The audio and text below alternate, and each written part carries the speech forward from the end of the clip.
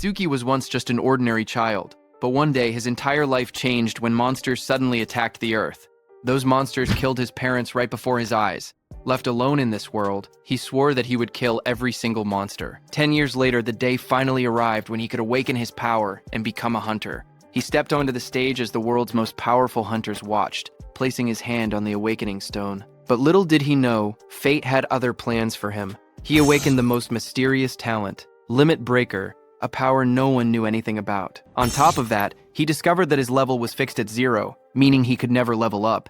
Now, the question is, how will our protagonist take revenge on the monsters who killed his parents? This story begins with the memory of that day. Countless eerie black monuments fell from the sky. They dropped through the clouds one after another, their shadows covering the city below. Strange glowing spheres and lightning-like energy swirled around them as they descended. Right after that, barriers were deployed. A massive purple beam shot upward from the middle of the city, twisting the sky like a vortex. People standing on the streets stopped and stared, watching the glowing tower rise before them. Monsters called disaster beasts broke through the barriers and invaded the human world. Among them appeared a giant dark figure, the demon of destruction, Ringa, standing tall with purple energy swirling behind him. Soon, countless terrifying beasts flooded the streets. Armored monsters, winged creatures, and huge clawed beasts rushed forward, while people screamed and ran. Disaster struck instantly. A monstrous armored creature swung its arms, sending a man falling backward as he shouted for everyone to run. Nearby, his child cried and reached out, calling for his dad, as his mother ran while chaos erupted around them. Across the streets, different beasts attacked from all directions. A winged creature swooped down, a burrowing beast erupted from the ground, and blue-flamed monsters charged toward the fleeing civilians. Bodies fell on the road as the destruction spread, and the entire area was swallowed by panic. The armored monster rushed forward with blue flames bursting around its body. Its jaws opened wide as it roared, blue light flashing in its eyes. It shot a swirling vortex of blue flames toward a woman who ran away, holding a child tightly against her chest. The flames spread across the road as the monsters closed in. That woman was caught by the blue flames and threw her child ahead. The small boy reached out weakly while lying on the ground. The woman's voice trembled as she repeated the same word, telling her child, Itsuki, to run. The child looked at her with tear-filled eyes and called out for his mom. Just then, suddenly, someone shouted Itsuki's name again. A drop of sweat slid down a boy's face as the voice echoed. In the next moment, the scene returned to the present. A girl with pink hair turned around toward him. She asked what was wrong, saying he was spacing out. He stood among the lined-up students and answered quietly that it was nothing. Hearing that, she narrowed her eyes and leaned in slightly, asking him again if that was really true. Then, while he was crying, the boy who was the same Itsuki from that day stood still with tears running down from one eye. Before he could answer, another student suddenly wrapped an arm around his shoulder and spoke cheerfully. He said, Itsuki must be sleepy, since he's usually asleep at this time. But today, there was suddenly a school-wide assembly. While they were talking, Itsuki pointed toward the stage and told his friends that the teacher there was dressed strangely. On stage, the teacher, wearing some kind of armored helmet, explained what happened after the disaster beasts appeared. Some humans gained the power to fight back, and they became known as Awakened. The armored man described how, 10 years ago, the largest disaster beast attack happened at the northern shore of the Blue River. Awakened from all over the world crossed the river to repel them in what became known as the River Crossing War. Though attacks had decreased since then, the number of descending monuments had started to rise again. A large-scale attack similar to that war was likely coming soon. Itsuki's classmate leaned in again and pointed at a man on the stage. He explained that the person was Izumi Nento, the commander-in-chief of the northern continent. He asked how Itsuki could be from the north and still not know him. Itsuki looked at Izumi Nento quietly. He said the name sounded familiar, and admitted he once imagined a hunched old man with a long beard, but the person on stage looked stranger than he expected. Itsuki's classmate grinned and told him he understood. But despite the odd appearance, Izumi Nento was the first awakened. It was thanks to him that humanity knew about the monuments and the disaster beasts. Itsuki's friend spoke excitedly, saying that this man was the strongest awakened. He added that even Teiwa Jin, known as the light of humanity, was his student. The scene shifted back to the armored man as he explained that recent research showed even ordinary people who had not yet awakened had a chance of gaining power by touching a monument. Izumi Nento stood on the stage, his long cloak spreading like black flames. He told the students he had come to let them try to awaken. He urged them to devote themselves to the fight against the disaster beasts.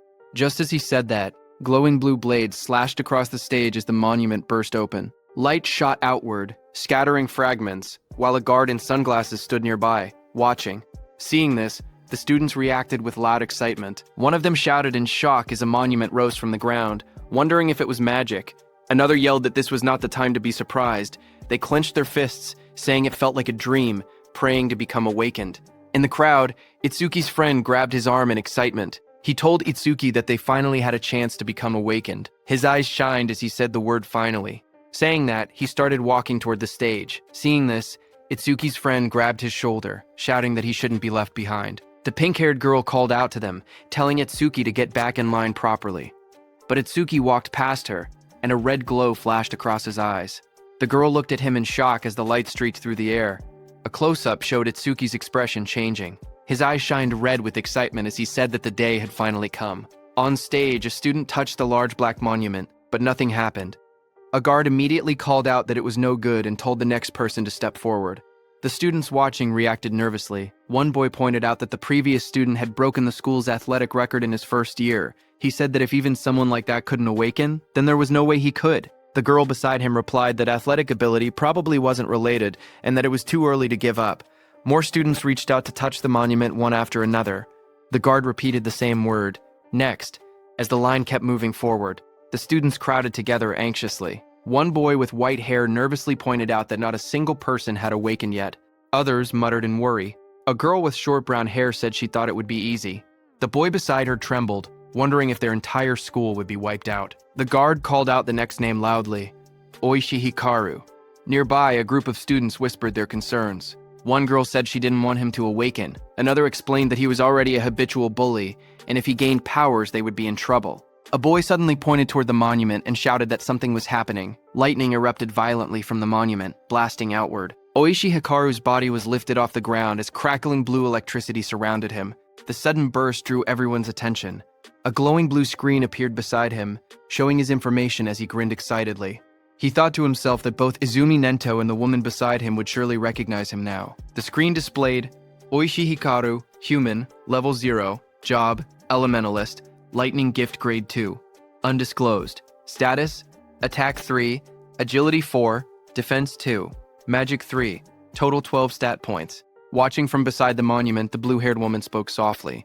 She told her father that they finally had one. She explained that level 0 stats usually totaled only 5, but this boy had reached 12. Her father, Izumi Nento, remained calm. The girl said it was still better than nothing. The school courtyard grew silent as Oishi Hikaru raised both arms triumphantly. Confetti sparkled around him while he grinned proudly.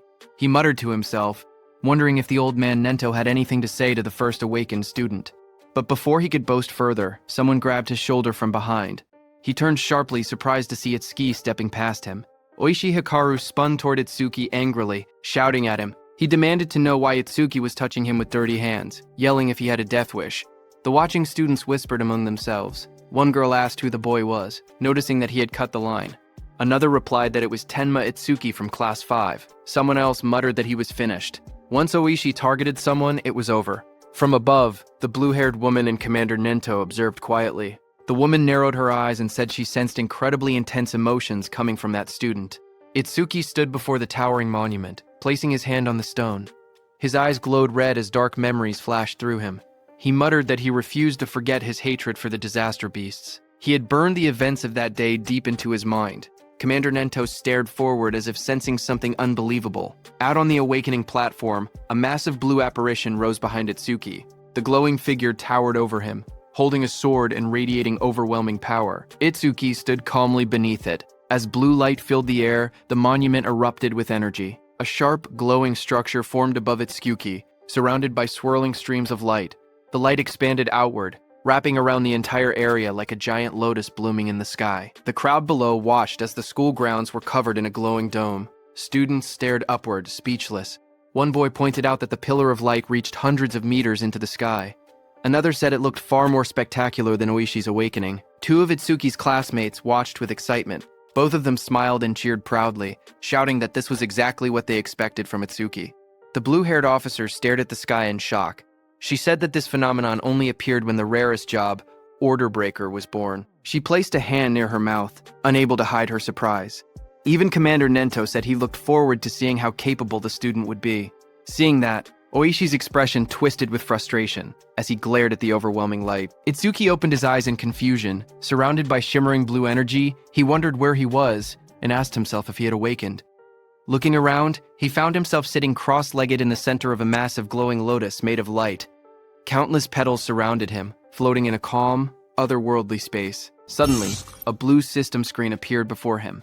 Itsuki stared at it in shock as it displayed Tenma Itsuki's stats. He was a human at level 0, which was fixed. His job was Orderer Nirvana. His gift was Nirvana, a special grade. His level was fixed. His stats increased when acquiring skills. It removed all debuffs and fully healed injuries. Just then, another blue window appeared, showing his skill, Overmimesis, which was Z rank. It analyzed enemy attacks and allowed the acquisition of counter skills. Then another screen showed Itsuki's stats. His were Attack 0, Agility 0, Defense 0, Magic 0, Total 0. Itsuki's face went pale as he stared at the results. His jaw dropped, and he exclaimed silently that everything was at 0. But then two blue system windows appeared in front of Itsuki.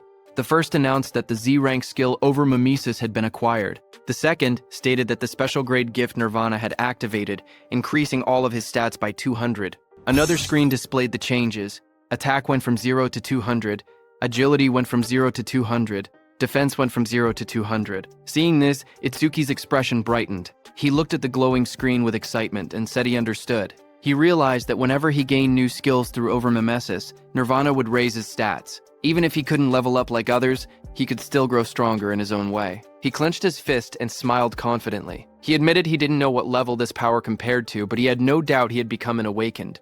With determination in his eyes, he declared that he would annihilate the disaster beasts. A massive burst of blue light exploded from the monument. Students around him shielded their faces and shouted that the light was too bright. Some grabbed their eyes in pain. Through the blinding radiance, Itsuki's silhouette stood tall within the monument's glow. Lightning and energy swirled around him in a powerful display.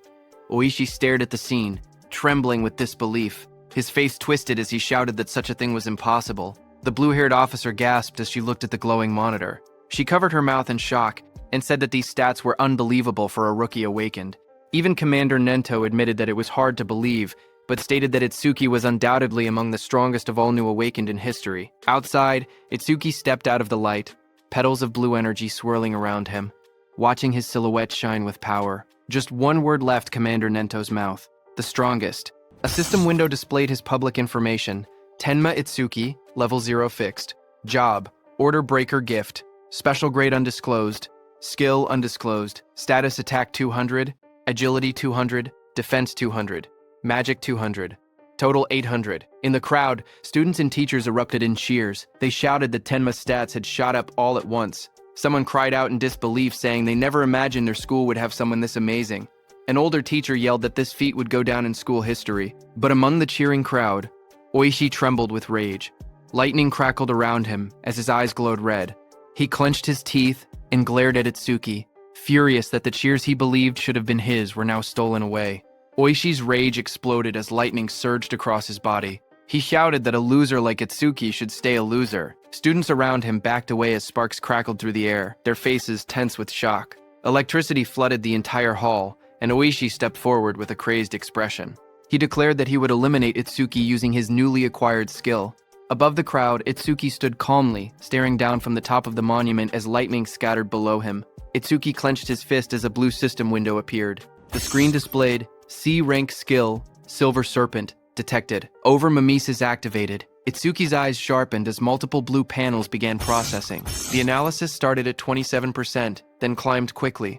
57%, 69%, and rising while lightning flickered around him. Itsuki made his move and jumped with lightning speed. The floor cracked under the impact as the lightning slammed down. Students gasped when they looked up and realized something was wrong. One girl asked where Itsuki had gone. Another student said they saw a flash of electricity, and then Itsuki suddenly vanished. Oishi looked around in confusion, wondering where Itsuki was. A glowing blue window reached 88%, as Itsuki appeared behind Oishi like a shadow wrapped in lightning. His eyes shone with a blinding horizontal beam.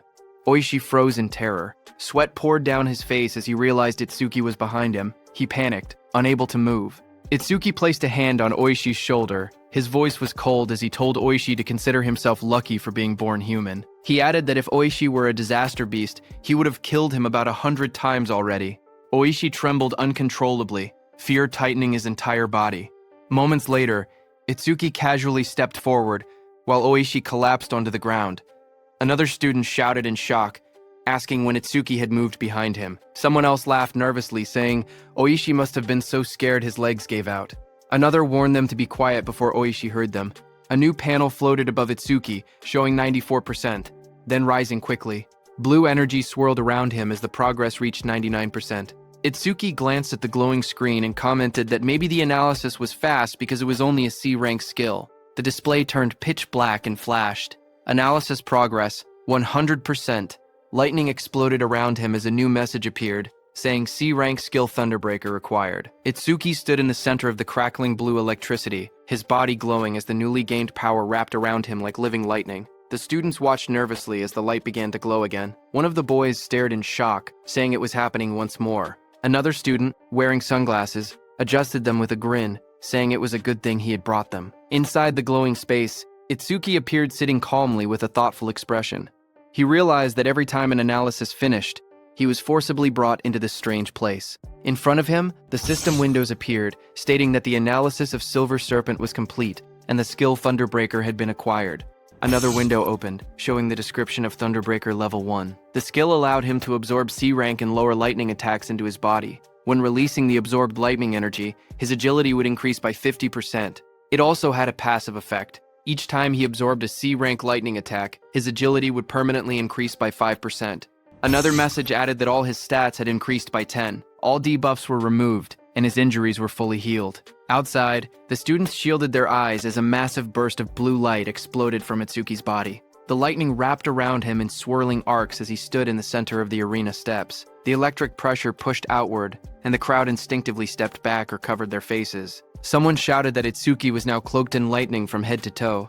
Another student panicked, saying Itsuki's lightning was even brighter than Oishi's. Oishi, who had attacked him earlier, stared with trembling eyes, unable to believe how Itsuki had learned a skill like that. Itsuki's body glowed intensely as the system displayed his rising stats. It showed each attribute increasing: attack, agility, defense, and magic, all rising from 200 to 210, bringing his total from 800 to 840. Just then, the students looked up at the sky in confusion. One of them said it had been sunny just a moment ago. Another asked if it was rain. A third student lifted his hand, trying to feel the drops, when someone suddenly shouted that something was falling. A dark, coffin-shaped object wrapped in lightning descended from the stormy clouds. The rain poured harder as it crashed down toward the school grounds. The woman with blue hair and glasses saw it and shouted in shock, calling it a monument. She questioned why it had appeared here of all places. Commander Nento quickly announced that the school-wide assembly was canceled and ordered everyone to evacuate outside the school grounds.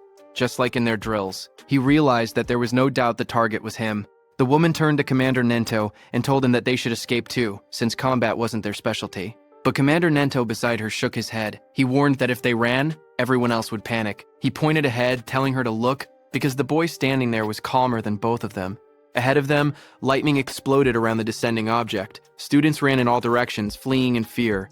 Only one boy, Itsuki, remained still in the middle of the field, bathed in a faint blue glow. From behind, the blue-haired woman shouted at him, demanding to know why he wasn't running. A massive dark pillar crashed down from the sky, shaking the ground as debris exploded outward. Rain poured heavily around it. Nearby, a group of students panicked. One boy shouted that disaster beasts were coming and urged Itsuki to escape. But Itsuki, with glowing red eyes, stood still. His voice was cold as he declared that he would exterminate every single one of them. His friends stared at him in shock. One of them yelled that he would die if he didn't run. Another insisted that since he had only just awakened, he couldn't possibly fight disaster beasts. They told him to leave everything to the other awakened, but Itsuki shook his head. He calmly told them to trust him. The pink-haired girl hesitated, worry written all over her face.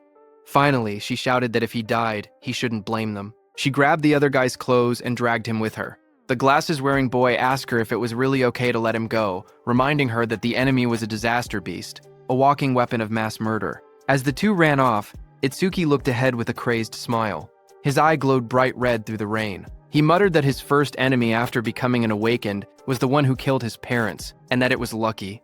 Lightning curled around him as he stepped forward. A glowing panel appeared beside him, displaying the status of the creature before him.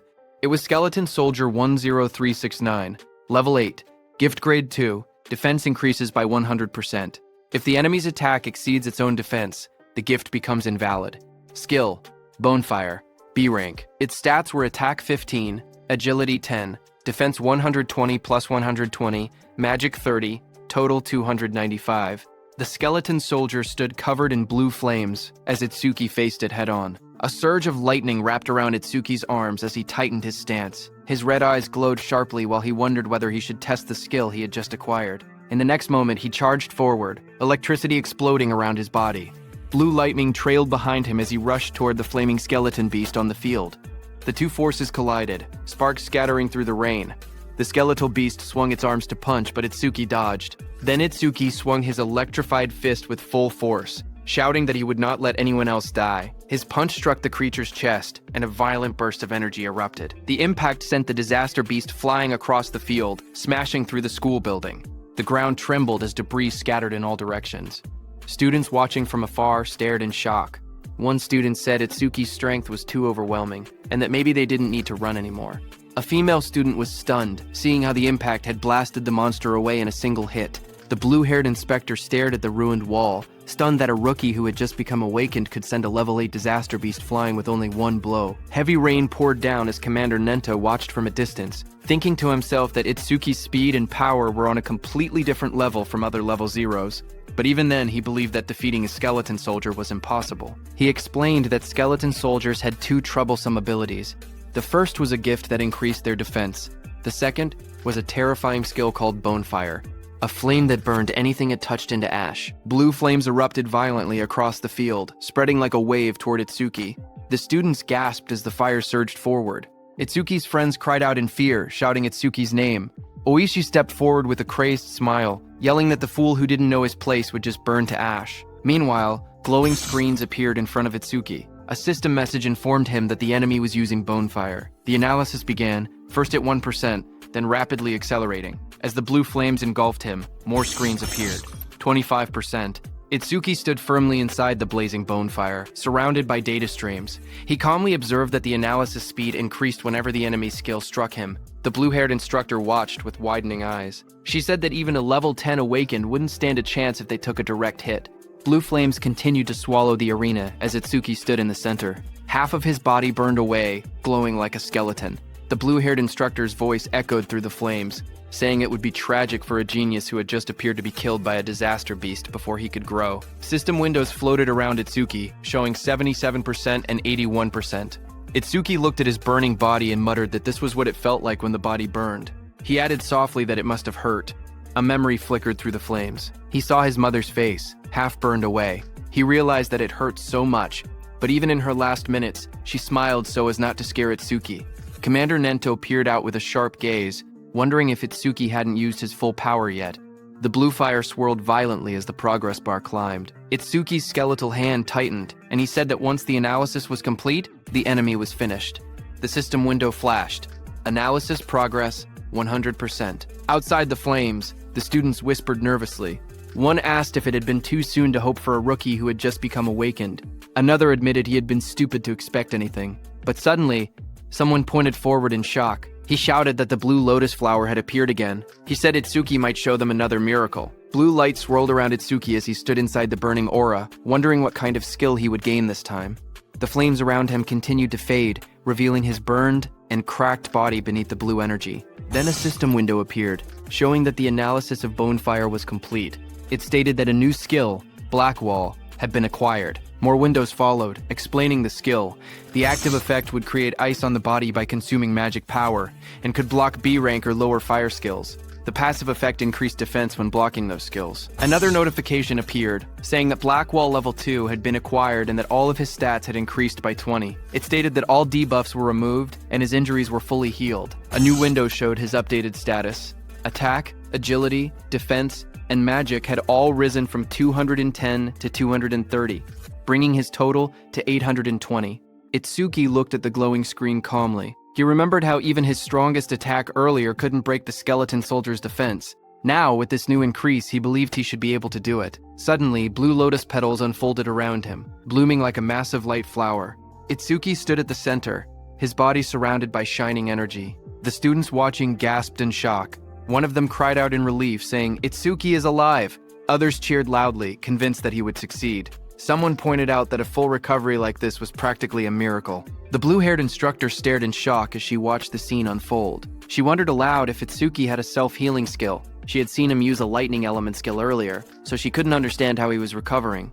Commander Nento was also shocked. He remembered that order breakers were considered the most mysterious job, but even among them, Itsuki seemed uniquely strange. Meanwhile, Itsuki stood in the center of the glowing lotus petals. His body had recovered completely.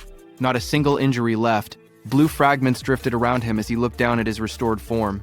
Itsuki whispered in disbelief, saying it was a perfect recovery. He wondered whether he would heal even if his limbs were cut off, or if his brain was destroyed. He admitted he was curious about the limits of his self-healing. Suddenly, the skeleton soldier roared, its armor burning with blue bonefire. The flames surged violently as the monster charged forward. Itsuki turned calmly, raising his arm as black spikes spread across his skin. The blue flames rushed toward him. His entire body became engulfed in the fire, but he stood unmoving within it. Moments later, his silhouette appeared again through the blaze.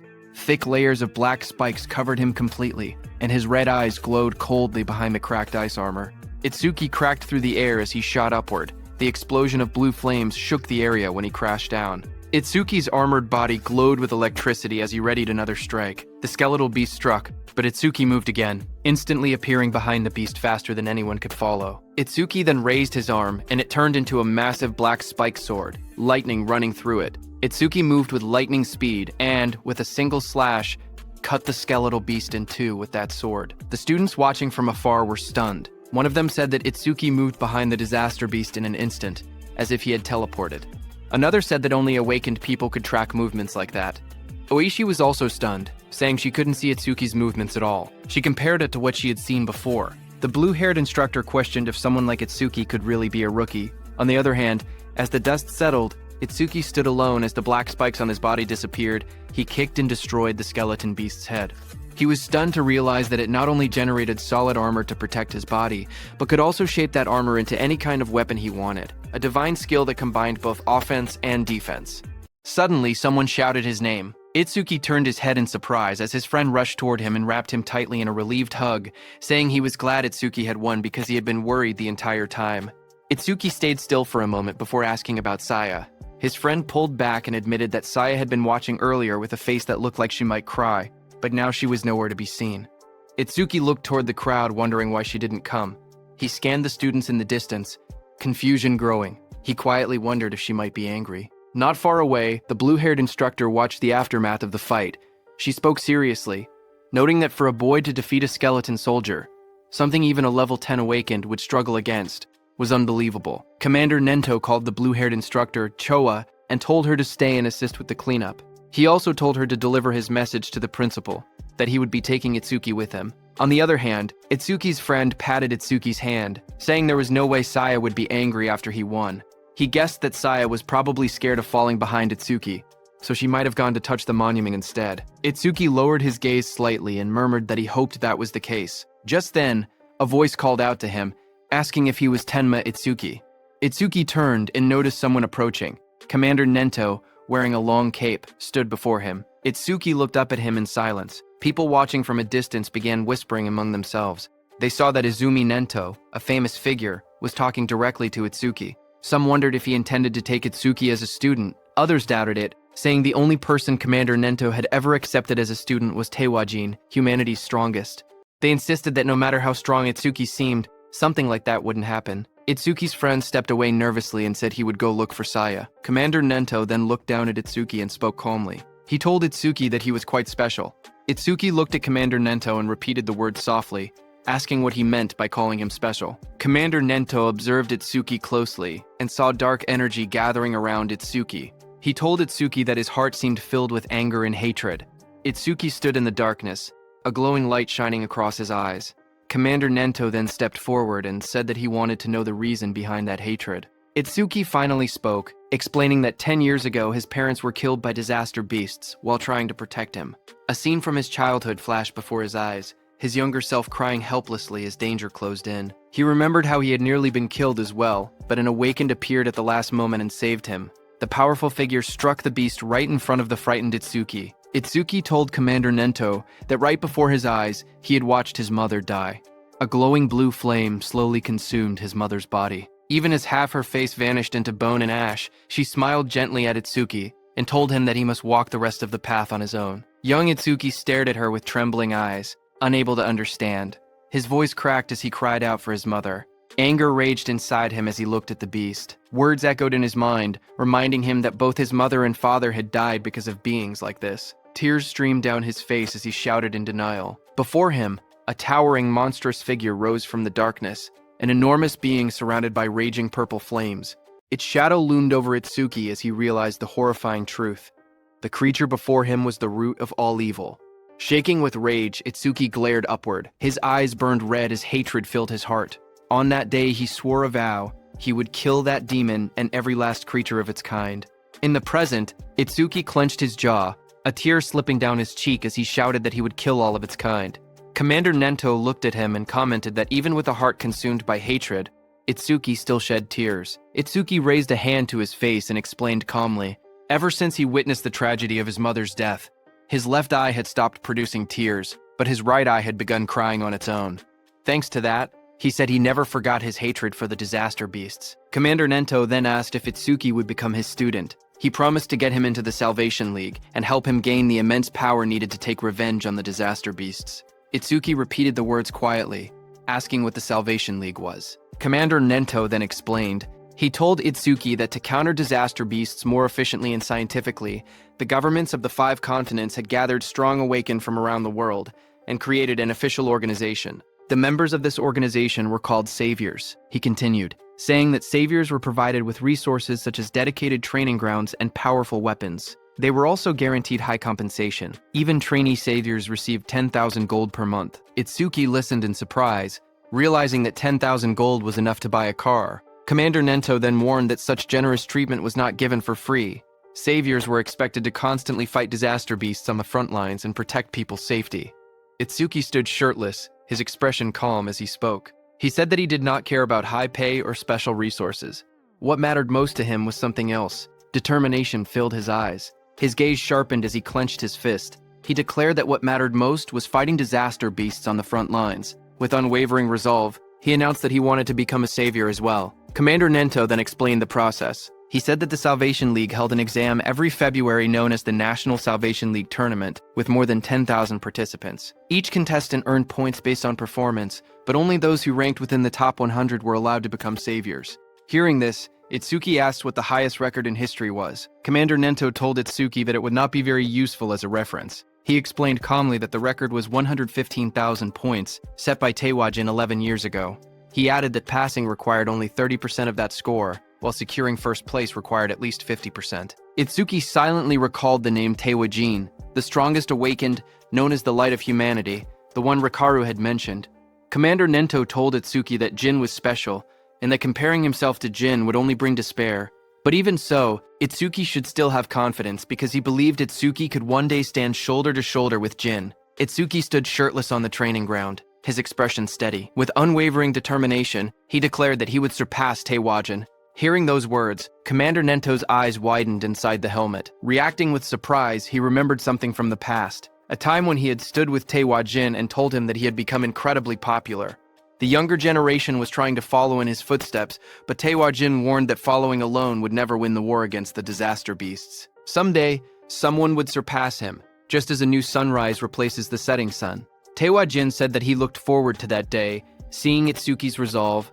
Commander Nento thought that the sunrise Taewajin had been waiting for had finally appeared. A few hours later, Commander Nento took Itsuki to another place. When Itsuki saw the massive dome-shaped structure rising in the distance, glowing under the sky, he asked quietly what it was. Commander Nento explained that these monuments acted as passages connecting the human world to the world of disaster beasts. He said that if the beasts were killed but the monuments were left untouched, new beasts would simply appear again. He pointed at the massive dome-shaped building and explained that this facility was created to isolate monuments that couldn't be destroyed. Awakened individuals periodically entered it to sweep out the disaster beasts that emerged. This kept the danger under control and also served as training. Itsuki looked at the building and asked if it was a training facility. Commander Nento, standing beside him, confirmed it, saying they called these places stages. He explained that the number and strength of the beasts inside couldn't be controlled, making it extremely dangerous.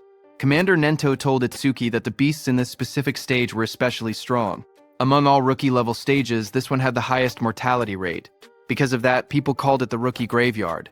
He told Itsuki that when Jin was still a rookie, he had cleared this deadly stage in 3 minutes and 14 seconds. Commander Nento turned to Itsuki and said that if Itsuki truly intended to surpass Jin, then 3 minutes would be his limit. As Itsuki walked toward the giant facility, Commander Nento told him that if he could clear the stage within 3 minutes, he would accept him as his student. Hearing that, Itsuki's eyes sharpened with determination. He wanted to surpass Jin and become Commander Nento's student. People in the lobby turned their heads when they saw a familiar figure. Someone pointed and said that Mr. Izumi had arrived. Another person noticed Itsuki walking beside him and asked if that was the rumored rookie. The crowd stared in surprise, whispering that there was no way a rookie could walk next to Mr. Izumi unless he was an awakened, on Taewajin's level. Itsuki looked around quietly and wondered to himself if this person was really that famous. Thinking that, he walked toward the stage entrance and saw the display showing the Disaster Beast level inside. Level 10. He noted that it was only 2 levels higher than the skeleton soldier he had faced earlier, and wondered how strong that really was. But what surprised him more was that even though several people were gathered nearby, none of them seemed prepared to enter the stage. He wondered why that was. Someone nearby muttered that the rookie looked way too confident and assumed that a high-level awakened must be accompanying him. Another wished they could be taken along too, while someone else joked that the rookie probably came just to flirt with the receptionist, saying that with a decent face he was getting cocky. At the counter, the receptionist approached him with a polite smile. She asked if he wanted to enter the stage and how many challengers there would be. He calmly replied that it would be just him. Hearing that, the area fell silent as the receptionist stared at him across the counter. Suddenly, she leaned forward and yelled angrily. She told him not to make unfunny jokes and asked if he was messing around. She warned him that if he was just there to hit on her, it was pointless. She explained that even if the place was an artificial stage, it was still dangerous. People could get hurt or even die. Itsuki stared at her in confusion, wondering what she was even talking about. Behind them, several people watching from afar started laughing. They joked that he really was there to hit on her. Some said that there were always people who treated the stages like dating spots, and those people usually got scolded and went home. Itsuki looked at the receptionist calmly and explained the misunderstanding. He told her he had absolutely no interest in her. He said he only came to challenge the stage, nothing more. But the receptionist sighed and rubbed her forehead. She told him he didn't have to act tough just because he was embarrassed. She even said she would give him her contact information, so he should just go home. But Itsuki's expression darkened. A shadow fell over his face. He didn't care about her contact information at all.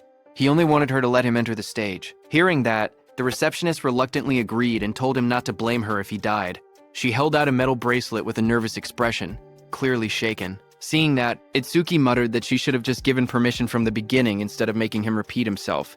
The people watching from behind whispered among themselves. One man called Itsuki an idiot, saying he could have gotten her contact information but chose to act tough instead. Another pointed out that a level 0 rookie challenging a level 10 stage was basically suicide. They guessed he would run out in less than a minute. Someone else noticed how confident he looked and wondered if he might succeed since he also had a special grade gift. But another person reminded everyone that for awakened people, gifts were just bonuses. The most important thing was level. No matter how special the gift was, it meant nothing if the level was low. On the other hand, standing in front of the gate, Itsuki checked his bracelet. He said that his personal information was registered on it, so scanning it would let him enter. A glowing screen appeared above his hand, confirming entry by awakened Tenma Itsuki has been approved. Itsuki stretched his hands forward and took a breath. He reminded himself that the promise was within 3 minutes. Then he said it was time to begin. A bright digital timer appeared showing 0:01 in green numbers. And just as the gate opened, Itsuki moved with explosive speed. Red energy surrounded his body as he dashed forward, his eyes glowing sharply. He looked around and noticed the vast area. He thought that the interior space was much bigger than he expected. As he ran across the grassy field toward a tall black tower, he told himself that it was his first time entering a stage, even if it was an artificial one. Suddenly, Itsuki noticed a creature rush in and said that it was coming. That creature jumped toward him. It was a wooden monster from the Kodama tribe. A blue window appeared beside it, showing its information. Kodama number 1307 from Kodama tribe. Level 4. Gift. None. Attack. 49. Agility. 48. Defense. 53. Magic. 24. Total. 174. Seeing it coming, black spikes formed on Itsuki's hand. In the next moment, he slashed downward with overwhelming force. A sharp strike of energy cut through the target as he launched his attacks. Itsuki stood calmly with the massive black spike axe hand, smiled, and remarked that an axe was always the best tool for trees. He then asked the remaining monsters how it felt to see their comrade cut in half. Dozens of Kodama creatures rushed at him. He stood tall and called them rotten trees. Outside, Choa spoke to her father, Commander Nento. She asked why, out of so many rookie stages, he had made the newcomer enter this one specifically. Commander Nento answered that Itsuki claimed he would surpass Jin, so he simply brought him to the same stage Jin first challenged. Hearing that, Choa frowned and said that surpassing Jin was impossible unless someone stepped outside the bounds of humanity. Hearing that, Commander Nento asked Choa if she believed Jin had already transcended humanity. Choa recalled the time she met Jin for the first time. She had once thought Jin was kind and approachable. Then she saw Jin instantly kill a level 97 disaster beast. She recalled that Jin's eyes during that fight were different. She remembered those eyes clearly. Cold, solitary, and transcendent. She felt that they didn't seem human at all. She described Jin's gaze, saying his eyes were like the eyes of a god.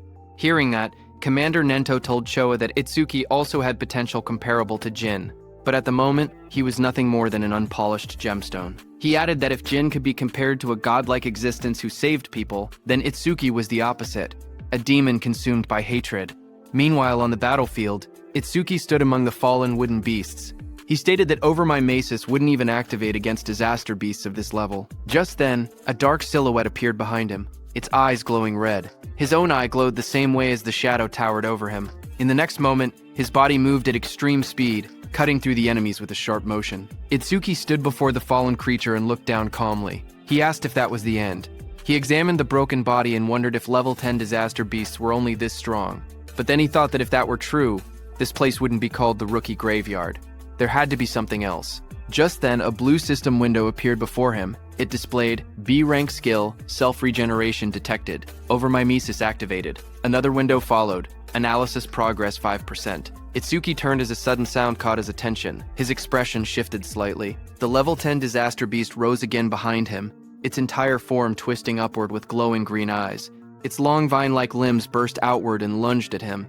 Itsuki braced himself, thinking in surprise that he had cut off half its head, yet it had regenerated. The moment the towering monster regenerated, Itsuki narrowed his eyes and muttered that he knew things wouldn't be straightforward. A glowing blue system window appeared in front of him, revealing the creature's details. It identified the monster as Regenerated Kodama, number 520 of the Kodama tribe, a level 10 beast with a grade 2 gift. Its defense had dropped by 50%, but its self-healing ability had greatly increased. Another blue window listed its stats clearly. Attack, 110, Agility, 100, Defense, 60, Magic, 180, Total, 450. As the creature's roots and branches whipped wildly, Itsuki tightened his fist. A system alert flashed. Black Wall activated. The next second, his hand was covered by black spikes cutting through the roots. Itsuki jumped at the monster. While dodging the monster's attacks, he quickly analyzed the situation. He realized the beast couldn't regenerate if he damaged it fast enough.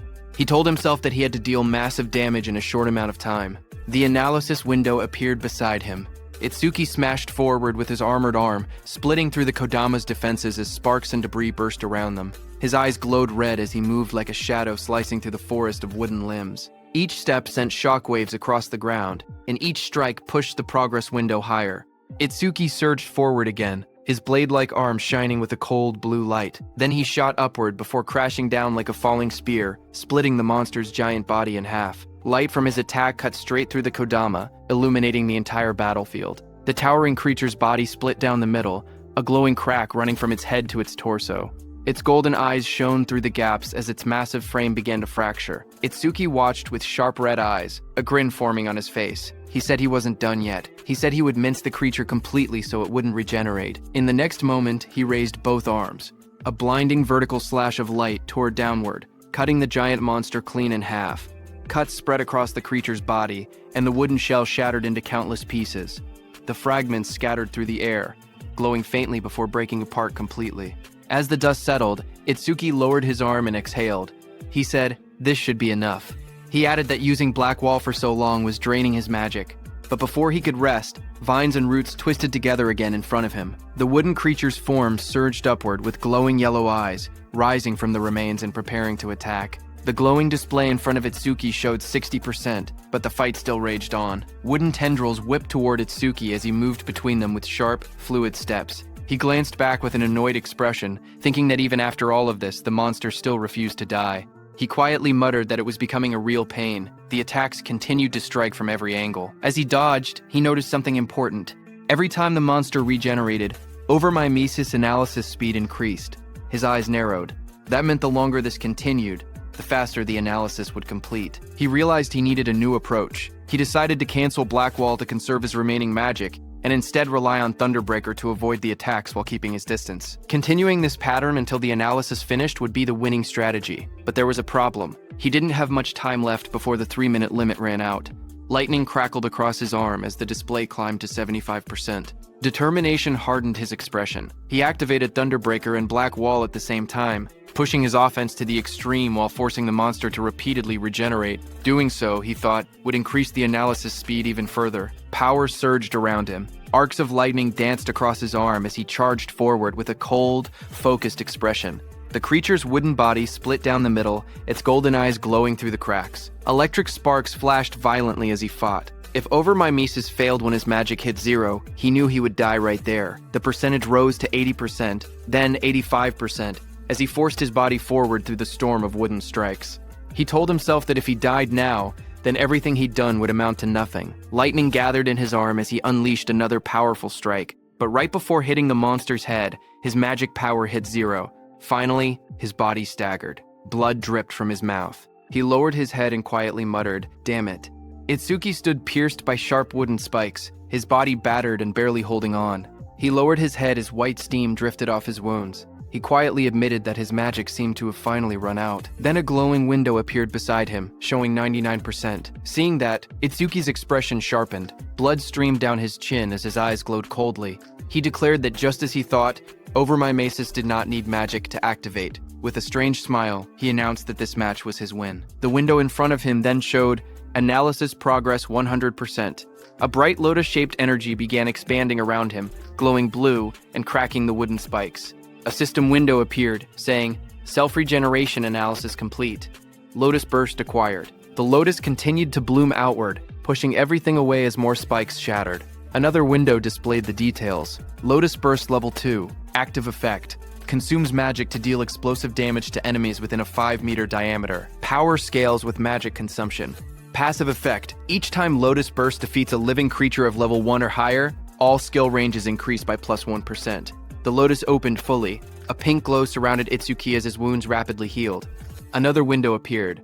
Lotus Burst level 2 acquired. All stats plus 20. Remove all debuffs and fully heal injuries. The monster watching him narrowed its glowing yellow eyes. A final window appeared. Lotus Burst activated. Itsuki brought his hands together and clapped. A burst of force erupted instantly, followed by a roaring explosion of flames that engulfed everything in front of him. A blazing wave swept outward, and the monster's shadow shot through the smoke and sparks. When the flames settled, he stood there with blood running down his cheek, his hand still extended from the technique he had just used. With a calm breath, he looked ahead and said that Lotus Burst wasn't bad. Smoke rose around the scorched crater at Itsuki's feet. As he examined the destruction, he noted that using only a third of his magic produced this much power, and sweeping away weak disaster beasts would now be far easier. But he admitted he never expected overmimesis to restore magic that had already reached 0. As he stepped forward, something on the ground caught his attention. He stopped, staring at a glowing green crystal beside him, and quietly asked what it was. Meanwhile, outside, the receptionist stared anxiously at the bright red screen. She said that almost 3 minutes had passed since the rookie Itsuki went inside, yet there was still no sign of him coming out. She pointed at the display where the status window showed, Challenge in progress. Stage level 10. Challenger, Tenma Itsuki. Time used, 2 minutes 09 seconds. Seeing this, she nervously added that they should call the rescue team quickly. Choa adjusted her glasses and spoke calmly. She said she didn't think Itsuki would lose to level 10 disaster beasts, but clearing the stage within 3 minutes seemed impossible. Her sentence trailed off as silence fell between them, but suddenly a new message appeared on the large screen, saying, New record achieved. Seeing that, everyone in the hall froze. Shocked whispers spread through the crowd. One woman stepped forward, staring at the green screen in disbelief, whispering, No way. Choa widened her eyes. She asked aloud how Itsuki managed to clear it, unable to believe what she was seeing. And the most shocking thing was that even 3 minutes hadn't passed. A final notification flashed brightly on the monitor. Challenge success. Stage level 10. Challenger Tenma Itsuki. Time used, 2 minutes 14 seconds. Stage clear record updated. The room fell silent as everyone stared at the unbelievable result. The leaderboard screen displayed the results. It showed first place belonging to Tenma Itsuki with a clear time of 2 minutes 14 seconds. Second place belonged to Taewajin, who cleared it in 3 minutes 14 seconds. Third place was Heaton Sho with a time of 7 minutes 17 seconds.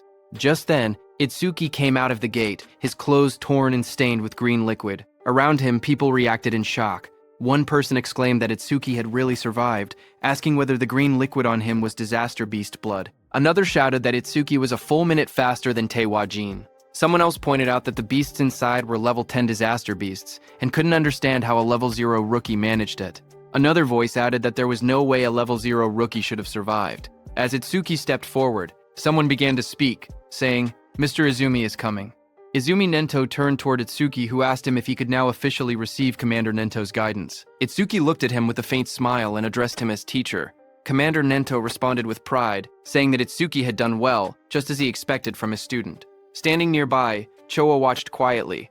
She wondered if her father was happy, saying she hadn't seen this expression from him in a long time. In the crowd, people continued whispering. One person shouted in disbelief that Itsuki was actually Izumi Nento's student. Another said it was no wonder he could break Taewajin's record.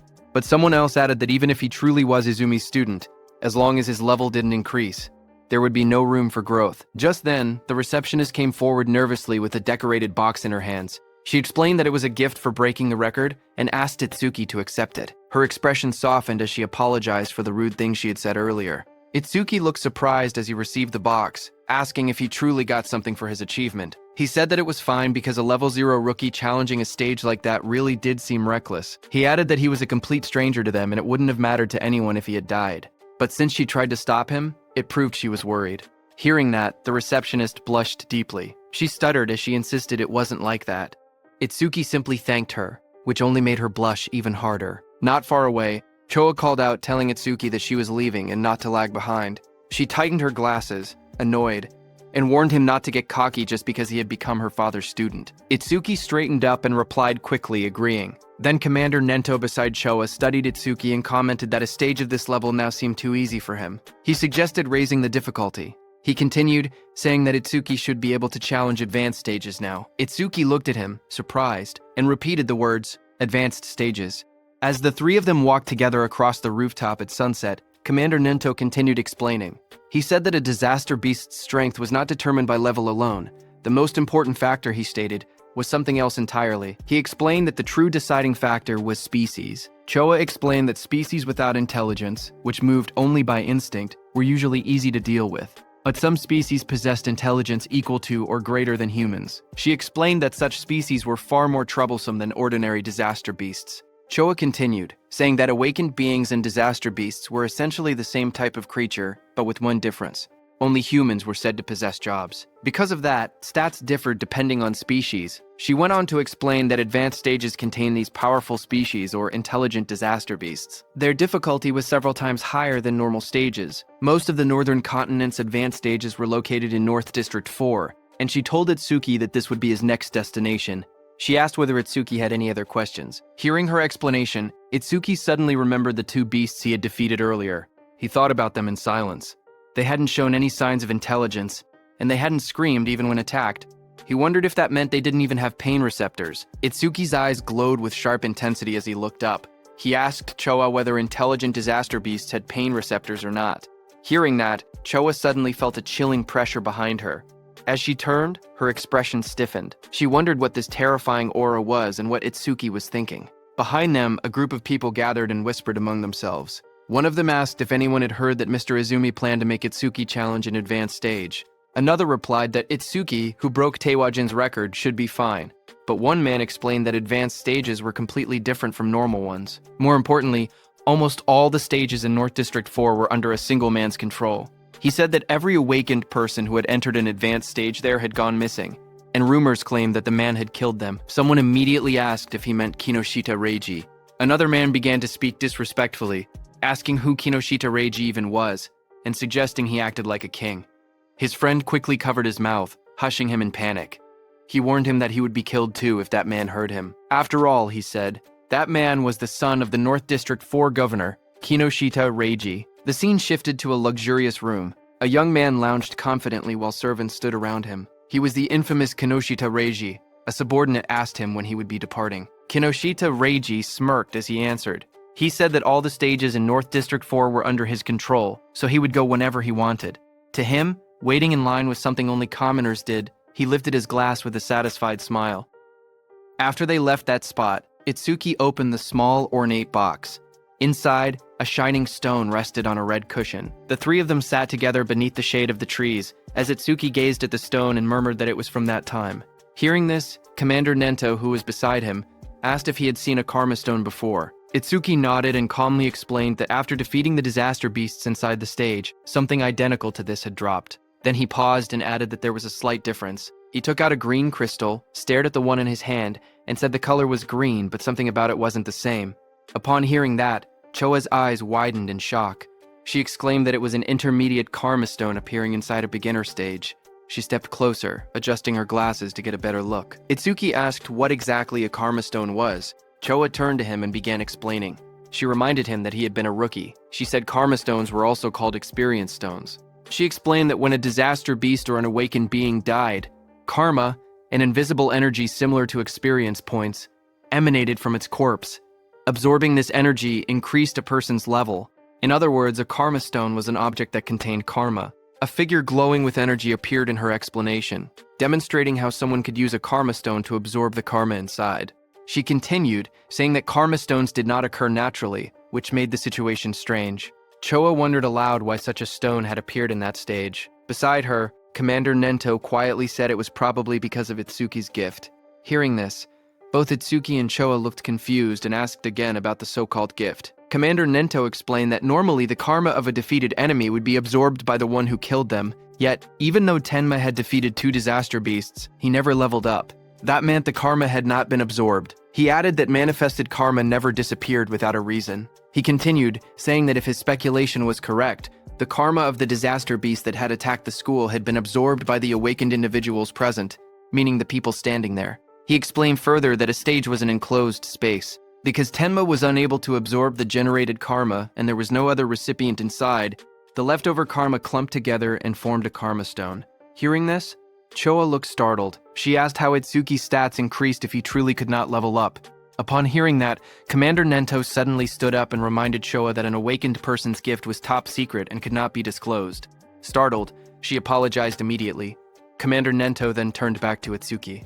He told him that he could choose whether to keep the karma stone or sell it. He added that he would be leaving soon for a commander-in-chief meeting of the 5 continents, and that during his absence, Choa would look after him. Before departing, he said there were several things he wanted him to remember. Commander Nento spoke calmly as he listed out the rules. He told Itsuki to keep their relationship confidential, then added the second rule, never disclose his gift to others. The third rule followed. Itsuki had to clear at least 6 advanced stages before the teacher returned. A fourth instruction echoed after that. He told Itsuki to do what he believed was right without hesitation, promising that no matter what happened, he would be behind him. Hearing this, Itsuki smiled with determination and answered, "Yes, teacher." At the same time, at North District 4, Flaming Rock Execution Ground, groups of students argued with suited guards blocking an entrance. One of them shouted that they had arrived first and demanded to be let in. The guards refused. They said the stage had been reserved by the Kinoshita family's son, telling everyone to go home. The students grew angry. One yelled that having money did not give someone the right to do whatever he wanted. Another pointed out that the privileged boy was not even there yet and insisted they should be allowed in first. Their frustration rose. One threatened to report the situation to the Awakened Guild, saying he did not care who the rich kid was. But before he could finish, a dark figure with glowing red eyes appeared behind them, cutting off their complaints. In the next moment, a powerful attack blasted forward. The students were thrown aside as a muscular fighter struck with overwhelming force, scattering them in an instant. Another student rushed forward, attacking the muscular man. A sharp white arc cut through the air as it struck with full power, but the attack landed directly on the muscular man's body and bounced back, sending shockwaves bursting outward. The impact echoed loudly across the ground. The blonde student watching from behind stared in horror. He muttered in disbelief that his B-rank skill, Earthspine, had not worked at all. The muscular man turned, his face shifting into a terrifying form with glowing red eyes and metallic markings. He shouted that the attack did not hurt or even itch. The blonde student trembled. He thought to himself that Earthspine was a technique meant to pierce anything. He wondered if the man in front of him was actually a monster. Before the student could react, the monstrous man lunged forward and grabbed him, his red aura flaring violently as he towered over the frightened student. The muscular man smacked the blonde student's head. The blonde student slammed down violently. Blood burst from his mouth as his eyes rolled back, his body twisting from the impact. Around him, the spectators reacted in shock. They whispered that a level 7 and a level 8 student had been killed instantly without being able to defend themselves. They said the big guy was far too strong. Someone identified him as Oga Takeru, one of Kinoshita Reiji's 4 pillars and a level 12 gold elementalist. Hearing that, the crowd understood why things had turned out this way. Takeru held one of the defeated students by the neck and warned everyone. He said he would not forgive anyone who tried to enter the stage without Reiji's permission. If anyone resisted, he would treat them the same way he treated the 2 lying on the ground. The other students watched nervously as Takeru lifted the struggling blonde student off the floor.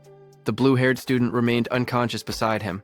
Takeru shouted that nobody should think about helping them. The group of bodyguards in suits stood nearby, laughing. One of them told Takeru not to go too far because the trash was watching. Another warned that if he kept beating weak students, the teacher would hear about it. Their laughter echoed through the area. Takeru only scoffed. He tossed the blonde student aside, with a flick of his arm, showing no concern at all. The injured blonde student collapsed forward, but before he could hit the ground, Itsuki caught him. Blood dripped from the student's nose as his body went limp in Itsuki's hands. Around them, the other students whispered in shock. One of them asked who the newcomer was and wondered why he did not listen when they told him not to interfere. Another panicked voice said that a level 0 person was definitely going to die. Someone else stared at Choa and muttered that the beauty beside him looked familiar. Not far away, Takeru glared at Itsuki. He shouted that nobody was allowed to pass without Reiji's permission. He warned that if Itsuki did not want to end up like the unconscious student, he should just go home quietly. Hearing that, Itsuki lowered his head slightly. He calmly said that he understood he would not be able to enter the stage unless he defeated this man. Beside him, Choa raised her hand, saying she would contact the North District 4 administrator because this kind of behavior could not be allowed. But Itsuki stopped her. His eyes glowed bright blue as he said it was not necessary. He repeated what his teacher had told him, that he should do what he believed was right without hesitation. He then turned to Choa again and spoke plainly. He said he would leave the treatment of the injured students to her. Then he turned to Takeru. As Itsuki stepped forward, a thought appeared in Takeru's mind. As he stared at him, he wondered who this man was. A status window floated beside Itsuki, showing his information. Tenma Itsuki, human, level 0, fixed job, order breaker, gift, special grade, skill, undisclosed. Status undisclosed. Seeing this, even though Itsuki was level 0, he stood firmly without any fear. Takeru wondered if Itsuki had a rare job that allowed him to stay calm like this. Takeru suddenly felt something strange. Even with his higher level, he felt pressured. He told himself that rare job or not, he was 12 levels ahead. The stat difference should not be something Itsuki could bridge. Another window appeared beside Takeru, showing his status. Oga Takeru, human, level 12, job, elementalist, gift, grade 2. After metallization, defense plus 50% in stationary state. Skill, metallization. Status, attack 110, agility 100, defense 250, magic 145, total 605. As Takeru stared, his expression changed. His eyes widened, and in the reflection of his pupil, he suddenly saw Itsuki rushing toward him at incredible speed. In the next moment, Itsuki's fist collided with Takeru's body with overwhelming force, sending a shock through the frame as the impact landed cleanly. The crowd watched in shock as 2 students stared ahead, sweat running down their faces. One of them exclaimed that the speed was unreal and wondered if Itsuki was really level 0. The other admitted that even though he was level 8, he was not sure he could keep up with that kind of movement. But as the dust settled, it was revealed that Itsuki's fist had struck Takeru's metal head, sending steam rising from the impact. Takeru had blocked the blow with his metallization skill, his face hidden behind the shining metal layer. Seeing this, Itsuki pulled back slightly, his eyes narrowing as he realized the strike had been stopped. Takeru then raised both hands, his arms transforming completely into polished metal. He looked down at Itsuki and commented calmly that the speed was good. Then he moved and lunged forward with overwhelming force, shouting that Itsuki's attack still lacked power. The floor shattered beneath him as debris exploded outward. Itsuki braced himself, analyzing the situation in silence. He thought about what it would take to successfully land a surprise attack on an enemy above level 10. As his body blurred into motion again, he concluded that he needed to further increase his agility using Thunderbreaker. Just then, a system window appeared. The display showed Tenma Itsuki's status. It listed him as a human at level 0 with a fixed job called Order Breaker. Nirvana Gift, a special grade ability. His Nirvana skills were shown: Over My Mace's Z rank, Thunderbreaker level 1, Black Wall level 2, Lotus Burst level 2. All of his stats, attack, agility, defense, and magic, were listed as 250, totaling 1,000. Then another screen appeared. It detected a C rank skill, Metallization. At the same moment, Over My Mises activated and began analysis. The progress bar rose to 1%. Itsuki crouched on the ground, watching his opponent. He wondered if the threat level was high enough for Over My Maces to activate. He decided he needed to get serious. A new screen showed the analysis increasing to 5%. Itsuki observed Takeru's metal-covered body in front of him and thought that normal attacks could not break through the metallized areas. He concluded he would have to aim for the parts that were still flesh.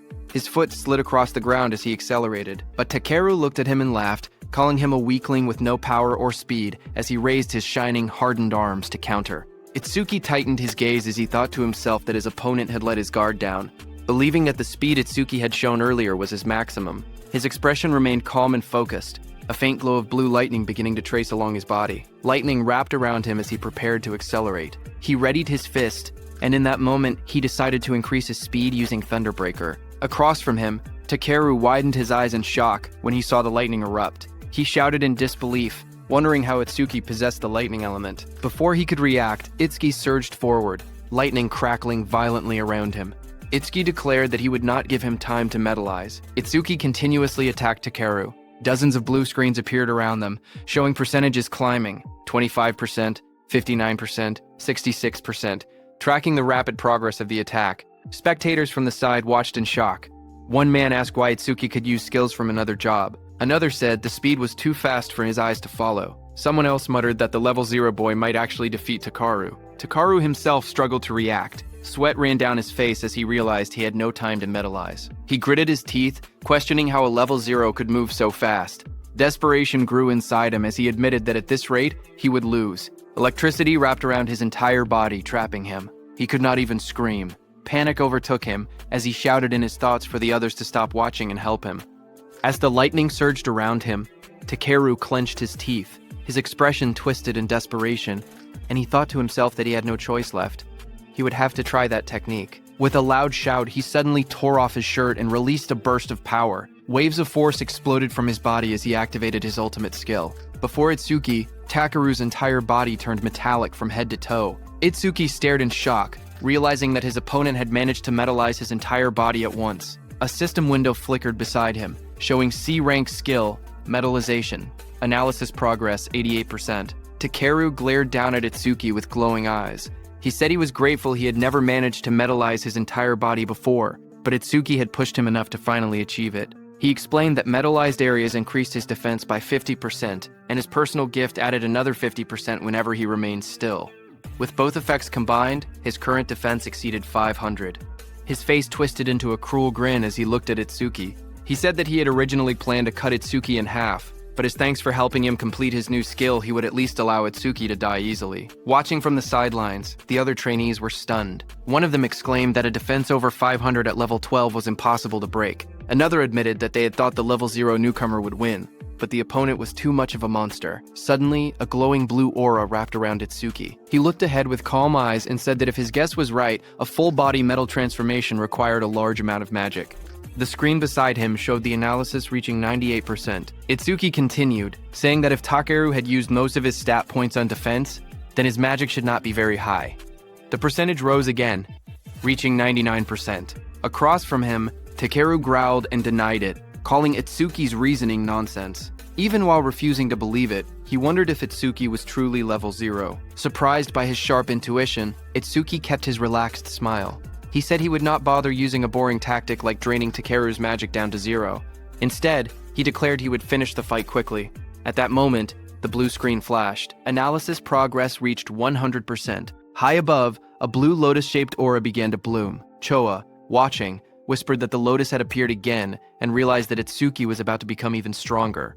Others stared at the giant lotus forming around him. One man questioned if this lotus was really a level 0 skill. Another wondered how Itsuki planned to defeat Takeru since it did not look like an offensive technique. A notification window appeared. The analysis of the metallization skill was complete, and a new skill called Clear Orb had been acquired. Another window described the skill, Clear Orb Level 1. Active Effect. It shoots a perfect sphere along a fixed path. The sphere travels at 1 meter per second and pierces through every enemy in its path while ignoring all defense.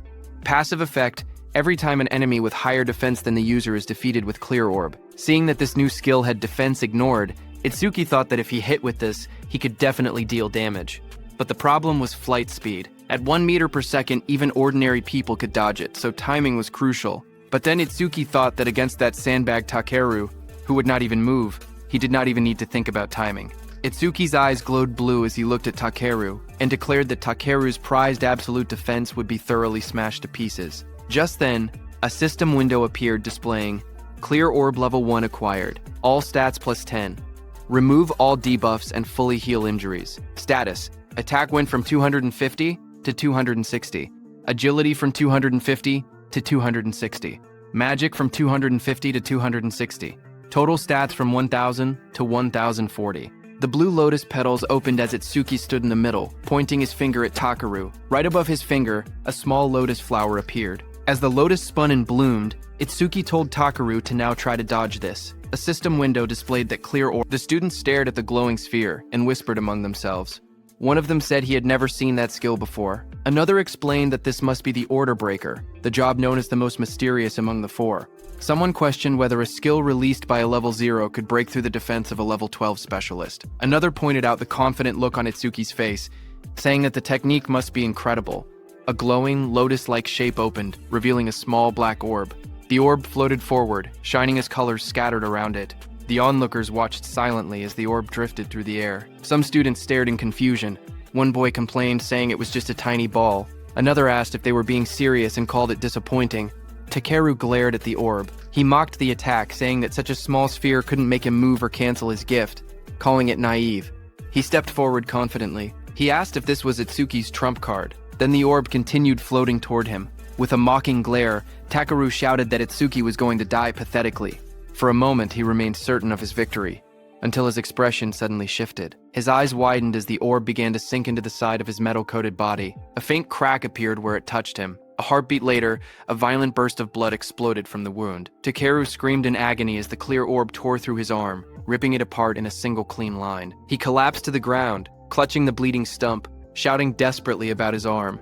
Itsuki walked toward him calmly. He told Takeru that he had warned him to dodge. Itsuki said that because Takeru was human, he had only aimed for the arm. If he had been a disaster beast, the attack would have been aimed at the neck. Itsuki then looked at Takeru's men, standing frozen nearby. He ordered them to stop staring and take Takeru to a hospital, asking if they couldn't hear him.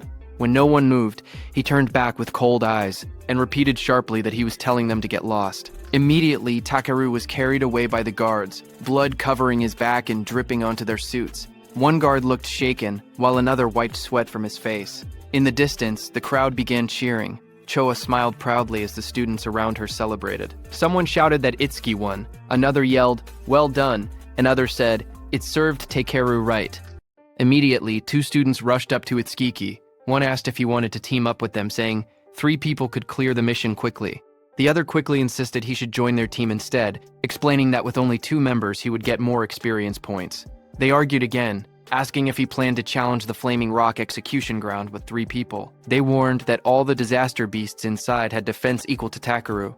One of them added that their team had a healer who could restore his magic and let him fire the orbs endlessly. Itsuki looked ahead calmly. He thought that beasts with defense equal to Takeru were perfect. He reminded himself that Clear Orb's flight speed increased each time he defeated an enemy with higher defense. He decided he would increase the orb's speed inside that stage. The 2 boys leaned forward eagerly, asking Itsuki to let them know which team he would choose.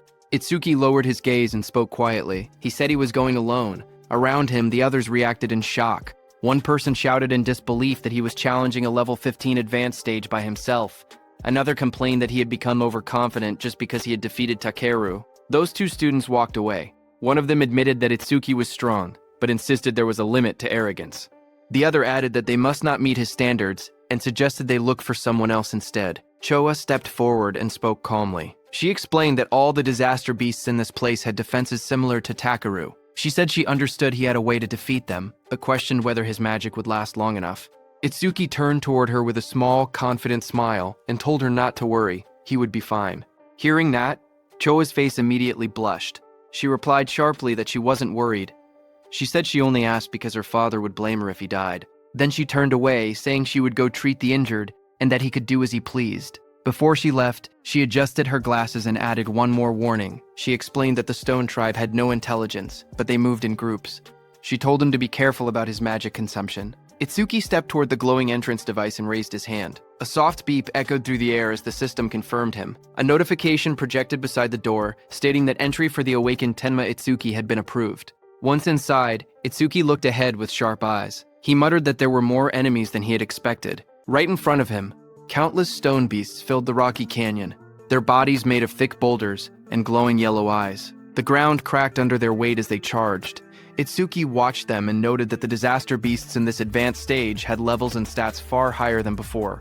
A blue system window appeared in front of him, showing the information of a stone statue from the Stone Tribe, level 9, with its gift converting all magic power into defense. As one of the stone beasts rushed toward him, Itsuki held out his glowing purple orb. He spoke calmly, saying he would test whether these enemies met the clear orb's passive conditions.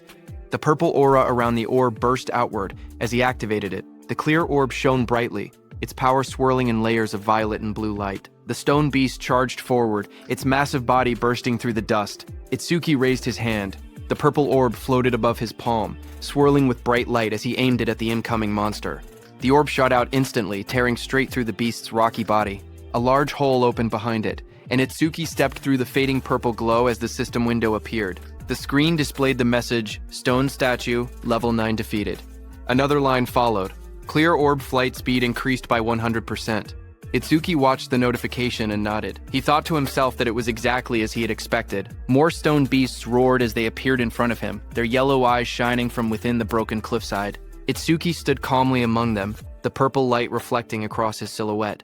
Lightning began crackling around Itsuki's body, and his eyes glowed red. He looked ahead and said that these slow beasts with poor evasion were perfect prey for the clear orb. System windows continued to appear one after another. Stone Statue Level 9 defeated. Clear orb flight speed increased by 100%. Pieces of broken stone scattered across the ground as the notifications filled the air. The glowing status window floated above Itsuki showing magic. 110 remaining out of 260. He stood on top of a mountain of shattered stone beasts. Looking down at the battlefield, he calmly calculated the situation. Using the clear orb once consumed 50 magic points, which meant he only had 2 uses left. Ahead of him, the ground trembled as 2 massive stone beasts charged straight toward him. He noted that the remaining enemies were 3, including a boss that still hadn't revealed itself. Seeing the 2 stone monsters rushing in at full force, he understood what he had to do. He thought that he needed to defeat 2 enemies at once with a single orb. Itsuki lowered his stance and gathered the purple energy swirling from the clear orb. With a powerful jump, Itsuki left the ground and shot upward. Then the beast crashed with explosive force, shattering the rocky ground as dust and stone fragments blasted outward.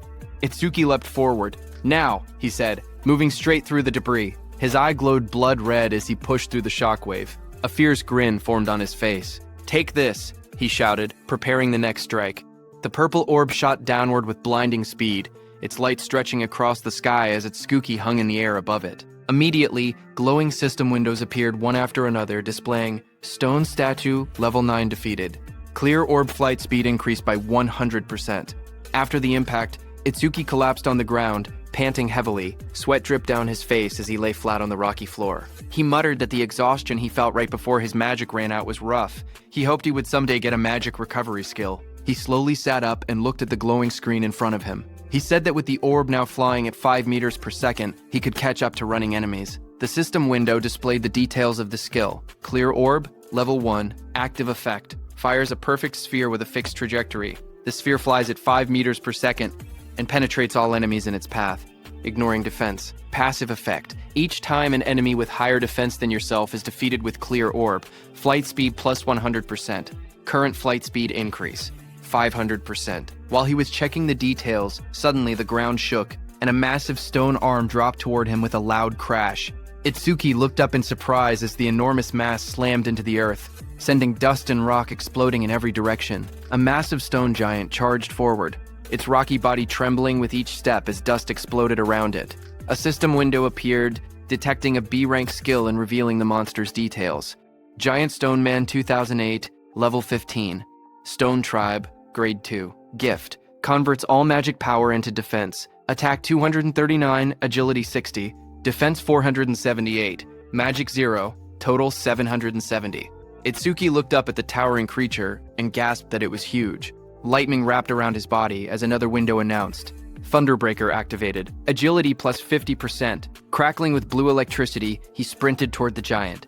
As he dashed below the monster's massive frame, he wondered if he could defeat it with a single clear orb hit. He looked up at the stone giant's head and thought that maybe aiming for the head would work. Lightning trailed behind him as he climbed the monster's rocky body. He spotted a moment of opportunity and shot a clear orb at the monster's head. However, Itsuki soon realized something troubling. He told himself the orb was too small, and even if it penetrated, it wouldn't deal much damage. The massive stone giant swung its enormous arm, and the impact sent wind blasting through the air. Itsuki leaped upward, light and energy swirling around him as he tried to avoid the attack.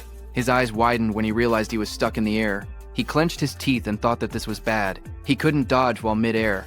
A system window appeared as dark spikes wrapped around his arm. Black wall activated. Just as the giant's blow landed, Itsuki smashed into the rocks with a violent explosion, kicking up dust and debris across the rocky ground. When the dust settled, Itsuki was wedged into a stone wall. Breathing heavily, he muttered that this big guy was tougher than he expected. Another system window flickered in front of him. A B-rank skill, Gigantification, was detected. Over Mimicry activated and began progressing at 1%. Seeing that, Itsuki looked up with a confident grin. Realizing the monster grew huge because of his skill, he said this would be easy. With one hand, he grabbed onto the giant stone body and prepared for his next move. Meanwhile, outside, one of Kinoshita Reiji's men got the news of what had happened to Takeru and froze in shock. Behind him, Kinoshita Reiji, dressed in a golden vest, sat calmly. He narrowed his eyes and warned his man not to make noise in front of him. The suit-wearing man bowed his head and apologized, saying it was just so unexpected. Kinoshita asked him what had happened. The man reported urgently that someone had defeated Takeru and forced their way into the stage. Hearing that, Kinoshita clenched his teeth and broke the wine glass in his hand.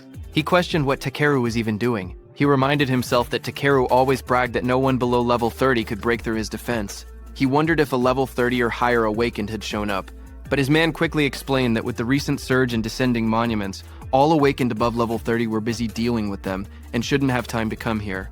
He added that challengers at the Flaming Rock Execution Ground were mostly level 10 rookies. Hearing that, Kinoshita shouted that there was no way a level 10 could beat Takeru. His guard behind him looked down with a serious expression and said that if he was given some time, he would gather detailed information. Kinoshita adjusted his vest and tie and said that gathering information was unnecessary. Even if the opponent was level 30, he himself was already here. He mentioned that the Flaming Rock Execution Ground was known for its stubborn disaster beast that slowed down challengers. He added that if they headed there now, they would make it in time. However, his guard said that since the opponent's identity was unknown, they should still be cautious. Hearing that, Kinoshita's expression grew sharp. His glasses glowed as he told the guard that he had already said they were heading there now and that he shouldn't have to repeat himself. The guard stiffened, sweating nervously, and replied with a quiet, "Yes." Kinoshita then threw his arm upward confidently and declared that he would make them regret opposing the Kinoshita family. At the same time, in the dungeon, blue energy lotuses surged around Itsuki. A glowing screen appeared behind him, showing 100%. Seeing that, Itsuki smirked and said that he no longer had to run around like a mouse anymore. He was standing on top of the massive stone beast, and a bright blue lotus had formed on the beast's forehead. At that moment, a system window opened in the air, announcing that the B-rank skill Gigantification had been fully analyzed. Itsuki looked at the window in surprise. He muttered that instead of gaining a new skill, something else had happened.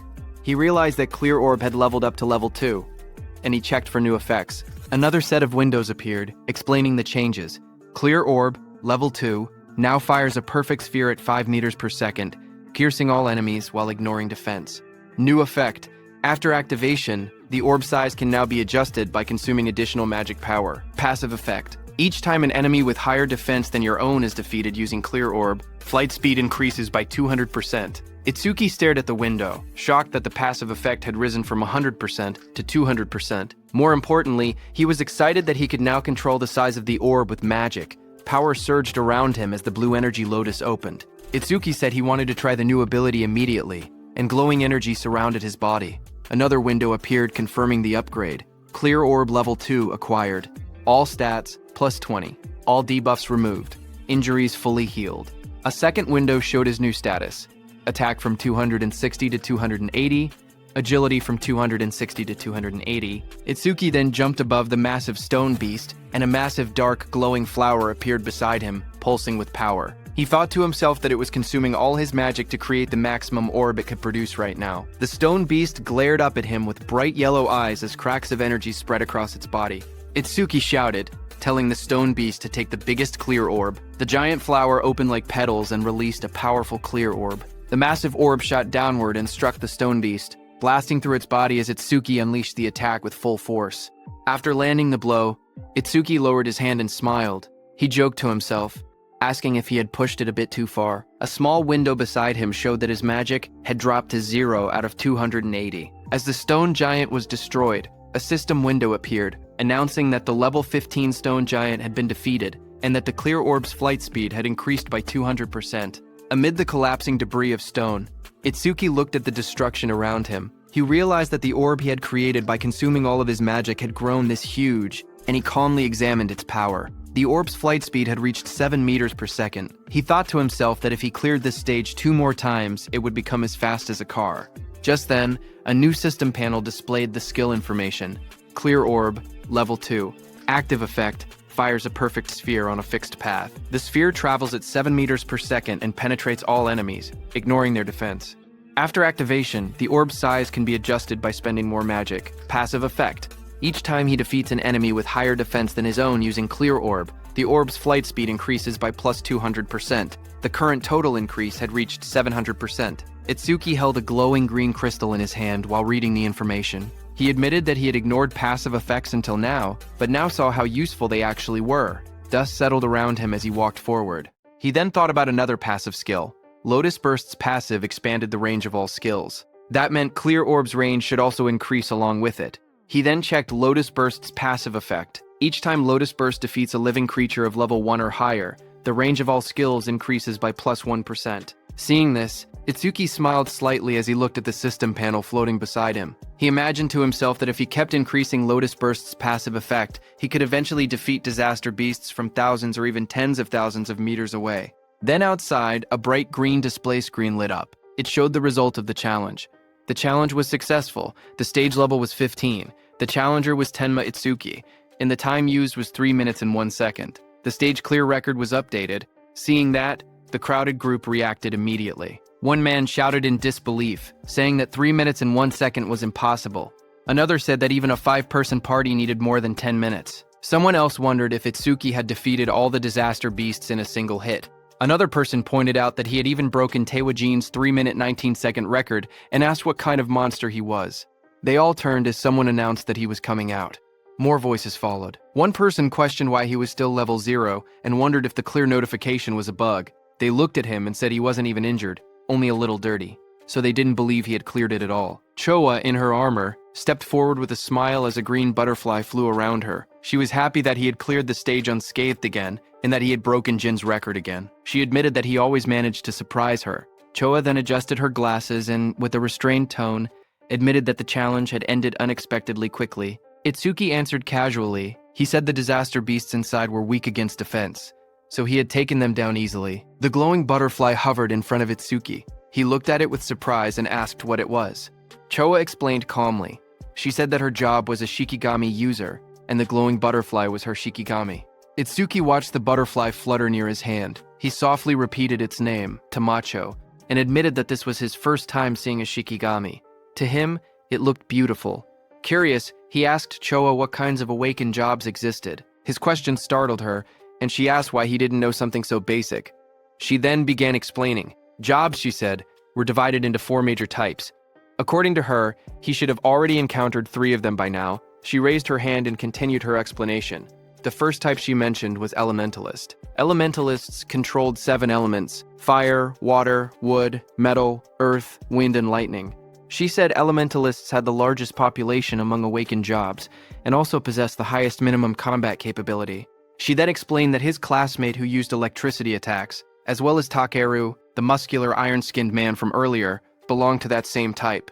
She then introduced the second type, Shikigami User. She explained that Shikigami users could summon Shikigami that obeyed only their master. A blue system window appeared beside the butterfly, displaying that it was Tamacho, B rank, level 15. Its skill was undisclosed. Its status was undisclosed. Choa continued explaining that a Shikigami stayed with its master from birth. Then another system window appeared, showing her own status. Izumi Choa. Human, level 6. Job. Shikigami user, gift. Grade 2, undisclosed. After explaining everything, she asked him if he had any questions so far. Itsuki looked at her Shikigami and then asked why her own level was lower than her Shikigami's level. He wondered aloud if she was really a veteran awakened. His words hit Choa like arrows. She wondered to herself if Itsuki had no concept of sugarcoating. Choa touched her forehead with a tired expression and explained that Shikigami also absorbed experience and leveled up. Because of that, they were basically always at a higher level than their master. Hearing that, Itsuki's expression darkened. Half of his face sank into shadow, and his eyes glowed coldly. He stated that in that case, when fighting a Shikigami user, it was faster to target the person themselves. Seeing that, Choa's eyes widened. She noticed the negative aura seeping out of him again, and wondered what was going on with him. Itsuki then looked at her calmly and asked what else there was, pointing out that she had only introduced 2 types so far. Choa straightened herself and explained that the third job was currently the most mysterious one with the least information known about it. She pointed at Itsuki and told him that his job was order breaker. Itsuki listened quietly as she continued explaining. She said the reason this job was mysterious was because every order breaker possessed different abilities, like the blue lotus flower ability he had shown earlier. She then explained that there were order breakers who could change the size of their bodies at will, others who could create infinite clones, and even some who could stretch their bodies freely like rubber. Next, she compared order breakers to regular awakened jobs. She explained that normal jobs had skills divided into 4 ranks, C, B, A, and S, while order breakers had only Z-rank skills, abilities that stood completely outside that ranking system. Choa said that order breakers were treated differently because of these rare, exclusive skills. She warned that if an order breaker's abilities became known to their enemies, they would lose their greatest advantage. That was why her father had scolded her earlier when she tried asking about his skills. She looked at him seriously and added that he was an irregular existence even among order breakers. From what she had observed, he could already use at least 3 different skills, and 2 of those skills were normally only possible for elementalists. Hearing her words, Itsuki looked uneasy as he realized the teacher wasn't there. He thought to himself that he would be in trouble if Choa continued talking about him. Itsuki then asked her about the last job, adding that he had never seen it before. When Choa heard Itsuki asking about the last job, she kept a calm expression and told him she would only explain it after he actually saw it. She added that this was his punishment for never telling her anything about himself. Hearing that, Itsuki let out a quiet sigh and answered with a simple, "Fine." As she turned away, Choa reminded him that the students he saved were now safe. Then she asked what he planned to do. After this, Itsuki replied that he was thinking of clearing the stage a few more times. Choa looked back at him sharply. She asked him if he really didn't know anything, explaining that stages had cooldown times. She warned him that this one had an especially long cooldown, meaning he couldn't enter again for at least 2 days. Hearing that, Itsuki's eyes widened in surprise. He wondered aloud if cooldown times really existed. He realized that this must be why Kinoshita monopolized the stages. Determined, he decided that if he couldn't raise the passive effect of his Clear Orb skill, then he would increase the power of his Lotus Burst instead. Itsuki then turned and asked Choa if there was a stage filled with disaster beasts. Choa thought for a moment, trying to remember any stage filled with disaster beasts. She then smiled confidently and chose a stage for him. She explained that in that stage, the levels of the disaster beasts were not very high, but the number of them was enormous. The place was called Locust Wasteland. She explained that there were at least 100 locust-type disaster beasts, even by a conservative estimate, and many awakened people backed out just from seeing how many there were. She then looked at him seriously and asked what he planned to do, since it would be difficult without AoE skills. Itsuki answered firmly that he was going. In his thoughts, he remembered that he hadn't used Lotus Burst in front of her yet, so she didn't know he actually had an area attack. A shocked Choa asked him again if he was really going. She reminded him once more that without AoE skills, he would have a really hard time, but Itsuki told her not to worry, saying he would be fine. Some nearby awakened individuals became shocked as they listened. One of them asked if he was really going to the Locust Wasteland and said he must not know fear. Another person whispered that once Kinoshita Reiji heard about Takeru, he would definitely come. The group decided to leave quickly. They said they should get out before getting caught in the crossfire. Then, a few minutes later, Kinoshita Reiji arrived there and looked around the empty area. He asked in shock why there wasn't a single person present. His bodyguard in a suit stood behind him and reported that the target had gone somewhere. Kinoshita Reiji asked how it was possible. It had only been 30 minutes since the target entered, yet the target had already cleared the Flaming Rock execution ground. His bodyguard said it was hard to believe, but seemed to be true. He then asked what Kinoshita planned to do now. Kinoshita Reiji gritted his teeth and said the target was making a fool out of him. He then said that if the target had used skills, there should still be magic traces left behind. He ordered his bodyguard to contact the hound and make it track the target. Kinoshita Reiji shouted angrily for them to capture the target alive no matter what, saying he would make the target taste what living hell was. At the same time, inside a dim alley lined with machinery, a man pressed his back against the wall, hidden in the shadows. His panicked thoughts echoed as he regretted taking the assassination request. He muttered to himself that he never knew Kinoshita Reiji had such a strong subordinate, and cursed himself for accepting the job. That same man slumped to the ground, exhausted and trembling. He breathed heavily and admitted that without his earth escape technique, he would have been killed. Sweat dripped down his face as he caught his breath. He slowly peeked around a corner, whispering that he should be safe now that he had gotten this far. His eyes widened with fear as he carefully watched his surroundings. Suddenly, a massive beast lunged toward him, with its jaws wide open. The monster's sharp teeth and glowing red eyes filled his vision as it attacked. Before he could react, the creature pinned him to the ground. He choked as its fangs pressed against him. A voice spoke nearby, calm but cold. The speaker approached and looked down at the scene. He ordered the beast called Death to loosen its grip, saying the man seemed to have something to say. The giant wolf-like creature eased up slightly as the man lay helpless beneath it. The wounded man lay on the ground with blood on his face. With fear in his trembling voice, he asked how they had managed to find him. In front of him, the long-haired man in the coat explained calmly. He said that their beast, Death, had a sharp sense of smell. The creature could sense the scent of death coming from people like him. That man was the hound Kinoshita Reiji had been talking about. His name was Charles. He stepped forward, tipping his hat as he walked. He said that Death could smell the death they were giving off. Filled with terror, the injured man begged for his life. He cried and pleaded for them not to kill him. Charles looked down at him with a cold smile. He said that the request was difficult because Mr. Kinoshita would get angry. He added that Death had not eaten human flesh in a long time. Then, Charles's eyes glowed red. He gave a sharp command, telling Death that it was mealtime. The massive black wolf lunged forward with its jaws wide open, fangs bared as it roared fiercely. A moment later, it ate the man. The wolf stood beside the long-haired man in a trench coat. The man looked at it calmly and said that it had finally leveled up. A glowing blue panel appeared, showing the creature's details. Deathhound, B rank, level 16, skill 1, death smell, C rank. Detects all magic traces in an area and identifies the magic source. Skill 2, respawn desire, B rank. After the Shikigami dies, its respawn time is greatly reduced. Status, attack 250, agility 250, magic 150. Just then, the man's phone began vibrating. He glanced at the screen and answered the call. He told the person on the other side that he had finished things there. As he listened, his expression changed.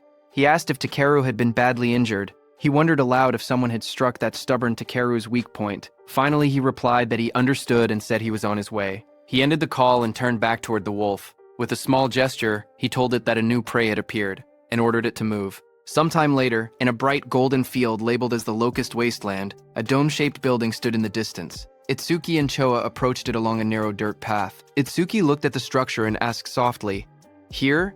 He stared across the endless wheat fields and wondered aloud whether there were really that many locusts in a place that looked so quiet and peaceful. Walking beside him, Choa explained calmly. She said that disaster beasts always chose environments that suited them when invading this world. Because of that, predicting the type of beast based on the surrounding terrain was an important skill for awakened individuals. Hearing that, Itsuki nodded.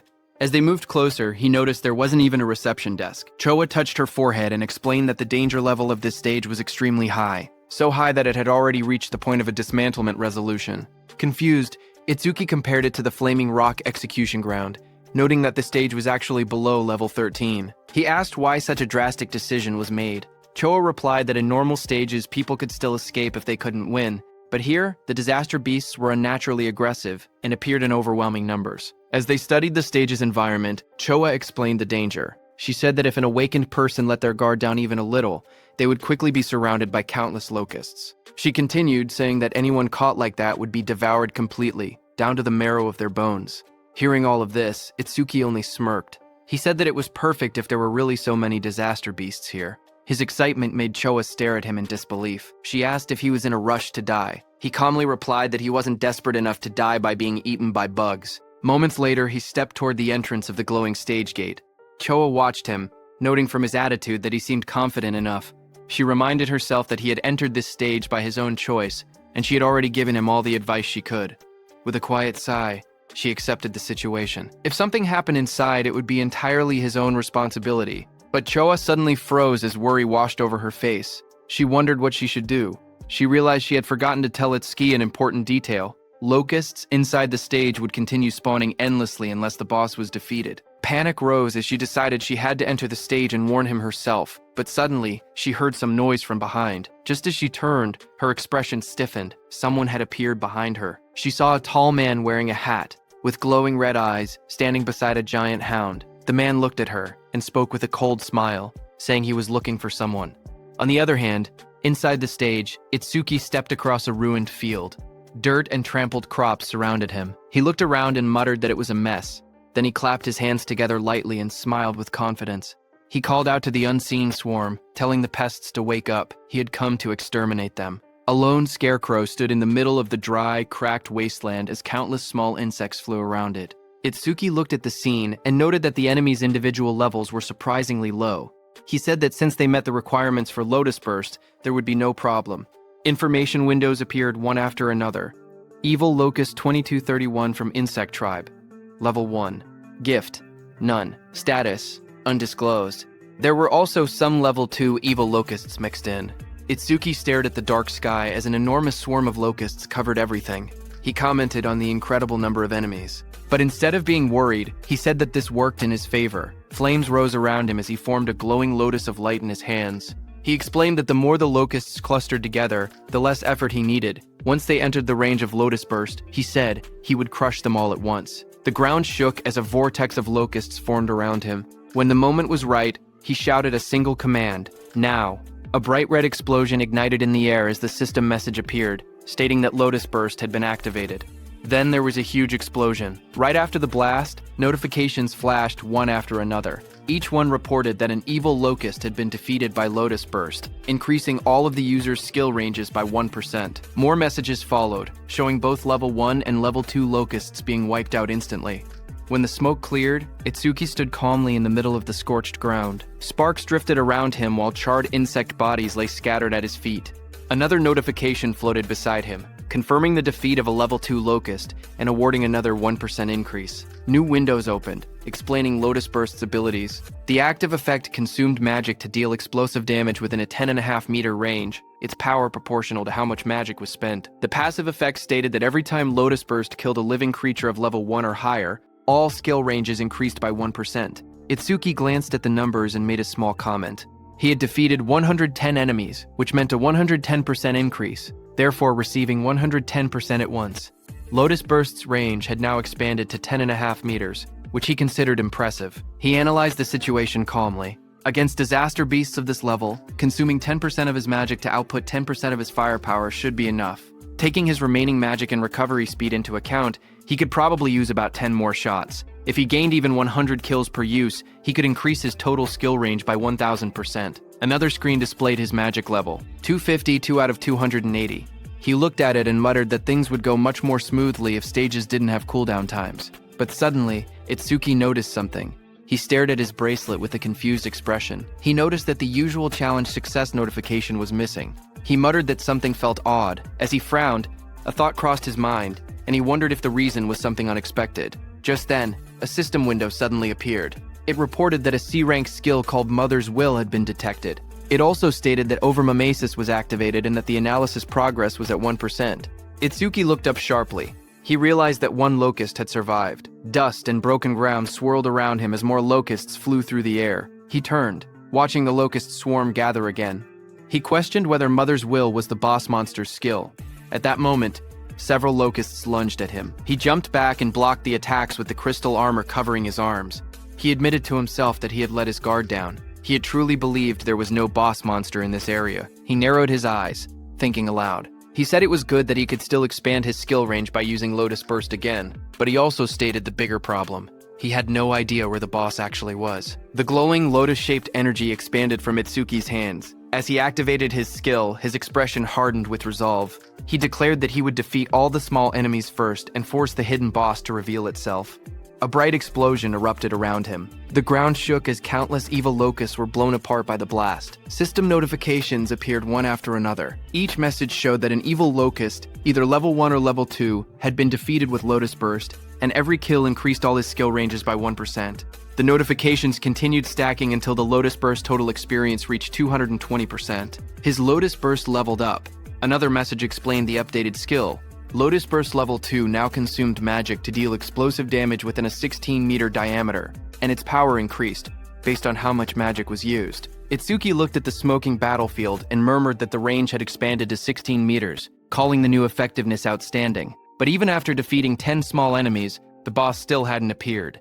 Deep underground, inside a dim nest filled with shifting shadows, many insect-like creatures began to crawl and move. Their wings rustled as more of them gathered around a glowing cluster hidden in the darkness. As the locusts crawled out of the cracked ground, a notification floated in front of Itsuki, showing the analysis progress rising to 27%. He looked ahead sharply and muttered that they had spawned again. Another screen appeared, showing his magic at 232 out of 280. He noted that he could still use Lotus Burst 9 more times. Fire erupted around his hand as he stepped forward, declaring that no matter how many times the monsters appeared, he would thoroughly deal with them. His arm swung through the flames, and he shouted that he would sweep them all away. A fiery explosion burst across the battlefield, and several notifications appeared one after another, stating that evil locusts of level 1 had been defeated with Lotus Burst, and that all skill ranges increased by 1%. More screens stacked up endlessly, showing the same message again and again. A blinding explosion tore through the ground as Lotus Burst activated again, scattering debris in every direction. Bright light flashed across the stage, and the blue notification window appeared with the same message, Lotus Burst. Another massive blast followed right after, engulfing the area in a wave of yellow flames and flying rubble. The screen repeated the skill name, Lotus Burst. A new system panel displayed the updated description of the skill. It stated that Lotus Burst Level 2 consumed magic to deal explosive damage within a 54.5-meter diameter, its power tied directly to magic consumption. Below it, another panel explained the passive effect. Every time the skill defeated a creature of level 1 or higher, all skill ranges increased by plus 1%, now reaching a total of plus 990%.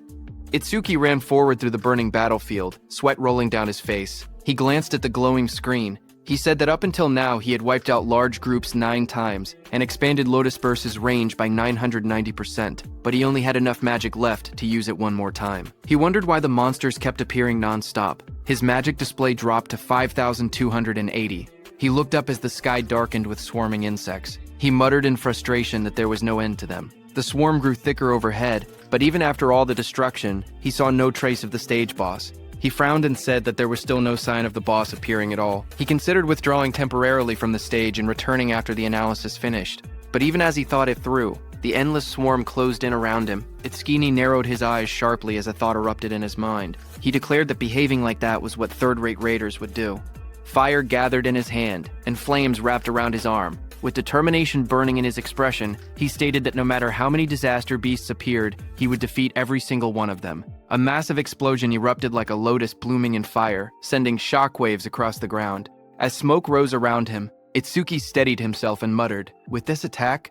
But before he could finish, countless more insects filled the air. Swarms surrounded him, and he realized in frustration that there were still more, and their numbers hadn't decreased at all. A glowing system screen appeared before him, showing the analysis progress at 91%.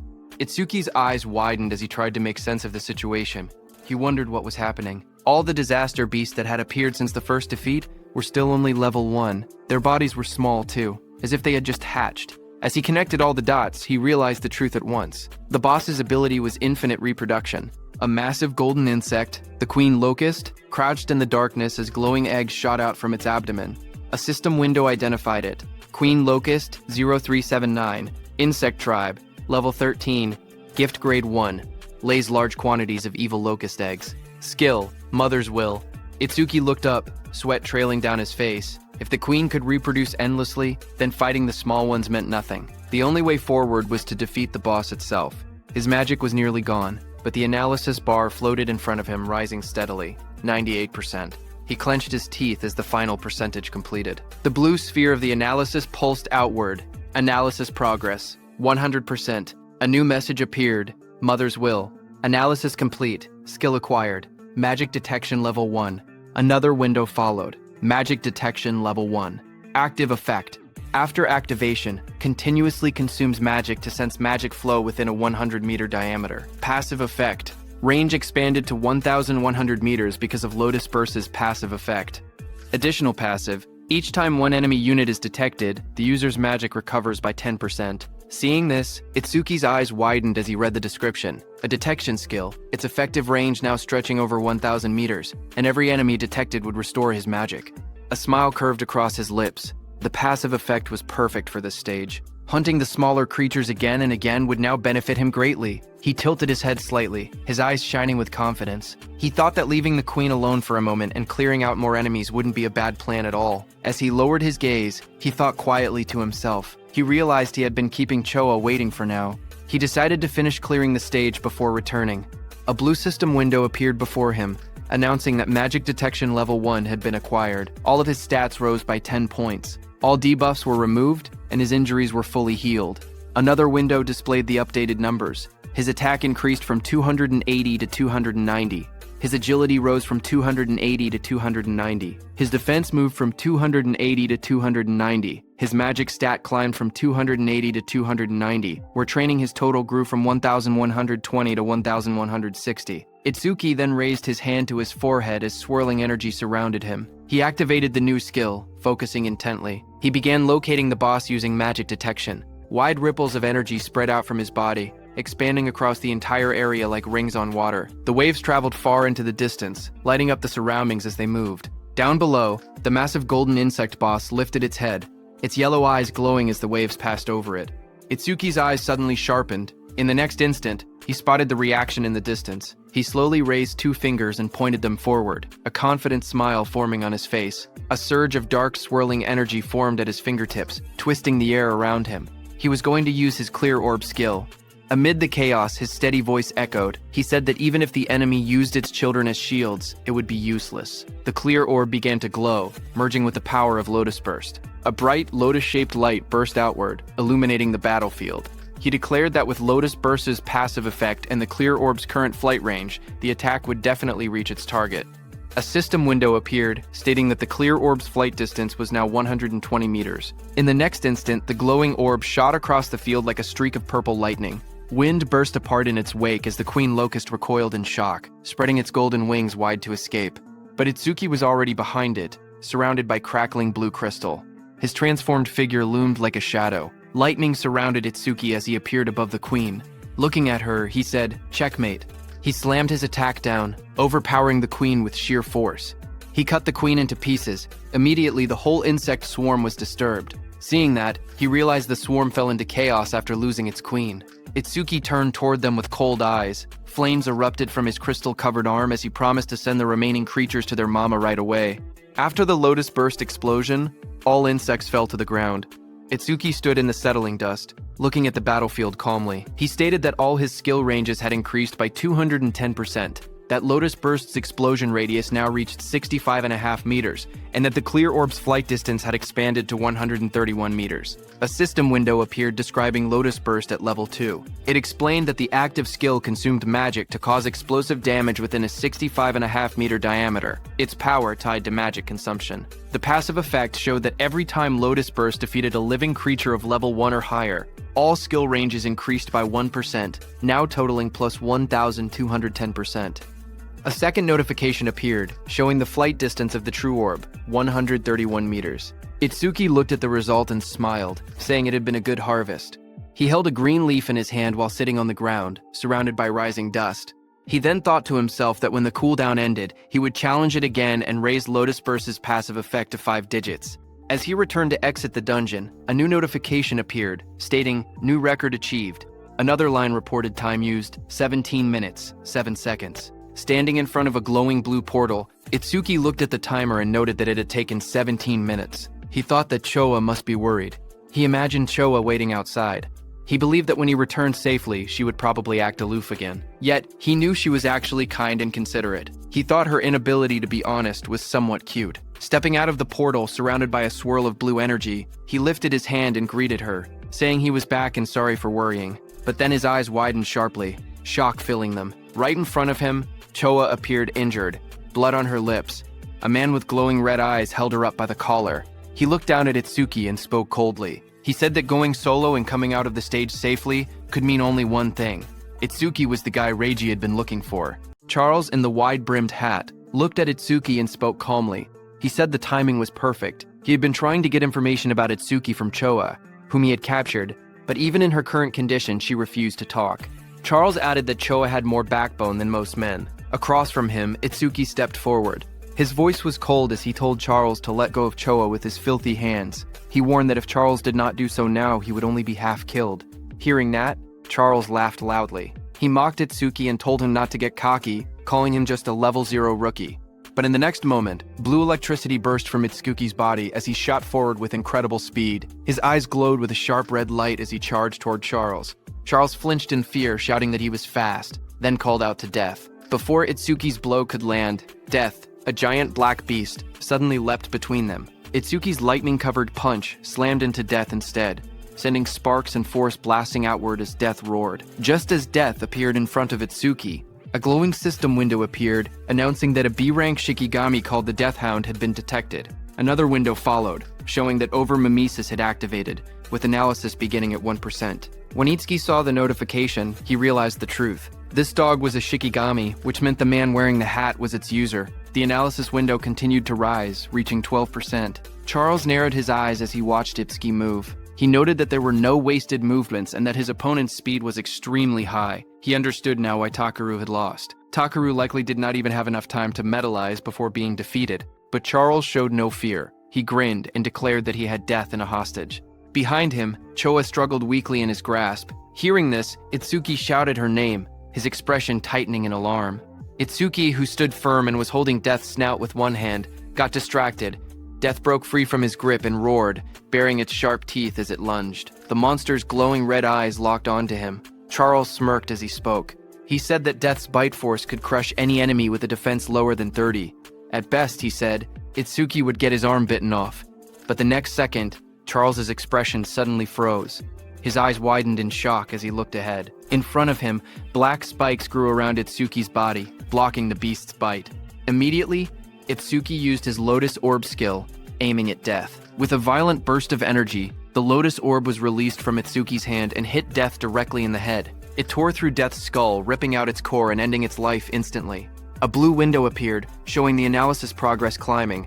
The number reached 77%. Itsuki stood calmly over the defeated hound. He explained that without a Shikigami user was basically defenseless. Charles stared at him in disbelief. He wondered if Itsuki did not know that, as a rookie, the Shikigami could respawn. On top of that, because of the B-rank skill, Respawn Desire, Death's respawn time was greatly reduced. The next second, Death respawned and attacked Itsuki from behind. Charles warned Itsuki that staying careless like that would make him Death's prey. The beast charged, jaws wide open, but suddenly waves of magical detection spread out as Itsuki activated his skill, Magic Detection. Itsuki sensed Death's attack and moved with lightning speed to counter it. Itsuki thought to himself that keeping Magic Detection active ever since he acquired it had been the right choice. The analysis progress climbed, 89%, 91%. Itsuki glanced at Charles, who was watching while holding Choa, and noted that the analysis would finish soon. He thought that if the blue lotus appeared from over mimesis, Charles might become wary. The progress bar reached 95%. Seeing Itsuki move and kick Death without even looking back, Charles started sweating. He realized the truth. This opponent had more power and more speed than Death, and even possessed detection skills. He panicked, realizing he could not launch a surprise attack at all in this situation. Charles pulled Choa in front of him and tightened his grip around her neck. His voice trembled with panic as he warned that if Itsuki resisted any further, Choa's life would end. Itsuki watched quietly. He wanted to finish his analysis without revealing the blue lotus, but the situation made it difficult. Just then, a bright system window appeared before him, showing analysis progress, 100%. Another screen followed. Death Eater analysis complete. Shikigami Eater has been acquired. It explained the active effect. By directly touching a Shikigami, he could take ownership of the opponent's Shikigami. Itsuki looked at the result and realized he could even control whether the blue lotus appeared, because the analysis had completed without revealing it. More system messages appeared, saying, Shikigami Eater Level 2 acquired. All stats increased by 20. Then a system notice explained that because over-mimesis had activated incompletely, debuff removal and full recovery had failed. Itsuki's updated status flashed. Attack, Agility, defense and magic increased from 290 to 310, and his total stat points increased from 1160 to 1240. Seeing the notification, Itsuki thought to himself that skipping the Blue Lotus came with a price, since it lost its recovery ability.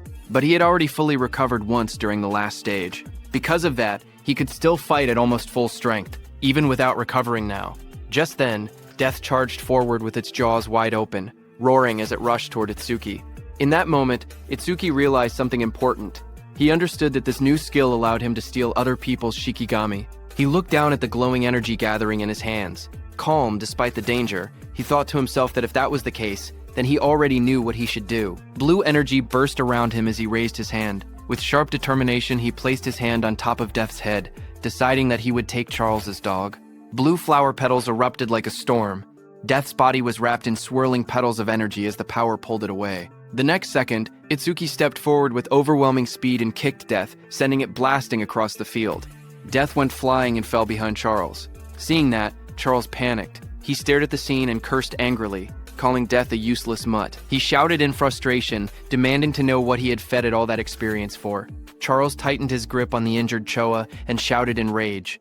He warned that if Itsuki resisted any further, he would snap her neck. Choa, battered and barely conscious, forced her eyes open. With a trembling voice, she told Itsuki not to worry about her. Across from them, Itsuki slowly raised both his hands and surrendered.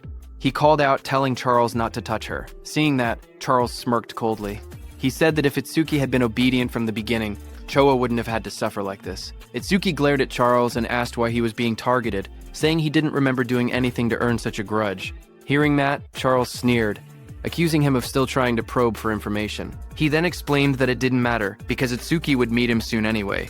He told Itsuki that Kinoshita Reiji was furious that Itsuki had entered a North District 4 stage without permission. He introduced himself, saying he was Charles the Hound sent under Reiji's orders to capture him. Hearing that name again, Itsuki muttered that he needed to meet Kinoshita directly and talk things out. Charles grinned and said that Itsuki would meet him soon, but only in a battered body. He then announced that Death would bite off his legs next, and warned that if Itsuki wanted Choa to stay alive, he was forbidden from using that strange ice again. Charles pointed at Itsuki and gave the command, telling Death to bite off both of Itsuki's legs. Hearing that, Itsuki narrowed his eyes. Instead of fear, a cold determination filled them. He told Death to prove it was worthy of being his shikigami. In the next instant, Death turned and lunged, not at Itsuki, but at Charles, sinking its teeth into its former master. Taking advantage of the moment, Itsuki moved at lightning speed, appearing behind Choa.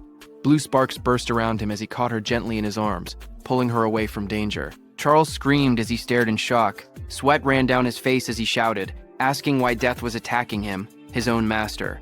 Shikigami Death stood beside Itsuki with glowing red eyes.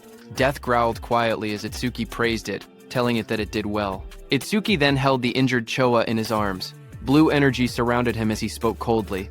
He said he would return the pain Choa suffered 10 times. No, 100 times over. He warned that Charles would regret laying hands on them, crying and wailing. Hearing that, Charles fell back, terrified. He begged for a chance to speak, claiming he had only followed Reiji's orders. His voice shook as he suggested they team up instead. He said he would lure out Reiji for him. Itsuki's eyes glowed red. He looked down at him and said that it was a good proposal. Seeing this, Charles's expression changed. A sharp grin spread across his face as he muttered that he had found an opening. He threw a blade toward Itsuki and shouted for him to die. The attack flashed forward with blinding light, but Itsuki was calm and easily dodged the blade. His eyes narrowed as he watched the attack pass by. He muttered that he alone was more than enough to kill Kinoshita Reiji. Beside him stood Death, its eyes glowing red. Ready, Itsuki ordered Death to make Charles suffer the same treatment Choa had endured. Death's jaws opened wide, revealing sharp fangs as it prepared to strike. Seeing that, Charles froze in terror. Sweat dripped down his face as he begged for mercy. He insisted that his hand had slipped earlier and that he would apologize. Trembling, he pleaded for one more chance. But Itsuki didn't falter. Holding Choa in his arms, he stared coldly and told Charles that it was mealtime. Death, with glowing red eyes, rushed forward. Its fangs bared as it charged at the man. Charles panicked as he stumbled back. Tears streamed down his face as he shouted, asking if Death had forgotten who its master was. He reminded Death how much he had fed it. His voice shook as he tried to speak again, but Death opened its jaws wide, revealing rows of sharp teeth as it lunged at him. Death finished off Charles. A short distance away, Itsuki stood while carrying the injured Choa in his arms. He had sensed someone watching them. Itsuki told the hidden person that he had been watching them ever since Itsuki left the stage. Itsuki then turned and asked how long the hidden person planned to stay hidden, telling him to show himself. Hearing his words, nearby tall grass rustled as someone began to move, stepping out into the light. It was a hooded, blonde young man who stepped out from the tall grass, scratching the back of his head with an awkward smile. He said softly that they had caught him. Itsuki held the injured Choa in his arms as a dark aura spread behind him. His eyes glowed as he asked the blonde man if he was working with Charles from earlier. Startled, the blonde man waved his hands frantically and shouted that he wasn't an enemy. He begged them to listen. Itsuki glanced at him coldly and said, "Fine." He didn't have time to deal with him. Behind them, Death continued eating Charles, whom it had taken down. Itsuki ordered Death to follow him after finishing the meal. The blonde man watched in shock. Even a savage beast like Death obeyed without hesitation. He thought that someone like Itsuki might actually be able to help him. He quickly approached and introduced himself as Iberia, asking for Itsuki's name excitedly. He said, "The fight earlier was amazing, even though there were some terrifying moments." He added that Itsuki must be the mysterious man who defeated Ogatakeru. Itsuki answered calmly. His name was Tenma Itsuki. While continuing to hold the unconscious Choa in his arms, Iberia nervously followed beside Itsuki. He smiled awkwardly and asked if Itsuki could lend him a hand. He said he would pay him, or he could give him karma stones, or even a weapon. Itsuki stayed silent, walking forward with the injured Choa. Iberia watched him leave, sweat forming on his face. He wondered why Itsuki wasn't responding. His father had once told him that anyone would happily help if given enough compensation. Now he questioned if that had been a lie. A memory surfaced, his father hammering steel in front of a blazing forge. His father explained that compensation required creativity, just like how a cup of water was more valuable than treasure in the desert. His father said that for someone seeking revenge, one must offer a blade. For someone injured, offer medicine. He said that was enough compensation for them. Back in the present, understanding flashed across Iberia's face. He clenched his fist with excitement and said he finally understood. Iberia called out from behind, reminding Itsuki that he had come on foot. He said that with an injured person, it was impossible to move quickly, and that the nearest hospital was dozens of kilometers away. He warned that if Itsuki walked that slowly, the woman he was carrying would die. Iberia then reached into his bag and held up a glowing scroll. He said that he happened to have healing items. But even hearing that, Itsuki continued walking. Iberia shouted in a hurry that he could save her. Hearing this, Itsuki stopped and turned his head, asking if that was really true. Iberia explained that he couldn't fully heal her right away, but he could save her life. The two of them knelt beside the injured Choa. Itsuki asked if the healing could be done through her clothes. Iberia replied that the bandage he was using wasn't ordinary. He wrapped the glowing bandage around her, explaining that it was a rare karma tool made from bandages worn by the Shadow Tribe and bark taken from the Kadama Tribe.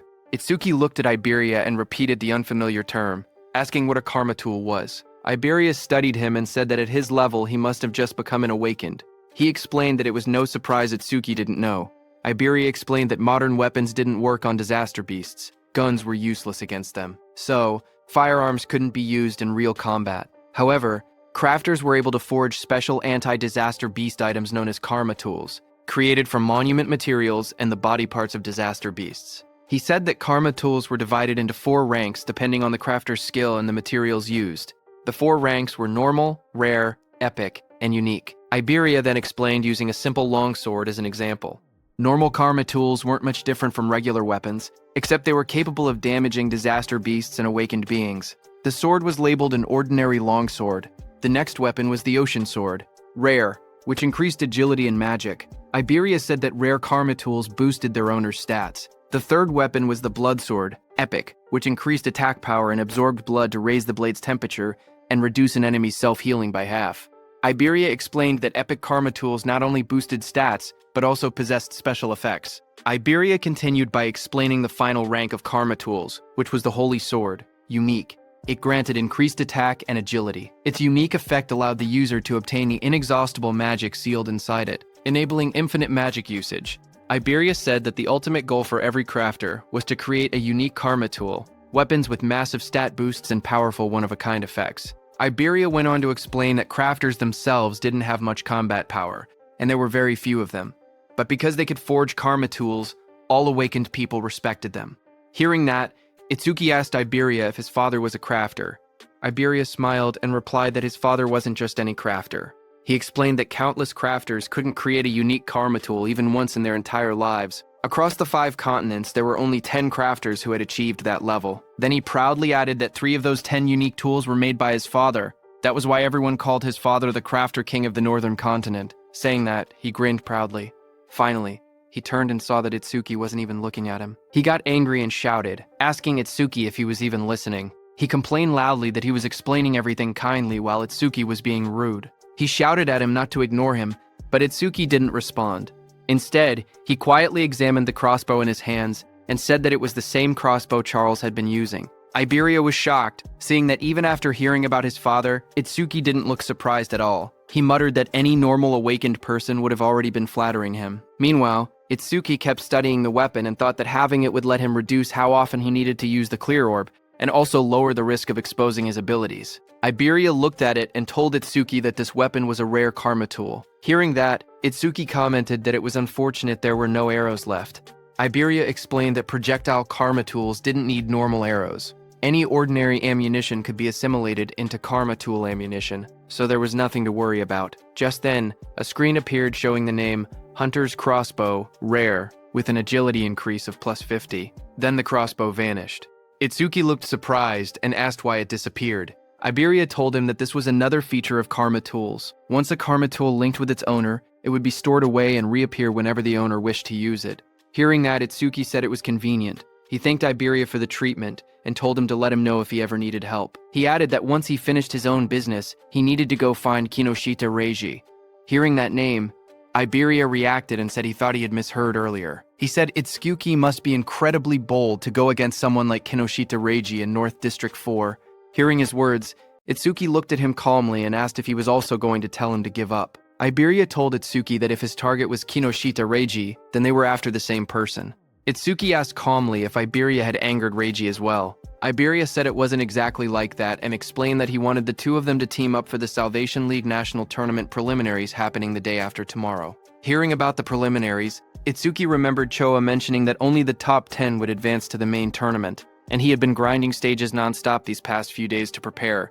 Itsuki asked Iberia what the tournament preliminaries had to do with Kinoshita Reiji. Iberia explained that the preliminaries were divided by continents, and for the Northern Continent, the venue was located in North District 4. He explained that as the son of the North District 4 administrator, Reiji was determined to compete in the main tournament. His older brother was also a savior, so failing to reach the top 10 would disgrace the Kinoshita family name. Hearing that, Itsuki then understood why Reiji monopolized all stages in North District 4 to level up quickly. He looked at Iberia and asked why someone like him would want to team up with him, especially since he had been receiving help from him this whole time.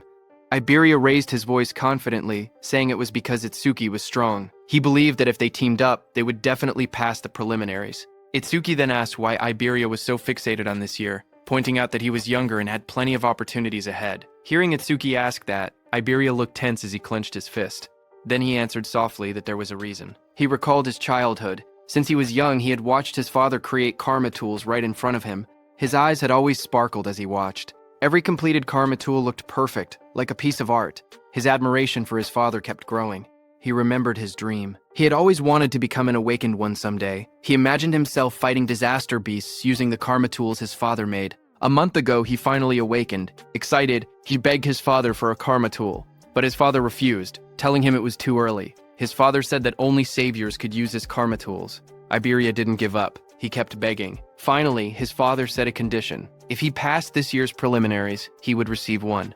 Iberia clenched his fist tightly. With determination in his eyes, he declared that this was why he had to win this year's preliminaries no matter what. Itsuki looked at Iberia and spoke calmly. He said that with such an amazing father, Iberia should have plenty of options. There was no need for him to team up with someone like a level 0. Iberia lowered his eyes and replied that his father had thought of that too.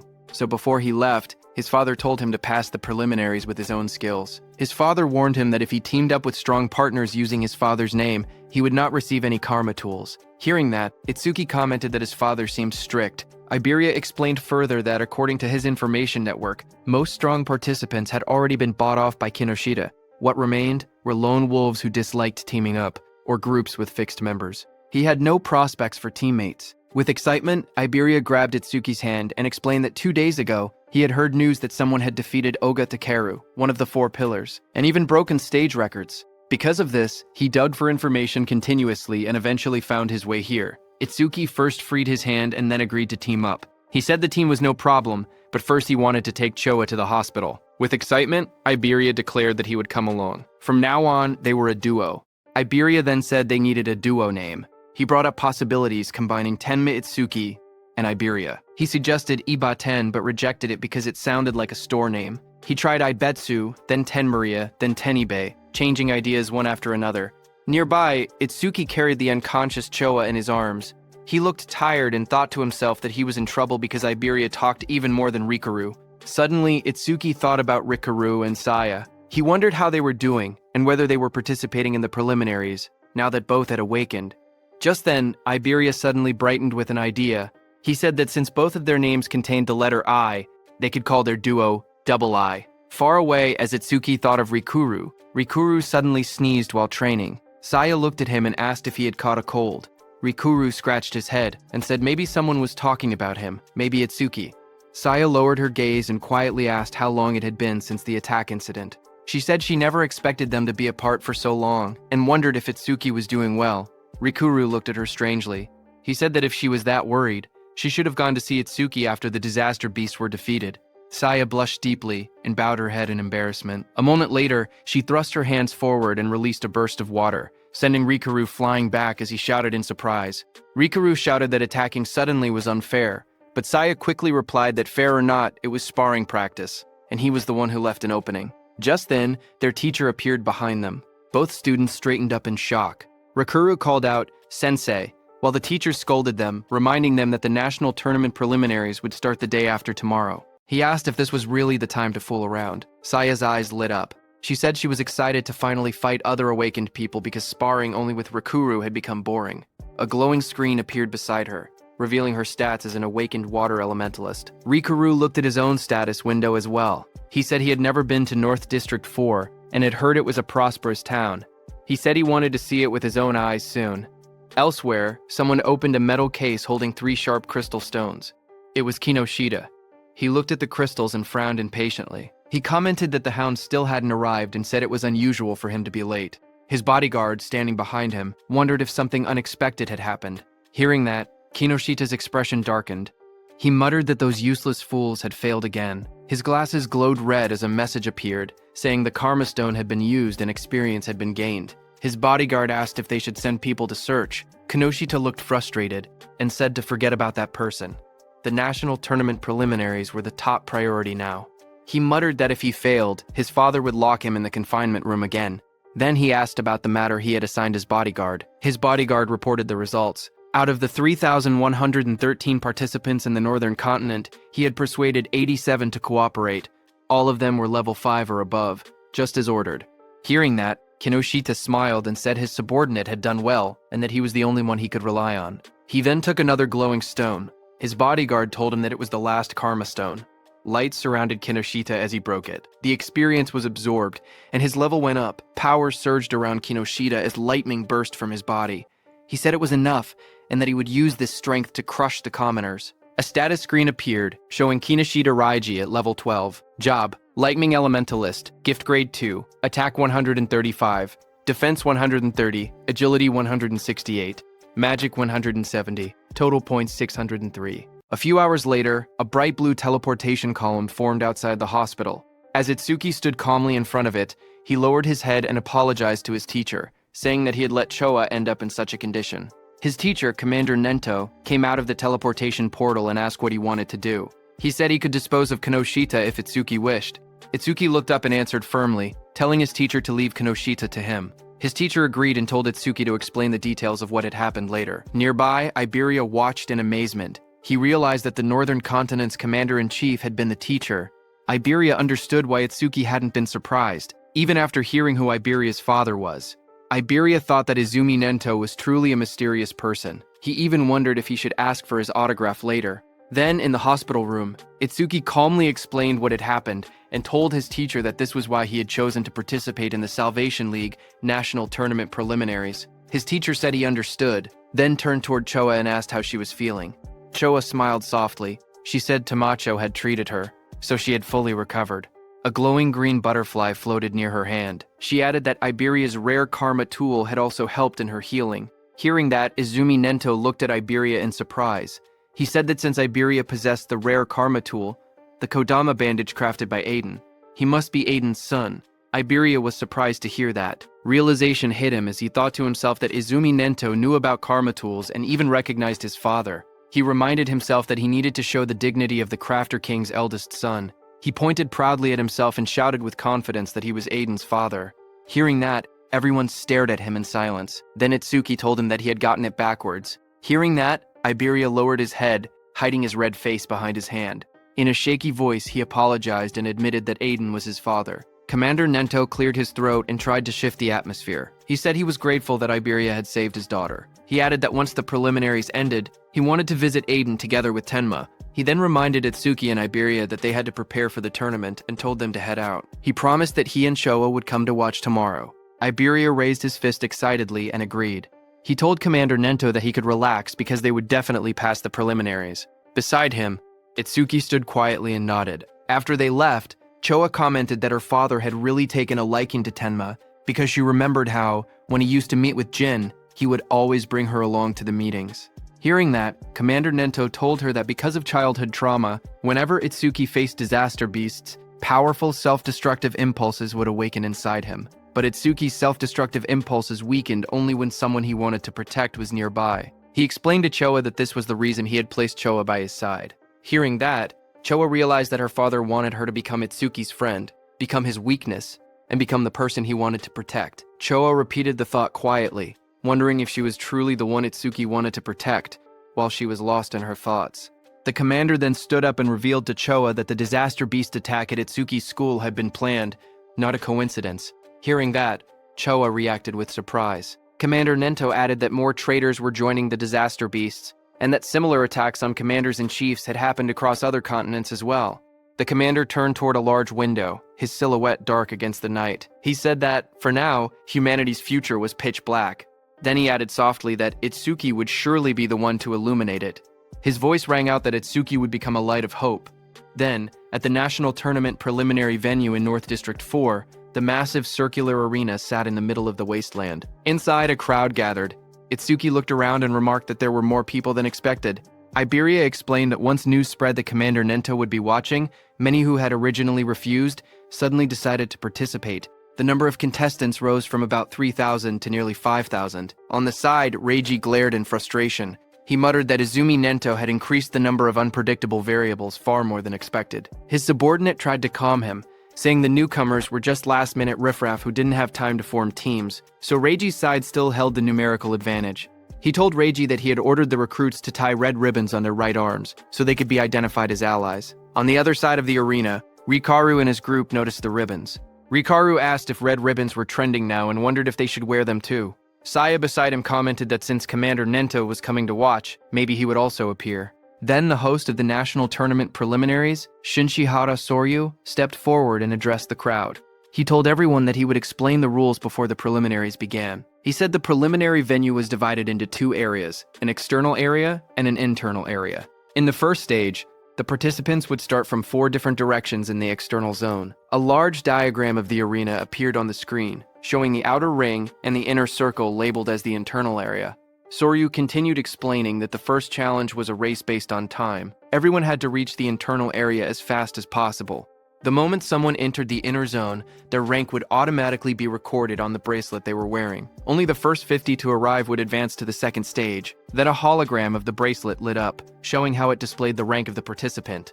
Some competitors reacted immediately. Rikaru raised his arm and commented that the bracelet had a surprising function. Hearing that, Saya beside him thought that eliminating thousands of people in just the first stage was extremely harsh. Next, Soryu explained that each person was allowed to carry up to 2 karma tools. Participants were also free to team up with anyone they wanted and use any method necessary. Results were all that mattered. As the rules were being announced, Iberia nudged Itsuki and pointed ahead excitedly, asking Itsuki to look. He was pointing at the Reiji team in front of him. As the host announced that the first stage would end with rankings and an explanation of the second stage, Iberia pointed at Kinoshita Reiji, standing in the middle of a group, and told Itsuki that he was Kinoshita. Meanwhile, Kinoshita ordered the people he had recruited to obstruct anyone running ahead of him. Watching from the side, Iberia guessed that the people standing near Kinoshita were the ones he had bought off. He suggested that they should rush into the internal area as soon as possible. His plan was to launch a surprise attack once Kinoshita lowered his guard after entering the interior. But before he could continue explaining, Iberia suddenly froze with a shocked expression. He saw Itsuki walking toward Kinoshita. Shocked, Iberia asked if he had even been listening. One of Kinoshita's men noticed Itsuki approaching. He asked who Itsuki was. Another man warned everyone to be careful because Itsuki didn't have a red ribbon. Just then, from high above, the host raised his voice and declared that the first stage was beginning. The host looked at the students and commented that more and more young people wanted to join the Salvation League, which he found reassuring. But suddenly, a voice told him that having numbers without quality was meaningless. It was a black-haired man. He said that in their time, there had been many participants above level 15.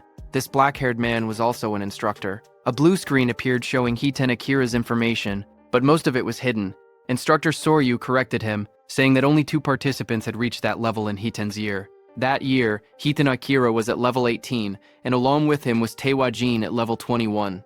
Remembering the past, Instructor Hiten commented that things were boring now without rookies like Teiwa. He said he hoped someone similar existed in the current group. But Instructor Soryu shook his head and replied that geniuses like that did not appear easily. Instructor Hiten stepped forward and asked Commander Nento about a rumor. He said he had heard that a student from the northern continent had defeated a level 8 skeleton soldier right after awakening, and later became Commander Nento's pupil.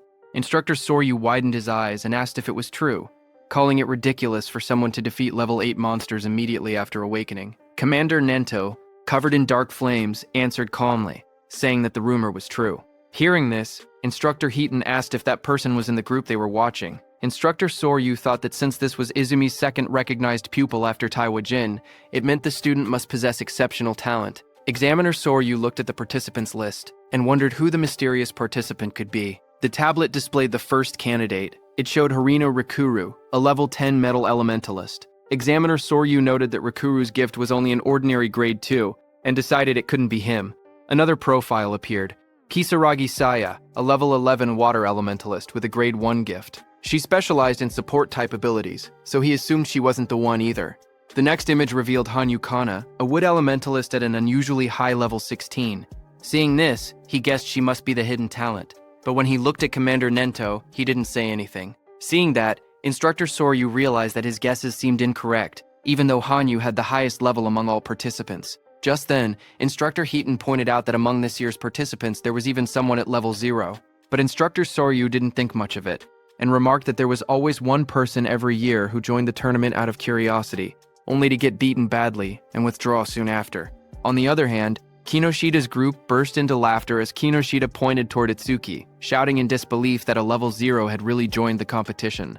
His team laughed loudly, mocking Itsuki and asking if he had gotten lost. Hearing them, Itsuki stepped forward silently and raised his hand, showing the mechanical glove of Charles on his hand. Kinoshita froze when he saw the glove. He stuttered, recognizing it as something belonging to Charles. Fear spread across his face as he demanded to know who Itsuki was. Itsuki stared directly at Kinoshita and asked if Kinoshita was the one who had been looking for him this whole time. Hearing that, Kinoshita grew furious. He refused to believe it. He shouted that there was no way a level 0 could have defeated Takeru. He insisted that Itsuki must have been sent by someone just to shake him up.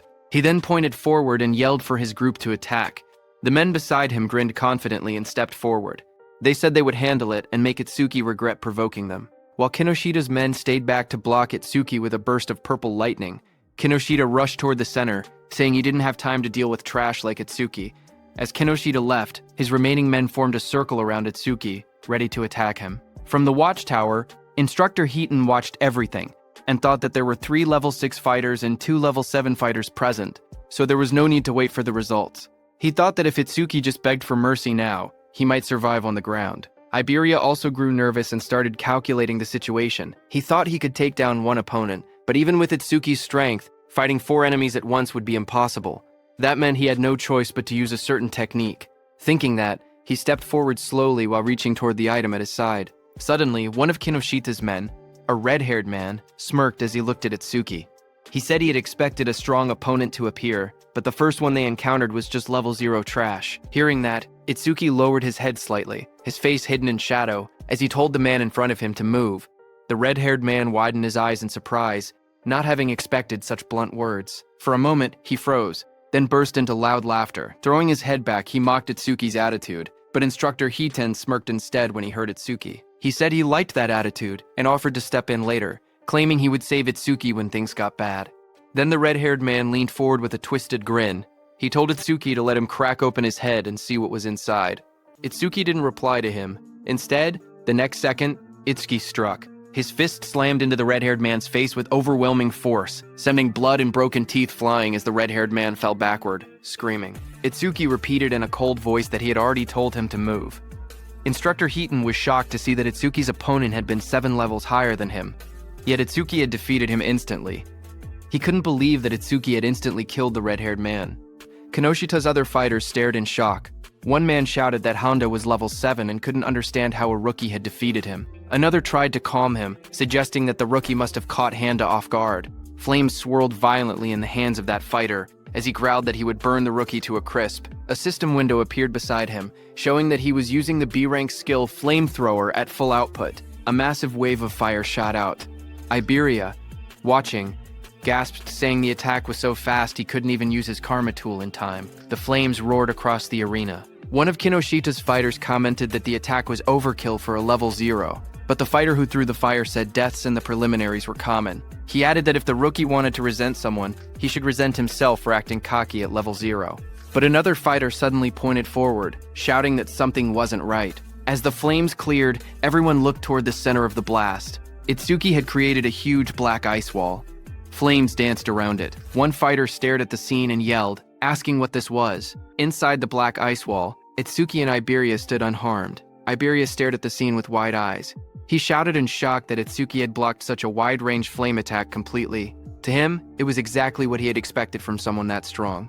Itsuki didn't react to the praise. Instead, he looked to the side and told Iberia to get away from him. A system window appeared beside him. It stated that he had blocked a B-rank fire skill using Black Wall, and his defense increased by 10%. Another window listed his updated stats: attack 310, agility 310, defense 310. Seeing that, Itsuki noted that his defense had increased by 31. He thought to himself that he needed to confirm whether Black Wall's passive effect would activate again if he blocked the same skill more than once. From a distance, one of Kinoshita's fighters pointed at Itsuki in disbelief. He asked how Itsuki was still unscathed, and wondered if that strange ice-like shield was really his ability. He looked around in confusion, saying there wasn't even a water elementalist present. So how could Itsuki use ice skills? Itsuki then stepped forward and raised a finger. His voice was steady as he told the fire user to use that technique one more time, adding that this time he wouldn't block it. Hearing this, the fire user glared angrily at him as flames rose around his hands. He asked if Itsuki was making fun of him. He shouted that Itsuki shouldn't go back on his word. Itsuki calmly replied that he promised. Hearing that, the fire user gathered even more flames. He yelled that he would finish Itsuki for sure this time using his strongest technique. A massive fiery blast formed in front of him as he used his B-rank skill, Flamethrower Overheat. Seeing the fireball coming, Itsuki just stood there unfazed in front of the swirling firestorm. He noted that the power was stronger than before, but it was still just a fire attribute skill. A wave of flames roared forward, engulfing Itsuki and the whole area around him. Seeing that, the fire user pushed both hands out desperately. Another fighter behind him looked shocked and said he was taking things too seriously, but the fire user muttered that the attack's power probably rivaled level 8. Sweat dripped down his face as he felt his magic drain instantly. He thought to himself that this was his ultimate technique. It felt wasteful to use against a level 0, but he declared that the farce would end now. But the next second, the fire user fell back in shock, his eyes wide and sweat dripping down his face. He stared at Itsuki standing calmly before him and shouted that it was impossible. Across from him, Itsuki examined the black ice covering his arm. He muttered to himself, realizing something. When the same skill came from the same target, Black Wall's passive effect no longer activated a second time. With a quiet nod, he said that he understood. He stepped forward confidently. Cracks of heat and smoke spread across the ground as he declared that the verification was over, and now he would finish this. Seeing this, the fire user trembled. He couldn't believe that his ultimate technique had been defeated so easily. Standing beside him, another fire user clenched his burning fists and insisted that he had already figured out the weakness behind the ice skill. He charged in with blazing attacks. Flames burst around him as he unleashed his B-rank skill. Fire Barrage. Fireballs shot toward Itsuki from every direction. Surrounded by heat and swirling flames, Itsuki looked unfazed. He asked calmly if they were planning to win just by numbers. His whole body became covered by black ice as a glowing notification appeared, saying Black Wall had been activated. The explosion of flames erupted across the arena, shaking the ground. The large fire user shouted confidently that even if their opponent had a powerful skill, a level 0's magic capacity was meaningless. He claimed that if they drained all of Itsuki's magic so he couldn't produce water anymore, they would win. As the flames roared, suddenly someone grabbed that large fire user's hand. The fire user's eyes widened in shock as he asked what was happening. He was shocked to see that Itsuki had closed the distance between them instantly. Itsuki now chose to fight hand-to-hand because he realized that even after being hit by so many fireballs, the passive effect of the Black Ice Wall skill had only activated once. That large fire user rushed forward, shouting that if speed was Itsuki's strength, then power was his. But Itsuki stared at him calmly and asked if he was truly putting his full strength into this. Itsuki told the fire user that he looked strained, so he would make it easier for him. He said that he pulled the fire user near, and before the fire user could do anything, Itsuki stepped in and kicked him in the face. The blow landed so hard that the fire user's face twisted. He staggered, unable to get up. Itsuki looked down at him calmly. He analyzed the system message, noting that his defense increased by 31, not 34, which meant the calculation was based on his original defense before enhancement. Just then, another window appeared, showing that he had blocked a B-rank fire skill, gaining a 10% defense boost. His total defense now stood at 310, with an additional 62 from Blackwall. Turning away, Itsuki noticed two lightning users standing nearby. He muttered to himself that lightning elementalists were perfect targets and decided to increase Thunderbreaker's passive effect next. Seeing this, those two lightning users panicked, watching both of their allies fall. They shouted that Itsuki's stats must be fake. One of them cried out that they should run. Itsuki glanced back with cold eyes and asked if they really thought they could escape. The two lightning fighters roared in desperation. Lightning burst around their bodies as they charged at Itsuki, yelling that this wasn't a fire attribute and the same trick wouldn't work. Their combined skill, C-rank Silver Serpent, activated in a surge of electricity.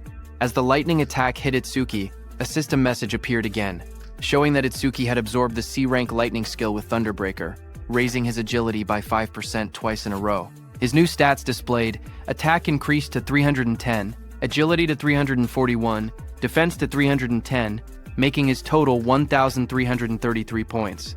Instructor Hiten, watching from the control room, was shaken. He realized that Itsuki before him was defeating awakened individuals several levels higher than himself, and he was doing it as if it were nothing. On the battlefield, Itsuki stood calmly among unconscious enemies, lightning wrapping around his body. Instructor Hiten, watching him, trembled and wondered what kind of monster he was facing. Itsuki analyzed the situation. He thought about how Thunderbreaker's passive effect worked the same as Black Wall. It only increased once for the same skill coming from the same target. Nearby, Iberia checked the fallen enemies and was surprised to see that everyone had been knocked out. He admitted that he had expected a difficult battle, but never imagined Itsuki would be this strong. Just then, one of the fire users, who was badly injured, asked from behind what ability Itsuki was using. His voice shook as he shouted, insisting that Itsuki wasn't level 0 at all. Hearing the fire user ask who they were, Iberia stepped forward with a grin. Seeing that, Itsuki realized that Iberia was going to do something. Iberia looked back as his smile widened.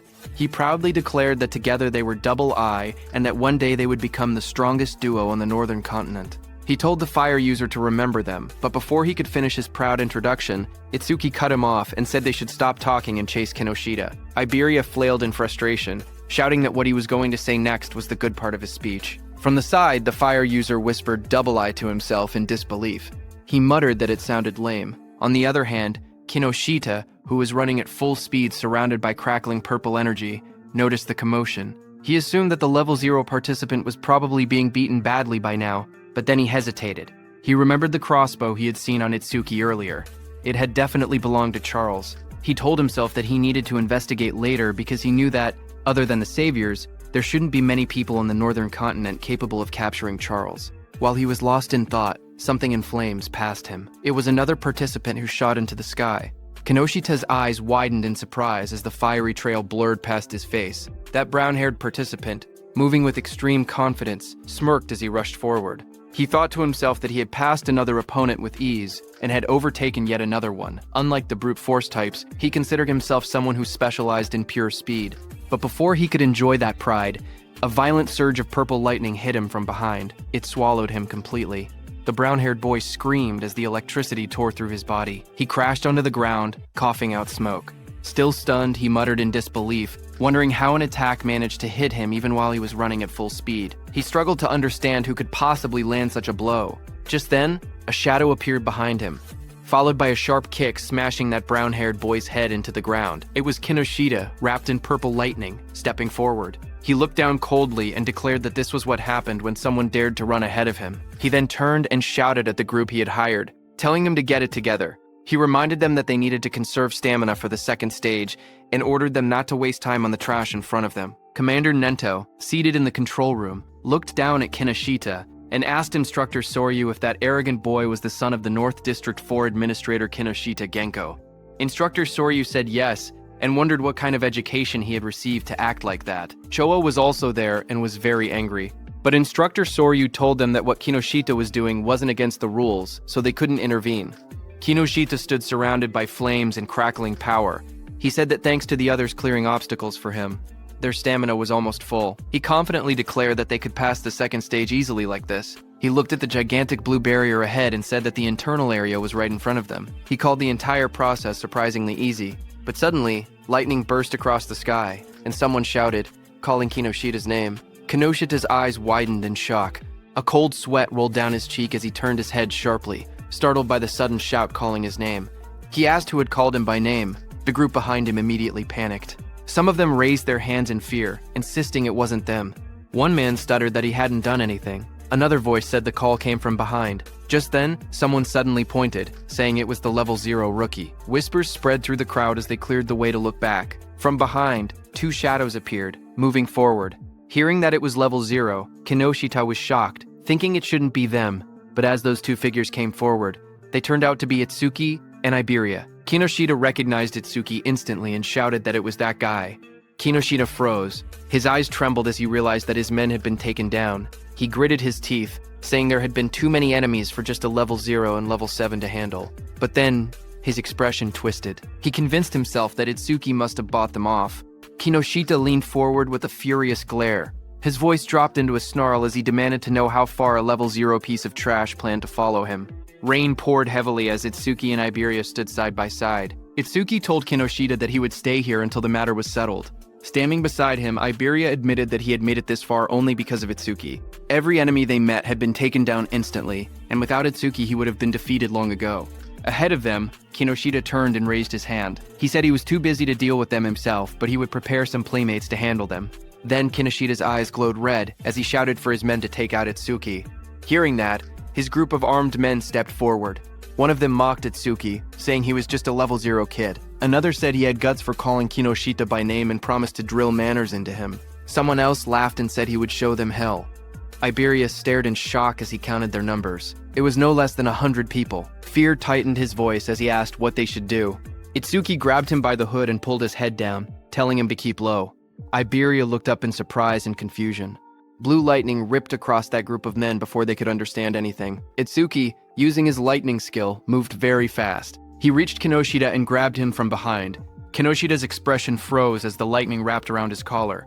Before anyone could react, Itsuki pulled Kinoshita off his feet and slammed him into the ground with overwhelming force. And before Iberia could understand anything, Itsuki threw Kinoshita toward the blue barrier. Both Iberia and Kinoshita landed on the ground. Shock filled their faces as they didn't understand what had just happened. In front of Kinoshita, Itsuki stepped forward and said it seemed he hadn't been clear. Then he corrected himself and told Kinoshita and his men that until everything was settled, no one was going anywhere. His cold gaze made everyone freeze where they stood. Inside the internal area, Saya dropped to her knees, breathing heavily. A screen beside her showed her result, arrival in the internal area, ranked 4th place.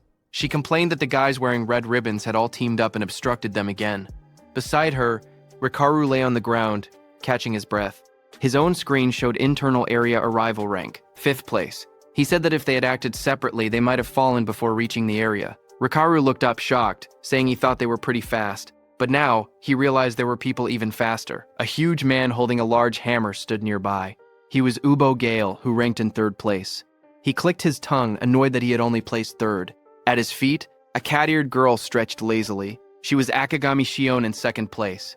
There was a cat on her back that yawned. Akagami Shion told her cat that she had just eaten and was already hungry again. Then the two looked toward another girl across the room. She was Hanyu Kana in 1st place. She sat calmly on the ground, a cloak draped around her. They whispered that she was already level 16.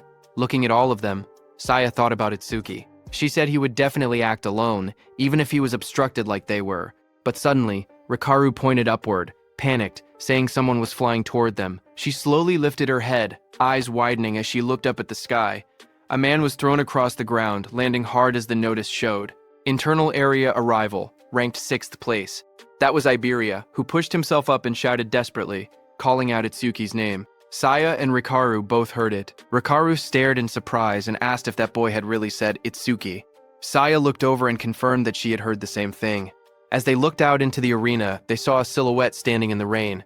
Saya recognized the posture and muttered that there was no doubt. They realized the truth. It was Itsuki. The scene then shifted to Itsuki himself. He stood firm under the falling rain and repeated his earlier words. Until they settled this, he wasn't letting anyone go anywhere. From inside the control room, Instructor Soryu watched the scene unfold. He noted that the rookie was only one step away from entering the internal area. He wondered why he was so focused on Kinoshita Raiji.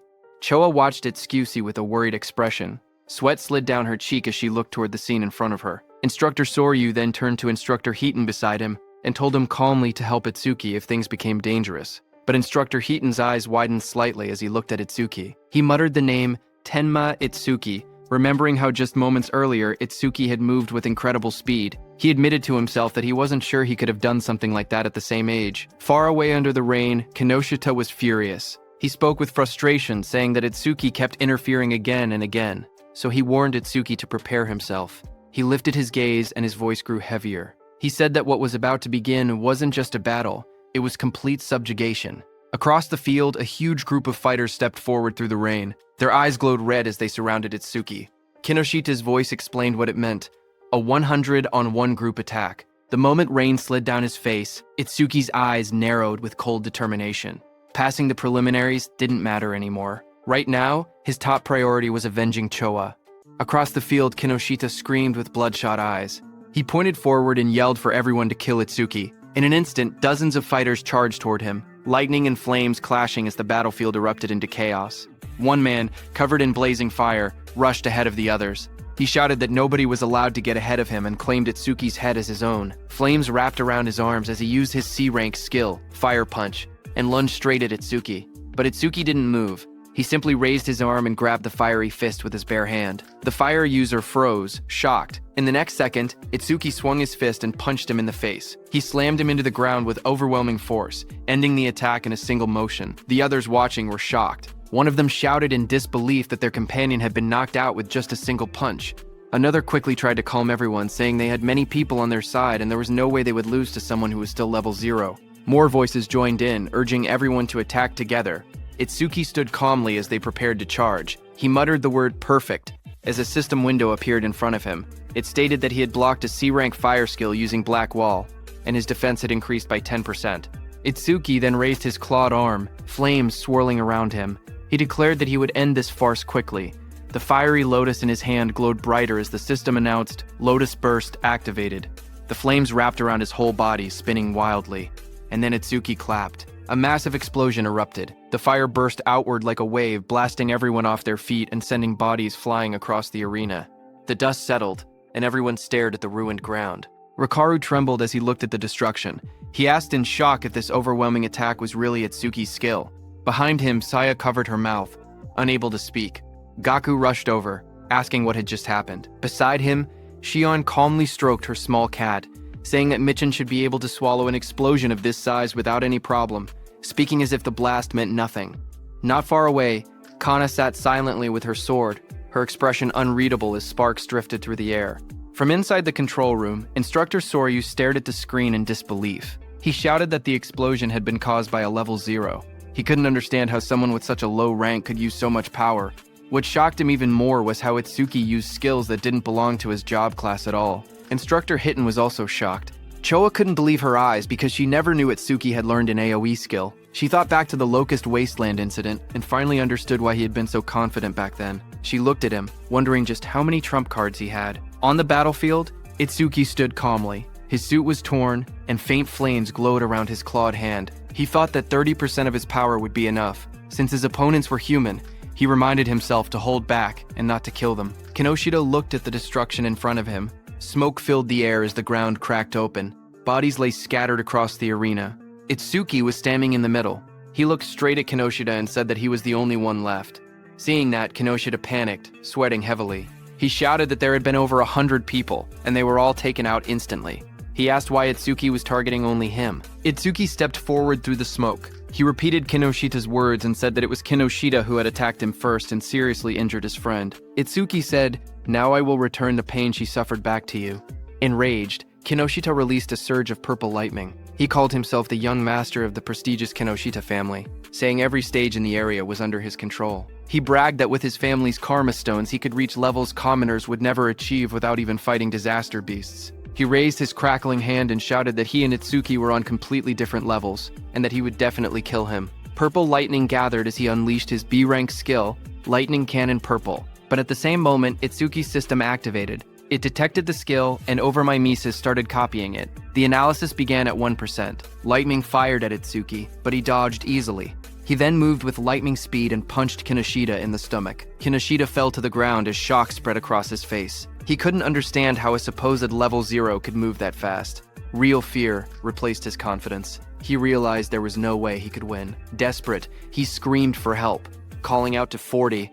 A bald man with glowing red eyes suddenly charged forward into the arena to help Kinoshita. He admitted it broke the rules, but he couldn't care anymore. He had to help. Seeing him coming, Kinoshita shouted proudly that 40 was a level 35 awakened and ordered him to tear Itsuki to shreds. Watching from the control room, Commander Nento called out to Hiten. Hiten, who stood in front with a sharp grin, nodded and answered that he understood. Rain poured over the arena as Itsuki's magic detection flared. He sensed something. Someone was rushing toward him at incredible speed. His analysis window appeared again, showing analysis progress, 19%. But before Itsuki could do anything, he suddenly realized that it wasn't just one attacker. Multiple people were coming. A figure crashed down from the sky, landing on Kinoshita's bodyguard, 40, with heavy force. Dust shot up everywhere as Itsuki stood calmly, watching with sharp, focused eyes. His expression didn't change. He simply observed the incoming threat. But then he realized that it was Instructor Hiten who sat calmly on top of Kinoshita's bodyguard. Without even looking back, he told Itsuki to keep going. Itsuki then turned and stood in front of Kinoshita, surrounded by glowing purple lightning.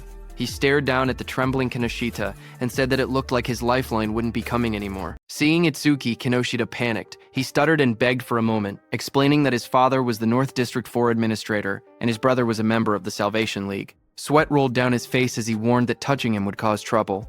Before he could finish, a scream tore through the air, long and painful. The next moment, Kinoshita lay flat on the cracked ground, unconscious. Rain fell lightly around him. Itsuki walked away slowly, his coat swaying in the wind.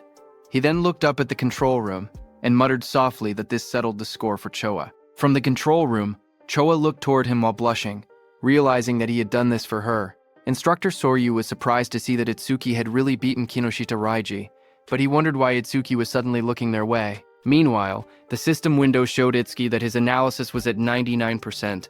He thought to himself that if he paused it now, he could reset his condition once.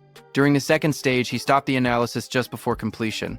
Just then, from the internal area, Saya shouted Itsuki's name. Hearing her voice, Itsuki froze for a moment. His eyes widened as he recognized it. He turned slowly toward the sound. He whispered her name, Saya. As he saw her standing in the internal area with Rikaru and Iberia, Saya stood in the rain, holding her arm as the cold wind hit her. She looked up and softly asked Itsuki to hurry inside. She told him he would catch a cold if he stayed out any longer.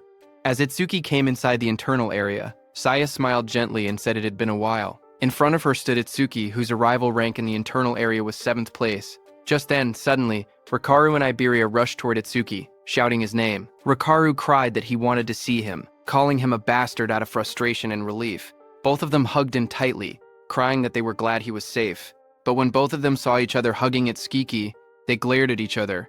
Rikaru demanded to know who he thought he was, crying on Itsuki like that. Iberia pointed at himself in confusion, asking who he was. With a proud grin, Iberia raised his fist and declared that he was Itsuki's partner. Hearing that, Rikaru shouted angrily at Itsuki, saying he never heard about him teaming up with someone else. He called him a traitor. Saya looked at them with surprise while Itsuki stood quietly beside them. Soryu thought it was rare for Itsuki to make friends. Iberia and Rikaru started arguing. Iberia asked how Itsuki was a traitor and whether Rikaru had been in a duo with him. He demanded to know their duo name. Rikaru yelled back, asking why a duo name even mattered and saying they weren't kids. He then asked if they themselves had a duo name. Iberia immediately puffed up with confidence and said, "Of course."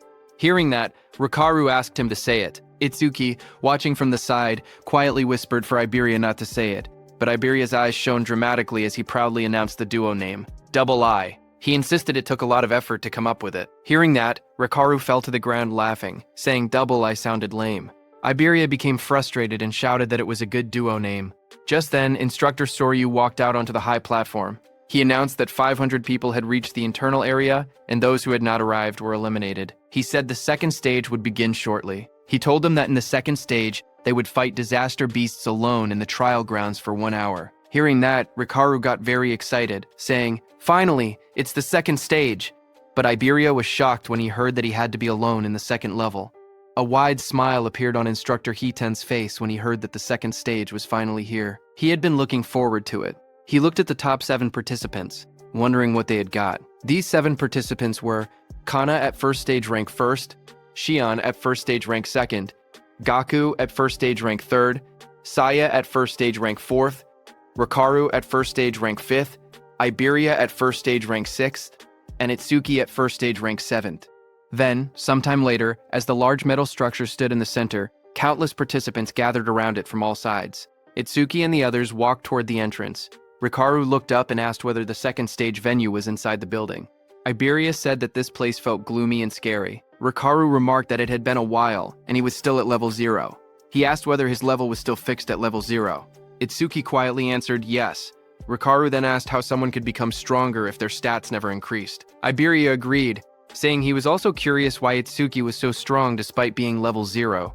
Itsuki looked away awkwardly and said that his teacher had told him not to tell people. Saya reminded them that they had learned in class that order breaker skills were state secret level. She told Itsuki that he didn't have to deal with the questions. Then, suddenly, far ahead, the instructors and Commander Nento, along with Choa, appeared. They walked forward with serious expressions. Instructor Soryu asked if everyone was ready. Hearing that, Iberia suddenly stiffened in shock, turning his head sharply. Up on the raised platform stood several well-known figures. Someone in the crowd whispered that the man in front was Fujiwara Soryu, the one who oversaw the national tournament every year. Another person explained that the muscular man beside him was Hiten Akira, a war veteran known for having the strongest physique. They also pointed out the masked individual and called him the legendary Izumi Nento. The murmurs spread as people recognized them as all legends. Instructor Soryu then stepped forward and began speaking. He announced that he would now explain the second stage rules and told everyone to listen carefully. He continued, saying that various disaster beasts would appear in the trial grounds and kill points would differ based on difficulty. A screen appeared, showing the values. A hard-class disaster beast gave 1,000 kill points. Another screen listed the full chart: beginner class, 100 points, hard class, 1,000 points, and nightmare class, 5,000 points. He explained that after defeating each disaster beast, participants would receive a 1-minute break before being forced to advance to the next difficulty. Hearing that, Gaku, holding a long staff, smirked confidently. He declared that he would go straight to nightmare class. A status window appeared beside him, displaying his information. He was Gaku, human level 13. Job: elementalist. Earth gift. Grade 2. Status undisclosed. Just then, Itsuki stepped forward slowly, his voice low as he said that he had a question. Seeing that, several contestants around him whispered among themselves. They pointed at him and mocked him, saying he was only level 0.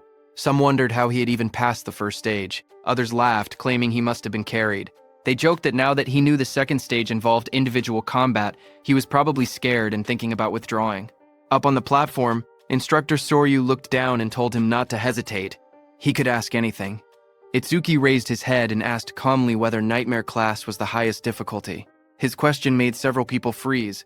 Instructor Soryu and Instructor Hiten both looked surprised. Hiten even grinned with interest. But in the crowd, the mocking continued. Some said he was acting tough.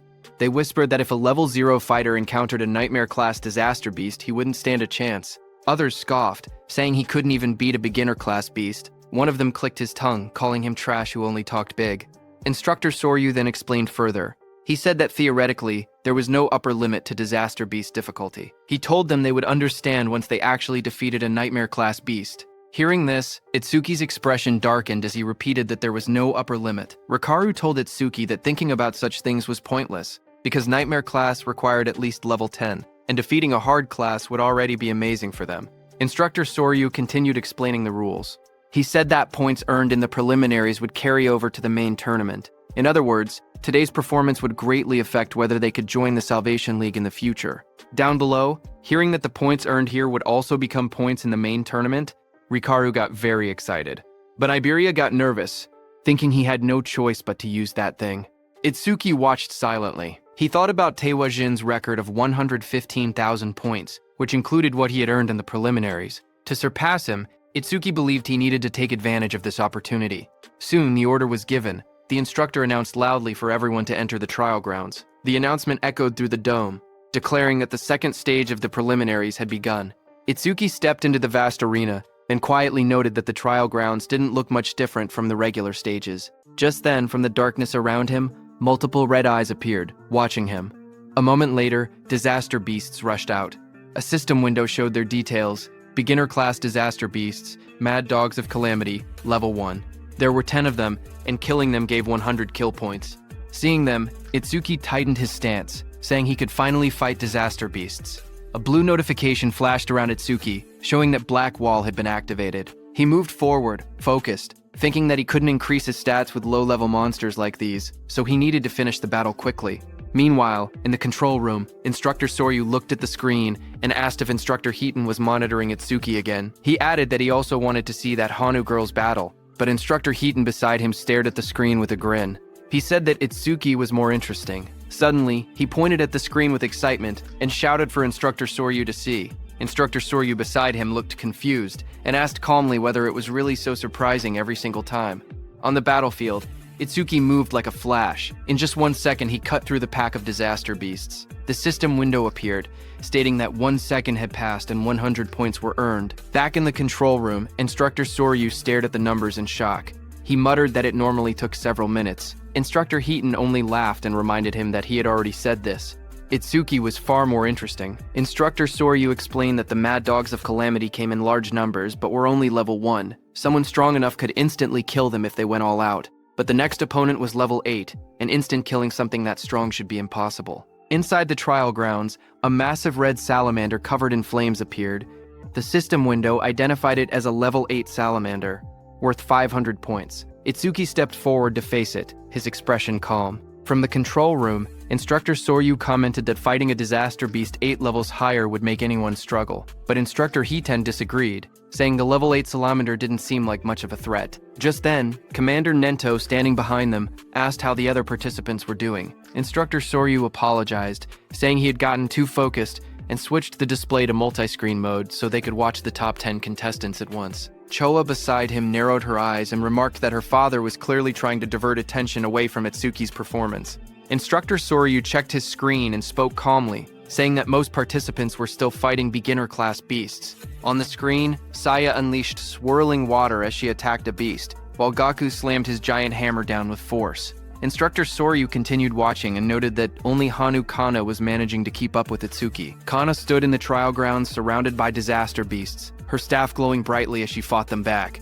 While they were watching the others, suddenly Choa, watching Itsuki, grew worried. Shock filled her face as she exclaimed that something bad was happening to Itsuki. On the battlefield, Itsuki was swallowed by a massive explosion of flames from the salamander. The fire roared around him as the monster unleashed its attack. Watching from the monitoring room, Instructor Soryu panicked. He wondered if Itsuki had used too much stamina on the earlier enemies and failed to dodge. He shouted that taking those flames head-on would end badly and ordered the medical team to be called. But Instructor Hiten beside him stopped him with one arm. He told Instructor Soryu to wait and watch a little longer. With the speed Itsuki had shown earlier, he believed dodging this level of attack should be easy for him. On the battlefield, as the flames disappeared, Itsuki emerged covered in dark, ice-like armor wrapped around his entire body. A system window appeared beside him, announcing that Black Wall was activated. In the next moment, he rushed forward. Blue flames flared around him as he swung his arm, creating 2 bright arcs of power that sliced past the massive monster. The creature's huge body trembled, a clean cut appearing across its scales. Its giant body split apart. In front of it, Itsuki stood calmly, smoke drifting from his shoulders. A system window appeared in front of him, displaying that the time used was 5 seconds, and he earned 500 points. Watching from the control room, Instructor Soryu stared at the screen in shock. He shouted in disbelief, wondering how Itsuki remained completely unharmed and whether the ice armor covered his entire body. Instructor Hiten beside him narrowed his eyes, questioning why Itsuki had chosen to take the monster's attack instead of instantly killing it. Just then, another system notification appeared beside Itsuki, showing that he had blocked a C-rank fire element skill with Black Wall. His defense increased by 10%. Itsuki looked at the message and thought to himself that he needed to take every chance available to increase his stats. Just then, a blue screen appeared beside Itsuki, showing his updated stats. It stated that his defense had now risen to 484. A full status window opened. It displayed Tenma Itsuki Human, Level 0, Fixed, Job, Order Breaker, Gift, Nirvana, Special Grade, Skills, Overmisis, Z-Rank, Thunderbreaker, Level 1, Black Wall Level 2, Lotus Burst Level 1, and Shikigami Eater, Level 1. Magic Detection, Level 1, and Shikigami Eater, Level 1. His status was Attack 310, Agility 341, Thunderbreaker increased 10%, total 1,395 points. Then another screen appeared, counting down, remaining break time, 58 seconds. There was an option to skip the break. Itsuki lifted a finger toward the yes option and pressed it. He calmly decided that he wanted to test his enhanced defense against the next disaster beast. From the control room, instructors observed the next trial. Instructor Hitten asked Instructor Soryu if this upcoming difficulty would test a participant's speed and combat sense. Instructor Soryu nodded. On the battlefield, the next stage monster, a glowing blue creature appeared, an Eliki rhino. Instructor Soryu continued the explanation. The rhino stored electricity in its horn when charging and could unleash a double physical lightning attack. A status window showed that it was a hard-class disaster beast, level 10, Eliki rhino, which gave 1,000 kill points. Instructor Soryu warned that taking the attack head-on carried 2 risks. With low defense, the horn would pierce the body, and with low lightning resistance, the shock would paralyze the body, leaving the person unable to move. Instructor Soryu quietly explained that to defeat the Eliki rhino, there was only one method. He said a fighter had no choice but to rely on speed, using clever movements to wear the beast down and strike only when it was exhausted. But then his eyes widened. He suddenly leaned forward, shocked, and asked aloud what Itsuki was planning. Inside the arena, Itsuki calmly stood before the massive blue rhino. He reached out and placed his hand on the creature's glowing horn. Itsuki examined the horn closely and said that this horn was perfect for testing his defense. The rhino didn't like Itsuki touching it. The Eliki rhino let out a heavy breath, electric sparks rippling across its body as it prepared to attack. Power surged through its horn. The next second, the rhino hit Itsuki with its thunder horn, sending him flying upward, heading straight toward the rooftop. The impact sent Tenma flying backward as swirling energy wrapped around his body. Choa saw him fall and screamed his name in panic. Instructor Hitten watched quietly and remarked that Itsuki always acted unpredictably, yet his results always went beyond imagination. A massive explosion shattered the rooftop as Itsuki hit it hard, but he was completely fine. A system window appeared, stating that Itsuki had absorbed a C-rank lightning element skill called Thunderbreaker, increasing his agility by 5%. Itsuki crouched amid the broken rooftop and noted that the test was complete. Attacks from disaster beasts below level 10 could no longer injure him. With his eyes glowing red, he lifted his head and declared that it was time to settle this. Lightning wrapped around Itsuki's body as the system announced that Thunderbreaker had been activated. His speed shot upward as his agility increased by 50%, and he launched himself forward like a bolt of blue lightning. The Eliki rhino exhaled steam, its glowing horn crackling with electricity as it braced for impact. Itsuki's swirling sphere of lightning tore across the ground. Before the rhino could even react, Itsuki's speed overpowered it. In a flash, the lightning sphere struck. A moment later, Itsuki stood over the fallen rhino. He had pinned his hand, covered by ice wall, into the rhino's head. Mist swirled around him as the result window appeared. Time used, 7 seconds. 1,000 points earned. From inside the control room, Instructor Hiten stared at the screen in disbelief. He said that the total time Itsuki had used so far was under 15 seconds. He laughed, saying Itsuki was even faster than he had been in his youth, and it still didn't look like Itsuki was using his full power. But then, Instructor Soryu narrowed his eyes, his tone shifting. He said softly that what came next was on a completely next level. Its sharp claws moved swiftly, slicing enemies into shreds. Iron chains shot out, and a giant mouth opened wide, ready to swallow everything. The creature's massive body was covered in a rigid, armor-like exoskeleton. Instructor Soryu explained that a ferocious disaster beast possessed all these traits. It was the most powerful creature in the preliminaries and the greatest goal for every participant. A system window appeared, showing the identity of the monster. Nightmare-class disaster beast, Inferno Giant, level 15, kill points 5,000. The giant charged forward with a roar as chains rattled around its body. Seeing that, Itsuki raised his hand and purple energy gathered around it. A system notification came, saying his skill Clear Orb was activated. The next second, a beam of dark purple energy shot forward, striking the giant. The impact tore through its body. Itsuki lowered his hand after using his skill. A system window appeared below him. It announced that the Inferno Giant, level 15, had been defeated, and Clear Orb's flight speed had increased by 200%. Inside the control room, both instructors and Commander Nento stood frozen. Their eyes widened in shock as they stared at the screen. The remains of the Inferno Giant lay on the ground, as Itsuki stood beside it. A system window appeared soon after, saying that Clear Orb flight speed was 9x and its flight speed increase was 900%. On the giant display screen, Itsuki's face appeared, telling the instructors that he would now move on to the next stage. Instructor Soryu watched in disbelief that even the Nightmare-class Inferno Giant had been instantly killed. Just then, a new window flashed as Itsuki killed another beast. It showed that time used was 3 seconds, and he earned 5,000 points.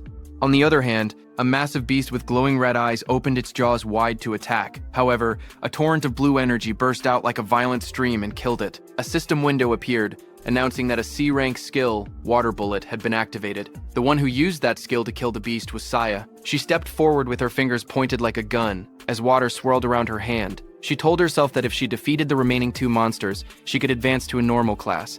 Another window displayed her current status, Beginner Class Clear Progress, 80%. On the other side, Gaku faced a giant monster. Flames burned beside him as he spoke confidently. He said that since the other person had skipped the break time, he would definitely reach normal class first. His panel showed normal class Clear Progress, 0%. Meanwhile, Hanukana stood atop a defeated creature, surrounded by bright green magic. She said she needed to recover the magic she had used before moving on. Her window displayed normal class Clear Progress, 100%. Just then, there was an announcement saying, Nightmare Class Clear confirmed. Time used, 21 seconds. Rank, first?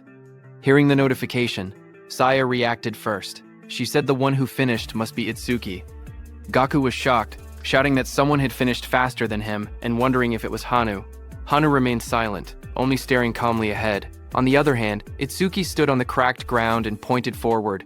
In a calm voice, he told the inspectors to move on. Inside the control room, Instructor Soryu stared at the screen in shock. He couldn't believe that the level 15 Inferno Giant had been instantly killed. He questioned how something could pierce through its armor and wondered what that black sphere was. Instructor Hiton grinned and told Instructor Soryu to raise the difficulty, saying he wanted to see how far Itsuki could go. A new system message appeared, showing Nightmare Class Phase 2 starting. Now, 2 level 15 Inferno Giants would appear, and they would give 10,000 kill points. Itsuki looked up as the 2 giant monsters appeared. He said he had been expecting something, but the challenge had only increased in number. Both Inferno Giants roared as they charged, their bodies blurred as they rushed forward. Itsuki watched them calmly. He lifted his hand again and said that while one of them was still roaring, he might as well take care of one first. Purple energy wrapped around his arm as he prepared to attack. The Clear Orb activated, glowing as one Inferno Giant was struck down. A system window appeared, announcing that the level 15 Inferno Giant had been defeated, and the Clear Orb's flight speed had increased by 200%. Another window followed, showing the orb's speed, 11 ms, with its total increase reaching 1,100%. From the control room, Instructor Soryu stared in shock. He shouted that it was another one-hit kill, and questioned what that strange sphere was. He wondered aloud if there was no limit to how many of those spheres could exist. Instructor Hiton stepped forward, watching the screen closely. He admitted that Itsuki's skill was extremely powerful, but warned that it carried a fatal flaw. Instructor Soryu, beside him, turned slightly and asked what flaw he meant. Back inside the battlefield, the remaining Inferno Giant crashed down in front of Itsuki. Dust exploded upward as the huge creature roared with glowing red eyes. Itsuki looked at the charging beast and muttered that its speed was faster than any disaster beast he had ever encountered. Watching from the control room, Instructor Hiton explained that Inferno Giants were often mistaken for being slow because of their large bodies, but that assumption was wrong. Instructor Soryu asked what he was trying to say. At that moment, Itsuki moved forward. Purple energy wrapped around Itsuki's arm as he aimed. His eyes glowed sharply, and dark cracks of power spread around him. A system window appeared, announcing that the Clear Orb skill was activated. Itsuki shot, and at the same moment, the Inferno Giant rushed toward him with chains rattling and red light burning in its skull. At the same time, Instructor Hiton explained the Inferno Giant's traits. He said that as a racial trait, the giants had no magic power, but their other stats were greatly enhanced. Despite their huge bodies, they were technically a speed-type race.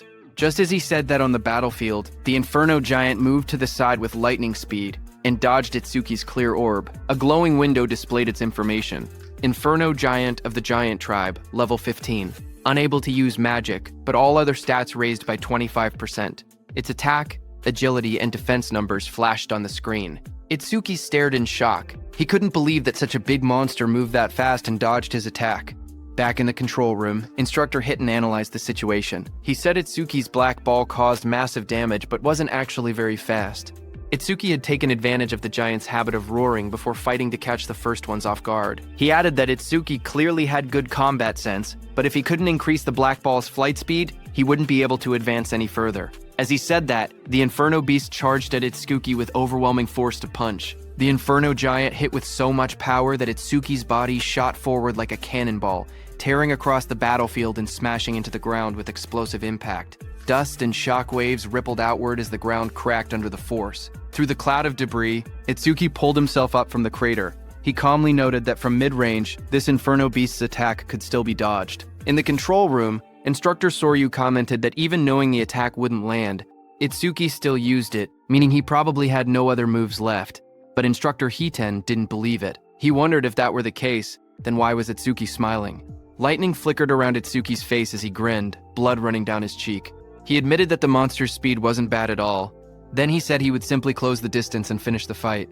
Saying that, Itsuki moved. A blue notification appeared in the air, stating that Thunderbreaker had activated. Lightning burst across the ground as the shockwave exploded. He shot upward like a streak of blue light, electricity trailing behind him. The giant monster looked up as he rose through the air. The monster swung its massive fist wrapped in spinning force, aiming straight toward him. Its punch landed hard, crashing into the ground as the impact spread in wide circular shockwaves. From the control room, Choa covered her mouth in shock, her eyes trembling as she watched. Instructor Soryu stared at the screen, panic rising in his voice. He said this attack was nothing like the Aleki Rhinos. If Itsuki took a direct hit, even he wouldn't survive unharmed. He ordered the rescue team to be called immediately, but Commander Nento told Instructor Soryu to wait. Instructor Soryu was shocked to hear that. Instructor Heaton watched the battlefield and spoke calmly. He said the monster's strike had tremendous power, but power meant nothing if the attack didn't land. Down below, the monster raised its massive metal fist, but there was no blood. The monster looked at the crater, its red eyes glowing and its chains rattling. It looked around for Itsuki in confusion.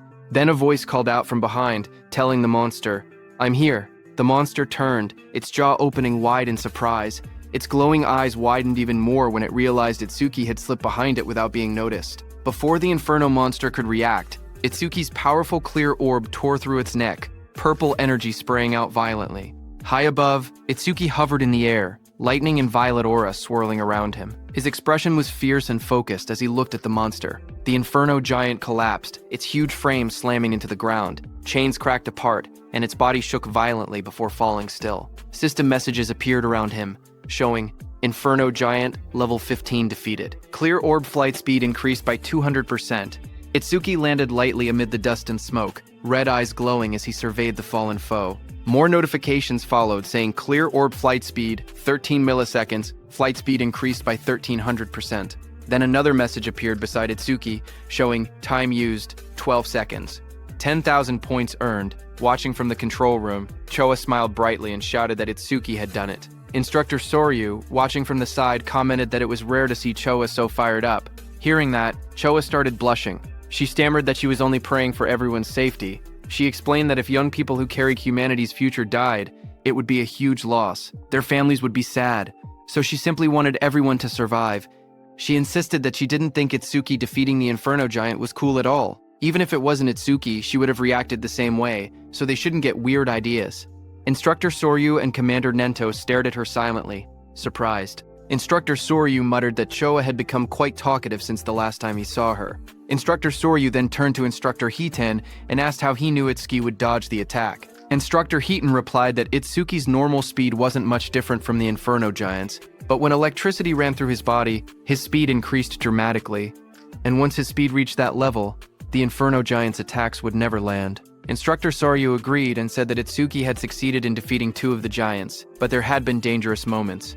With his current points, first place was already guaranteed, so if it were him, he would stop there. But Tenma was aiming higher. He was thinking about surpassing Taewajin, humanity's strongest. Itsuki raised his hand and got ready, shouting that he couldn't stop even for a second. A system window appeared, showing that Nightmare Class Phase 3 had started, with 3 level 15 Inferno Giants and 15,000 reward kill points. 3 Inferno Giants appeared in front of him as chains rattled around their bodies. Tenma activated his clear orb.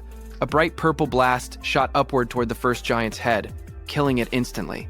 Back in the control room, Instructor Heighten smirked proudly. He said that, as expected, Itsuki chose to continue.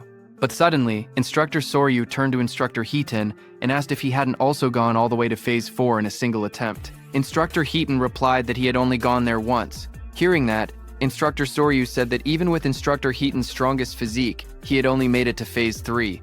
They both turned to the monitor again, wondering how far Itsuki would go. On the battlefield, another giant lunged at Itsuki, but Itsuki darted forward, lightning exploding from his feet. The monster tried to catch Itsuki in its hand, but Itsuki disappeared from there and appeared behind the monster's back. Itsuki's plan was to increase his agility using Thunderbreaker, get behind the monster, and close the distance. He succeeded and shot his clear orb again. The system window flashed as Itsuki finished his second kill. One more level 15 Inferno Giant was defeated, and his clear orb flight speed increased by 200%. A second notification came, showing that clear orb flight speed was now 17 IMS. Flight speed increase, 1,700%.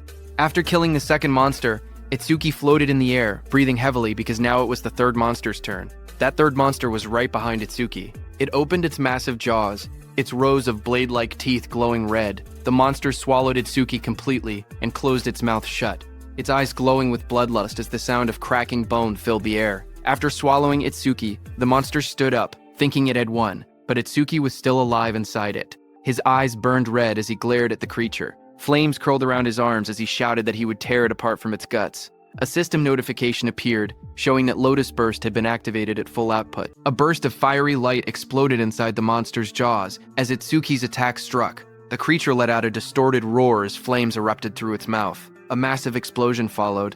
A system window appeared, stating that the Inferno Giant, level 15, had been defeated with Lotus Burst, and that all skill ranges had increased by 1%, now totaling a 1,101% increase. Another window showed the results. The time taken to defeat it was 13 seconds, and the kill reward was 15,000 points. Itsuki stood alone on the scorched battlefield, surrounded by smoke and molten ground. Back in the control room, Instructor Soryu stared at the screen. Shocked, he whispered that this was the same skill that had blown away a huge number of participants in the first stage. On the battlefield, Itsuki exhaled weakly. He said his magic had completely run out. His system window showed that his magic power was 0 out of 310. Standing over the scorched battlefield and looking at his status window, Itsuki muttered that as long as disaster beasts kept spawning, the passive effect of magic detection would continue to replenish his magic. His magic detection was at level 1. Its passive effect was that upon detecting one enemy unit, his magic recovered by 10%. Suddenly, multiple Inferno Giants emerged. Another window displayed, Nightmare Class Phase 4 starts with 4 level 15 Inferno Giants. Kill points are 20,000 points this time. As the 4 monsters registered their presence, Itsuki's magic recovered up to 124. For every monster, his magic power recovered by 31 points. With 4 enemy units detected, Itsuki's magic recovered by 40%. Back in the control room, the instructors watched the screen. Instructor Soryu stated that Phase 4 had begun, and if Itsuki passed it, he would surpass Instructor Heaton's past record. Instructor Heaton replied with a simple, yeah, and added that aside from humanity's strongest, Taewajin, no one had ever cleared Phase 4. He said it would be interesting to see how far Itsuki could go. On the battlefield, Itsuki flashed forward, electricity trailing behind him as a giant lunged. He noted that every time the clear orb's flight speed increased, its accuracy also improved. He realized that if he raised the flight speed a few more times, he wouldn't need to get to point-blank range anymore. Another giant swung through the storm of purple lightning on Itsuki's hand as he stared ahead and reminded himself that his magic was limited. He couldn't afford to waste even a single clear orb. Itsuki rushed forward through swirling purple energy. Dark lightning wrapped around his arm as he threw his hand out, aiming the spinning orb in his palm. But before he could shoot, one inferno beast with red glowing eyes lunged toward him, its metal-like jaws wide open. Chains rattled around its body as it shot forward and grabbed Itsuki's hand. Another similar monster crawled beside it, both towering over him. Itsuki's eyes widened in shock when he noticed the iron chains, as he had completely forgotten about them. The Inferno Beast snapped its head upward, the chains pulling tight across its armored mouth as it roared. Itsuki was dragged by the chains, but as he dashed past the Inferno Beast, at high speed, he struck it with the purple energy clear orb. The monster moved slightly and dodged his attack. The Inferno Beast swung back violently, punching with full force where Itsuki had been standing. The Inferno Beast's massive armored hand pinned Itsuki down. He struggled beneath it, his body crushed against the cracked ground. Then the giant tightened its grip, dragging him upward as dust and debris scattered everywhere. Its claws clamped around his torso, squeezing harder. Itsuki was in very bad shape as he couldn't put any strength into that position. A sickening crack echoed as the giant's grip twisted violently. A skeletal image of Itsuki flashed, showing all the bones in his body snapping under pressure. The giant then slammed him brutally into the ground. The impact split the earth, sending shards of stone flying. His body lay inside the crater, blood covering his clothes as smoke rose around him. Both his arms and legs were completely broken. Back in the control room, Instructor Soryu panicked and shouted for Instructor Hiten to go help quickly. Instructor Hiten watched the screen with worry. Sweat slid down his face as he stared forward. He murmured that this must be Itsuki's limit. A memory flashed before his eyes. Just like Itsuki, he himself had once collapsed at the same point. Determined, Instructor Hiten turned away from the monitor. He said he was going to help right now, but before he could move, someone called out for him to wait. It was Commander Nento, who looked at the large screen. He said that Itsuki hadn't given up yet. Hearing that, Instructor Soryu stepped forward urgently. He told Mr. Izumi that this wasn't the time to talk about such things. Choa agreed, saying that if they didn't act quickly, Itsuki would die. Instructor Hiten beside him also said that Itsuki's situation was desperate, but Commander Nento kept his eyes on the screen. He spoke with certainty, saying he could tell Tenma still had a trump card left. Instructor Soryu looked surprised and asked how Commander Nento knew about a trump card.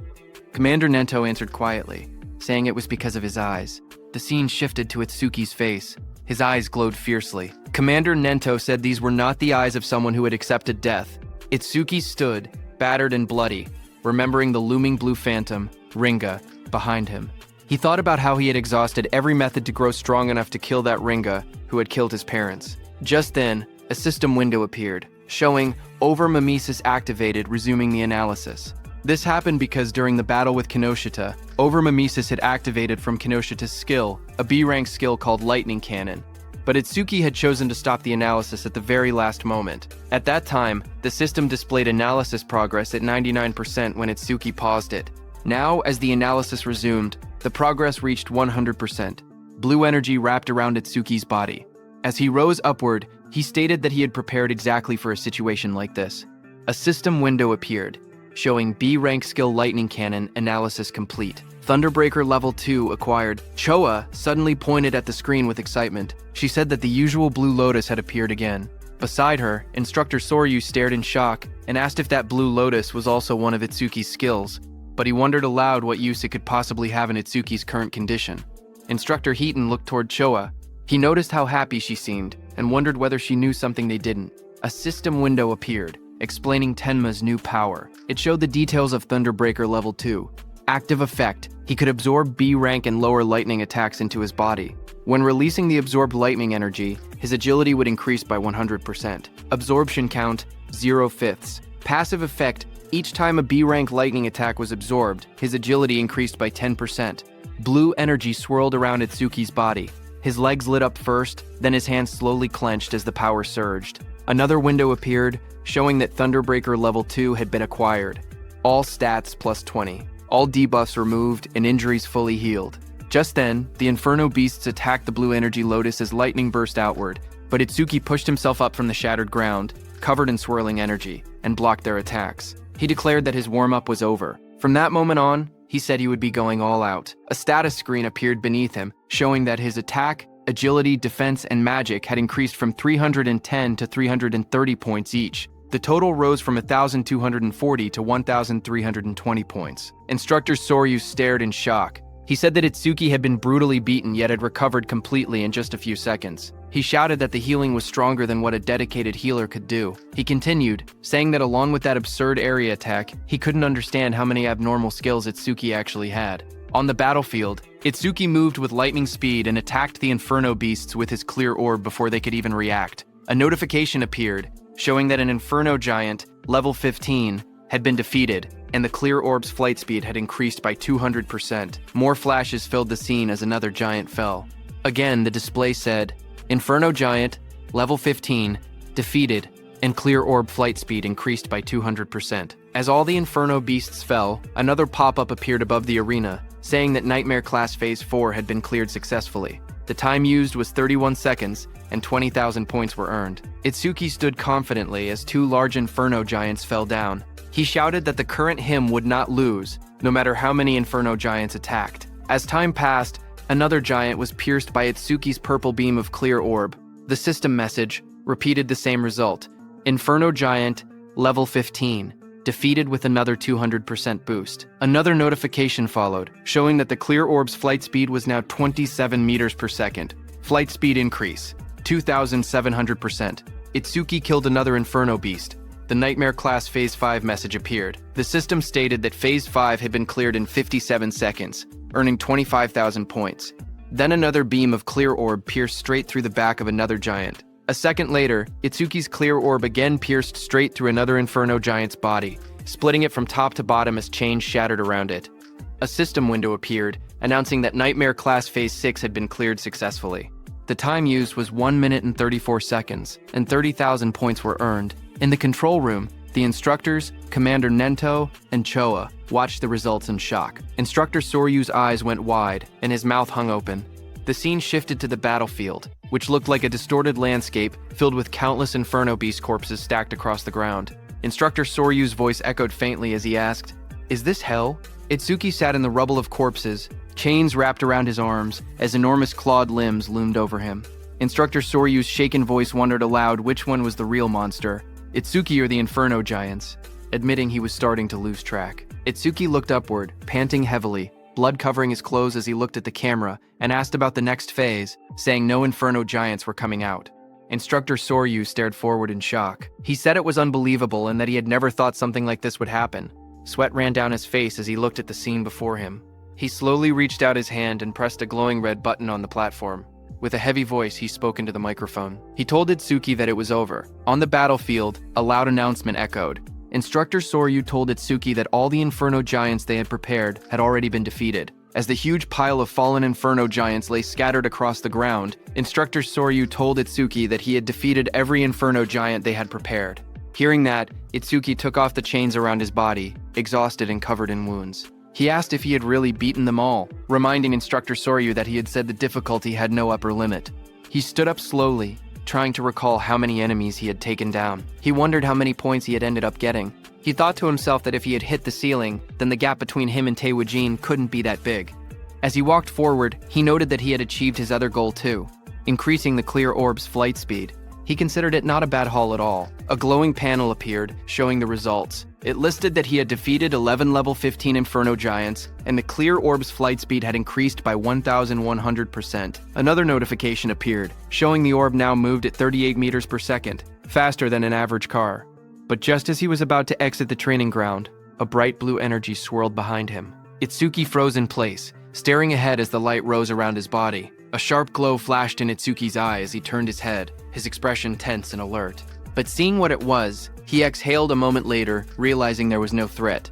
He muttered that he had mistaken it for another enemy for a second, because he had totally forgotten about it. Behind Itsuki, a huge glowing crystal had formed. He looked at the floating blue crystal beside him, knowing that since he couldn't level up, any experience from the disaster beasts he defeated turned straight into karma stones. The large blue stone hovered in the air, swirling with light. In the control room, the instructor stared in surprise.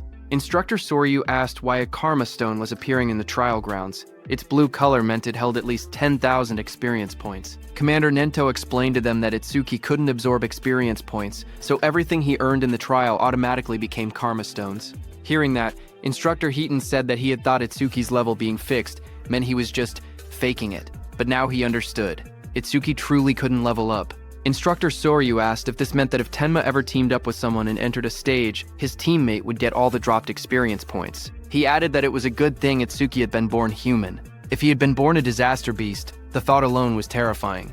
Back inside the trial grounds, Itsuki grabbed the glowing blue karma stone. He held it close, the light reflecting in his eyes as he looked at it calmly. He then placed his hand on the large metal door, saying he had done what he came to do and that it was time to head out. The heavy door slowly slid open. Outside, Instructor Soryu leaned forward in excitement, telling the others that Itsuki had come out. A bright panel appeared above Itsuki as he stepped through the exit. It displayed his results. Tenma Itsuki Preliminaries, second stage clear. Points earned, 106,600. Time used, 3 minutes 55 seconds.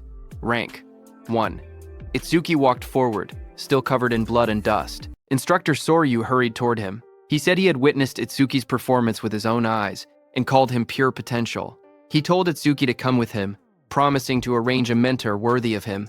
Itsuki replied that he appreciated the offer, but he already had a teacher who trained him, so he was fine. Hearing that, Instructor Soryu grew frustrated, telling Itsuki he didn't get it. He said, "So what if he has a teacher?"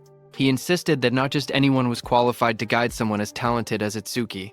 He said Tenma would be better off following someone like him, someone with connections and resources. Itsuki repeated that he was fine. Instructor Hitten, beside Instructor Soryu, leaned in and warned him that if he kept pushing, Itsuki would start disliking him, but Instructor Soryu refused to back down. He shouted that he couldn't give up so easily and told Instructor Hitten to talk some sense into Itsuki. He asked if he was really okay letting someone waste Itsuki's talent. When Itsuki looked toward Instructor Hitten, he recognized him as the one who had handled Kinoshita's lackeys before. Instructor Hitten waved it off, saying he had only judged someone who broke the rules. He then smiled and told Instructor Soryu that Itsuki was the disciple of Izumi, so there was no way he wouldn't help him. Hearing that, Instructor Soryu froze in shock. He asked Instructor Hitten what he had said. Whose disciple was Itsuki? Itsuki thanked Instructor Hitten for what he had done in the past. On the other hand, Instructor Soryu stiffened as he repeated the words. Itsuki is Commander Izumi Nento's disciple. Commander Nento, standing behind, confirmed it with a confident smile. Hearing that, Instructor Soryu muttered that an out-of-spec youngster had appeared, and of course he had turned out to be Izumi's pupil. Itsuki looked at Commander Nento and called him sensei. Commander Nento stepped forward and praised Itsuki, saying he had watched his performance closely. He asked if he was hurt anywhere and said he could have Choa heal him if needed. Choa, standing behind, blushed and told her father that Itsuki had been fired up about challenging Phase 7, so there was no way he could be hurt. Itsuki smiled weakly. He said he wasn't injured but admitted he was a bit worn out. He added that he would be fine after a short rest. Instructor Soryu nodded and said that if Itsuki was Izumi Nento's disciple, it made sense he could perform at this level. He then mentioned that his disciple had wiped out every disaster beast prepared for the second stage. Itsuki then asked if Taiwa had made it to Phase 6 as well. Instructor Soryu answered that back then, Phase 4 had been the maximum. Later they expanded it to Phase 6, but even that no longer seemed enough.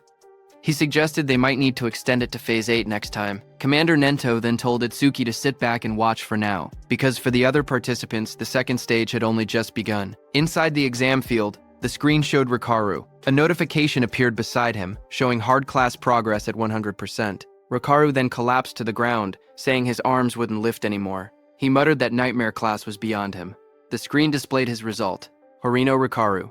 Second stage challenge over. Time used, 17 minutes, 17 seconds. Points earned, 1,600. The screen then showed Saya, whose hard class progress was also at 100%. Saya held a massive water sphere overhead with a beast trapped inside. She said she didn't have any high firepower skills, so she was trying to suffocate the beast by trapping it in water. She admitted it was taking too long and she was about to run out of magic. She whispered that the next difficulty might be impossible. A notification appeared beside her, showing her result. Kisaragi Saya, second stage challenge over. Time used, 19 minutes, 1 second. Points earned, 1,600. He said Rikaru and Saya had both capped out at hard class. He thought they would get a bit further. Instructor Hiten told him not to assume everyone was as strong as him. He said most participants couldn't even clear normal class, given how fast Rikaru and Saya had defeated the Aleki Rhino. He said both of them were guaranteed to be in the top 10. Itsuki then asked why they hadn't been removed from the field if their runs had already ended. Instructor Soryu explained that unless someone was seriously injured or a special circumstance occurred, participants weren't allowed to leave the trial grounds. He added that Itsuki was a special exception. At that moment, Instructor Heaton looked up and said someone else had reached Nightmare Class. Inside the stage, Gaku swung a huge hammer down with full force. Instructor Haiten explained that, with a rare karma tool, Gaku should be able to take down at least one Inferno Giant. Another scene showed a silver-haired girl fighting an Inferno Beast. Instructor Haiten said that the Shikigami user, Akagami Shion, reaching this far was impressive too. Just then, Xion shouted for her cat Michon. Her cat jumped as Xion used its complete form. The cat turned into a massive black creature and moved forward as red light burned in its eyes. The monster rose to its full size, towering over the battlefield. Across from it, Xion stood calmly, watching as the creature roared. The beast then charged and struck down with overwhelming force, fighting the Inferno Beast. Their claws crashed with destructive power. Itsuki watched all this from the control room. He asked if Shikigami could change into different forms. He asked Choa if her Tamacho could do the same. She replied with a simple no, explaining that it was her first time seeing one that could transform. She said Shikigami came in many types, and their abilities were still full of mysteries. She warned him to be extra careful if he encountered Shikigami users from now on. Itsuki looked at the scene and said Shikigami were unexpectedly strong. He thought about the black dog he had taken from Charles and said he had been leaving it alone until now. But from this point on, he would give all dropped experience to it. He then looked down slightly and said that since Saya and Rikaru had already retired, there was no pain in staying any longer. He thought it was time to head out. But suddenly, Itsuki's eyes widened as he saw something on the screen. It was Iberia. He was wrapped in glowing red energy and stood in a hardened stance. Itsuki was shocked to see him and asked what that armor was and if he had gotten it from his father. Iberia's whole body became covered by that armor as he looked at the monster in front of him. It was the strongest epic karma tool his dad had made for him. His body then transformed into a fully armored form with sharp red scales and glowing eyes. A screen displayed the item stats. Dragon Gear, Epic, increases attack and agility by 100. Its epic effect, for every 1 minute equipped, attack and agility increase by 20. The maximum time is 15 minutes. Iberia knew that his tool had a will of its own, and chose its master. He said it took a lot of effort before he finally obtained it. He ran toward the Inferno Beast in front of him, thinking that his armor added 20 attack and agility every minute it was equipped. But if worn longer than 15 minutes, there would be a severe penalty. So he had to finish everything within 15 minutes. Another screen appeared, showing current status increase. Attack and agility increased by 120. Iberia shot forward at high speed. He thought about the announcement stating the Nightmare class had been cleared, and he believed it was probably Itsuki. He told himself he had to do his best so he wouldn't drag Itsuki down. He charged ahead, declaring that the two of them were double eye. Itsuki watched him from the control room and said calmly that the armor looked good on him. Then, a few minutes later, Instructor Soryu announced that the second stage was finished. From inside the control room, Instructor Soryu explained the rules. Only the top 10-point earners could advance to the national tournament's main event. He added that the top 2 would receive special rewards in the main event. Lying on the ground, Gaku smirked. He said that aside from Hanayu, there was no way anyone had more points than him. He laughed to himself, claiming those special rewards would be his. Instructor Soryu then stepped forward and announced that he would now reveal the top 10 results. A large screen displayed the rankings. First, Tenma Itsuki. Clear time, 3 minutes 56 seconds. Points earned, 106,600. Second, Hanukana. Time, 23 minutes 43 seconds. Points, 16,600. Third, Gaku. Time, 24 minutes 23 seconds. Points, 6,600. Fourth, Iberia. Time, 27 minutes 59 seconds. Points, 6,600. Fifth, Akagami Shion. Time, 16 minutes 30 seconds. Points, 1,600. She failed at the Nightmare class attempt. Sixth, Horino Rikaru. Time, 17 minutes 17 seconds. Points, 1,600. Seventh, Kisaragi Saya. Time, 19 minutes 1 second. Points, 1,600. Seeing the results, the crowd reacted instantly. One man shouted in disbelief, saying Itsuki had scored over 100,000 points, far more than even Tewajin's 60,000. Another said that with a score like that, first place in the entire country was basically guaranteed. An injured man wondered aloud how many Inferno giants Itsuki must have killed, since each was only worth 5,000 points. Seeing this, Gaku suddenly sat up, shocked that he had fallen to third place. He asked who Tenma Itsuki even was, saying he had never heard of the name before. Haru looked at her weapon and said she wanted to cross swords with Tenma Itsuki. Saya lowered her gaze. She said she hadn't expected such a huge gap between herself and Itsuki. She wondered if a combat job had ever been right for her in the first place. Instructor Soryu then reported that all continental trials had ended and the national rankings were out. He revealed that Itsuki placed first in the entire nation, ahead of second place by a massive 65,000 points. Choa, watching her father, said that she couldn't see her father's face, but she could feel it. Her father was pleased. Commander Nento looked toward the sky and said humanity's new dawn was growing brighter. Meanwhile, on the battlefield, Iberia lay exhausted on the ground. He muttered that over 100,000 points was impressive, but if it was Itsuki, taking first place was expected. He added that he had also done enough not to shame the name of Double I. He was lying next to the defeated giant machine. Itsuki walked up to him and told him he did great, saying Iberia had surprised him. Iberia smiled weakly as he was still dizzy after using that karma tool. The instructors and Commander Nento stood on the platforms watching. Then Instructor Soryu announced that the 21st Salvation League National Tournament preliminaries had come to an end. On the battlefield below, Itsuki carried Iberia on his back and walked forward.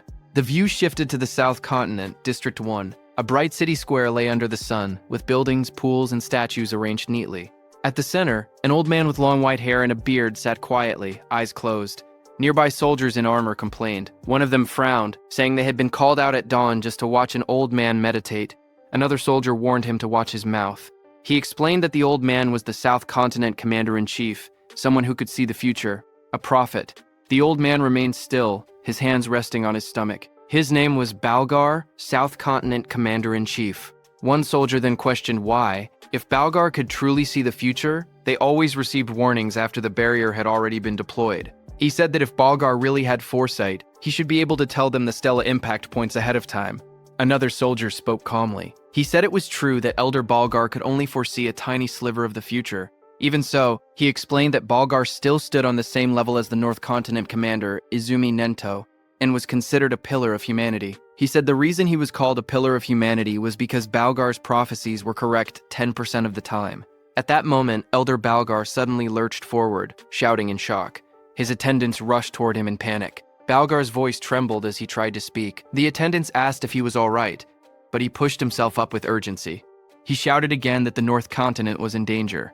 His eyes widened, filled with terror. He cried out that a massive disaster beast assault would soon strike the North Continent. Among them, he warned, were disaster beasts with levels that exceeded 100. Then, sometime later at night, the leaves rustled softly as the scene shifted to Itsuki standing under the trees. Blue system windows appeared beside him. While he looked ahead calmly, he said that his total stats had finally exceeded 1,500. The system display showed his information. Tenma Itsuki, human, level 0, fixed. His job was Order Breaker. His Nirvana gift was a special grade Nirvana. His skills were listed one by one. Overmemesis, Thunderbreaker level 2, Blackwall level 2, Lotus Burst level 1, and Shikigami Eater level 1.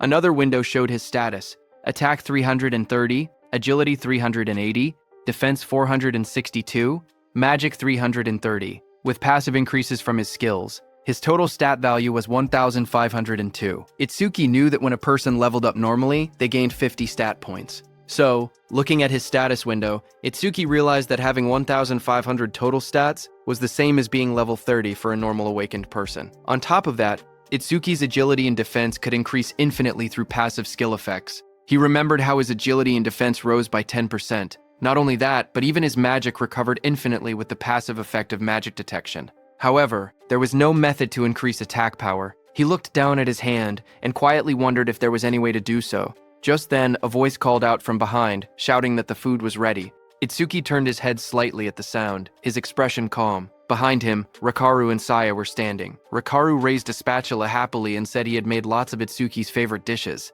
Saya stood beside him, smiling gently. Hearing that, Itsuki began walking toward them and said he would think about his problems later.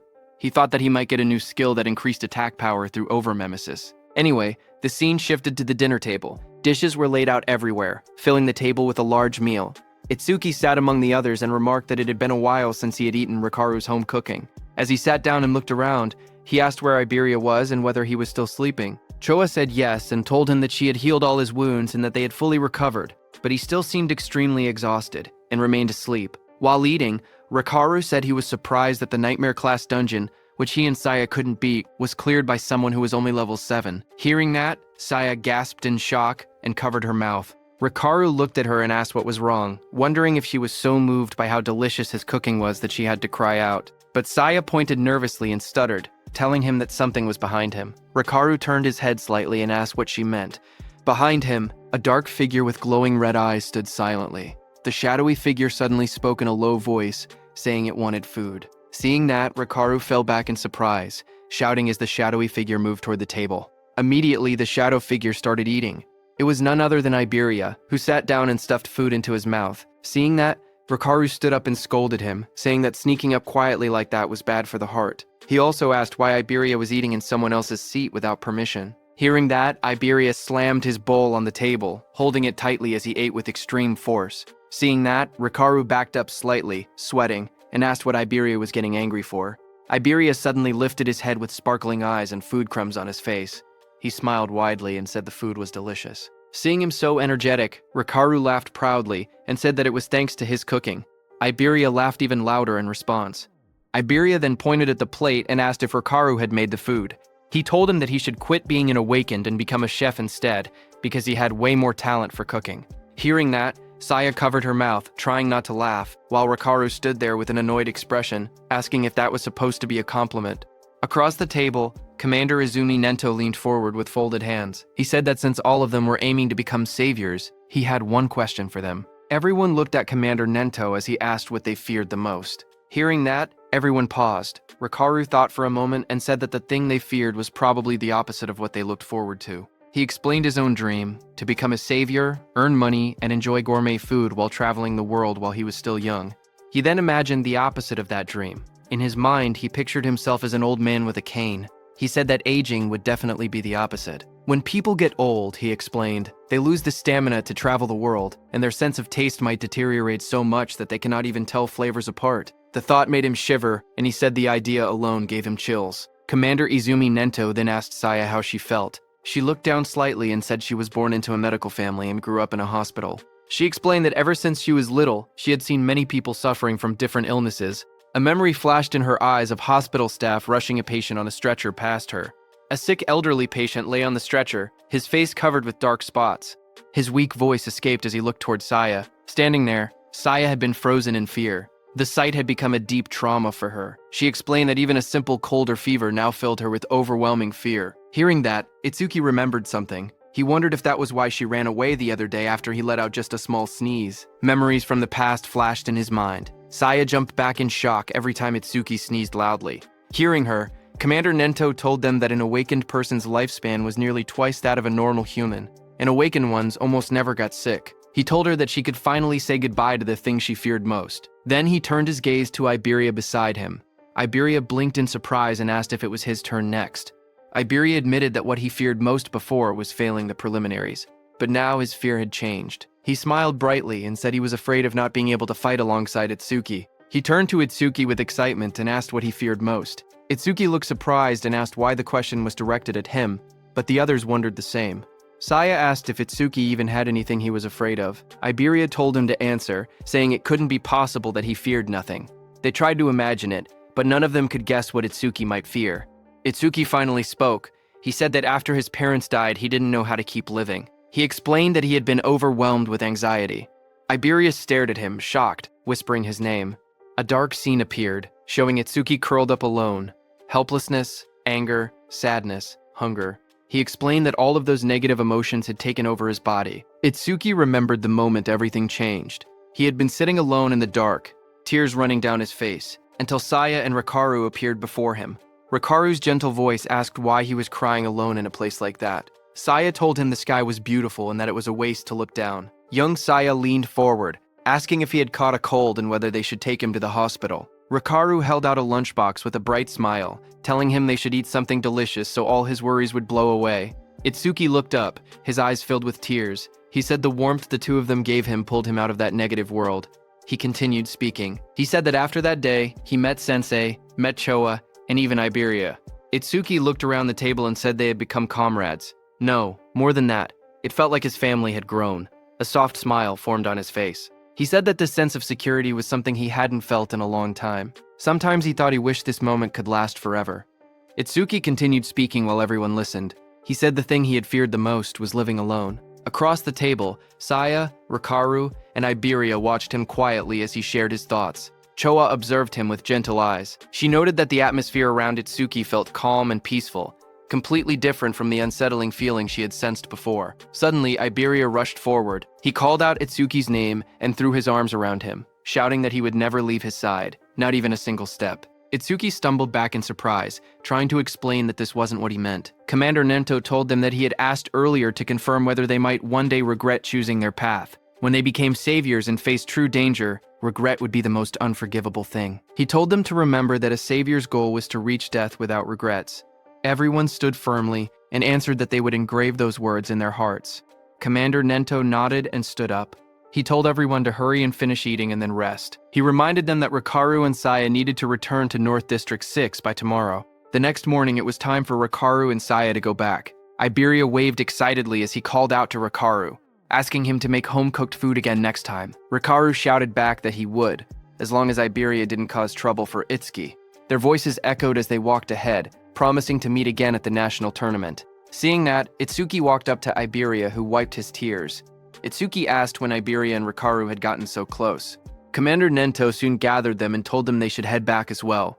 Itsuki nodded, but his mind wandered. There was something he wanted to ask Saya. He thought he could ask her during the main tournament.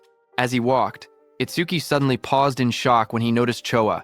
Choa sprinted across the courtyard with urgency. Itsuki wondered why she was in such a rush. A moment later, Choa reached Commander Izumi Nento. Slightly out of breath, Commander Nento asked her what had happened. Choa replied in a serious tone that top-secret information had just arrived from the South Continent. Commander Izumi Nento asked Choa what the secret message contained. Choa explained that the information carried an extremely high clearance level. It was something only saviors above level 50 and continent commanders were allowed to know. Commander Nento then looked at Itsuki and Iberia and said that the two of them were also permitted to hear it. Iberia lit up with surprise, asking if he trusted him that much. Choa began delivering the message. A new prophecy had come from Elder Balgar, the commander of the South Continent. According to him, within the next 3 days, a large-scale disaster beast assault would strike the North Continent. Hearing that, Itsuki asked whether Elder Balgar's prophecies were reliable. Iberia confirmed that they were. Elder Balgar was the most renowned prophet across all 5 continents. His prophecies were as good as confirmed futures. Choa turned to her father and urged him to leave the North Continent immediately. But Commander Izumi Nento believed there had to be a reason the disaster beasts were launching an assault. This time, he said, the target was most likely him, the commander of the North Continent. The commander thought for a moment. He said that if that were true, then staying here would make him good bait. Choa stepped forward, insisting there was no reason for her father to remain in the North Continent. She reminded him that combat wasn't even his specialty, and if he already knew he was the target, then remaining here was far too risky. She urged him to evacuate to the Central Continent immediately. Itsuki agreed with her. He said that if they lacked manpower, he would remain behind and fight, but the commander raised a hand, stopping them. He told them he had already made his decision and warned them not to argue further. Then he turned to Itsuki, saying there was something else he needed him to do. Itsuki protested, insisting that nothing could be more important than protecting his sensei. Commander Nento explained his request. Iberia's father, Aiden, was the greatest crafter across all 5 continents, and they couldn't allow anything to happen to him. He wanted Itsuki to guard Aiden together with Iberia. Additional awakened fighters would also be dispatched to support them. Hearing that, Iberia looked troubled. He wondered aloud why their forces had to be split just to protect his father. Suddenly, a thought struck him as he realized that Sensei might be intentionally keeping him away from the battlefield.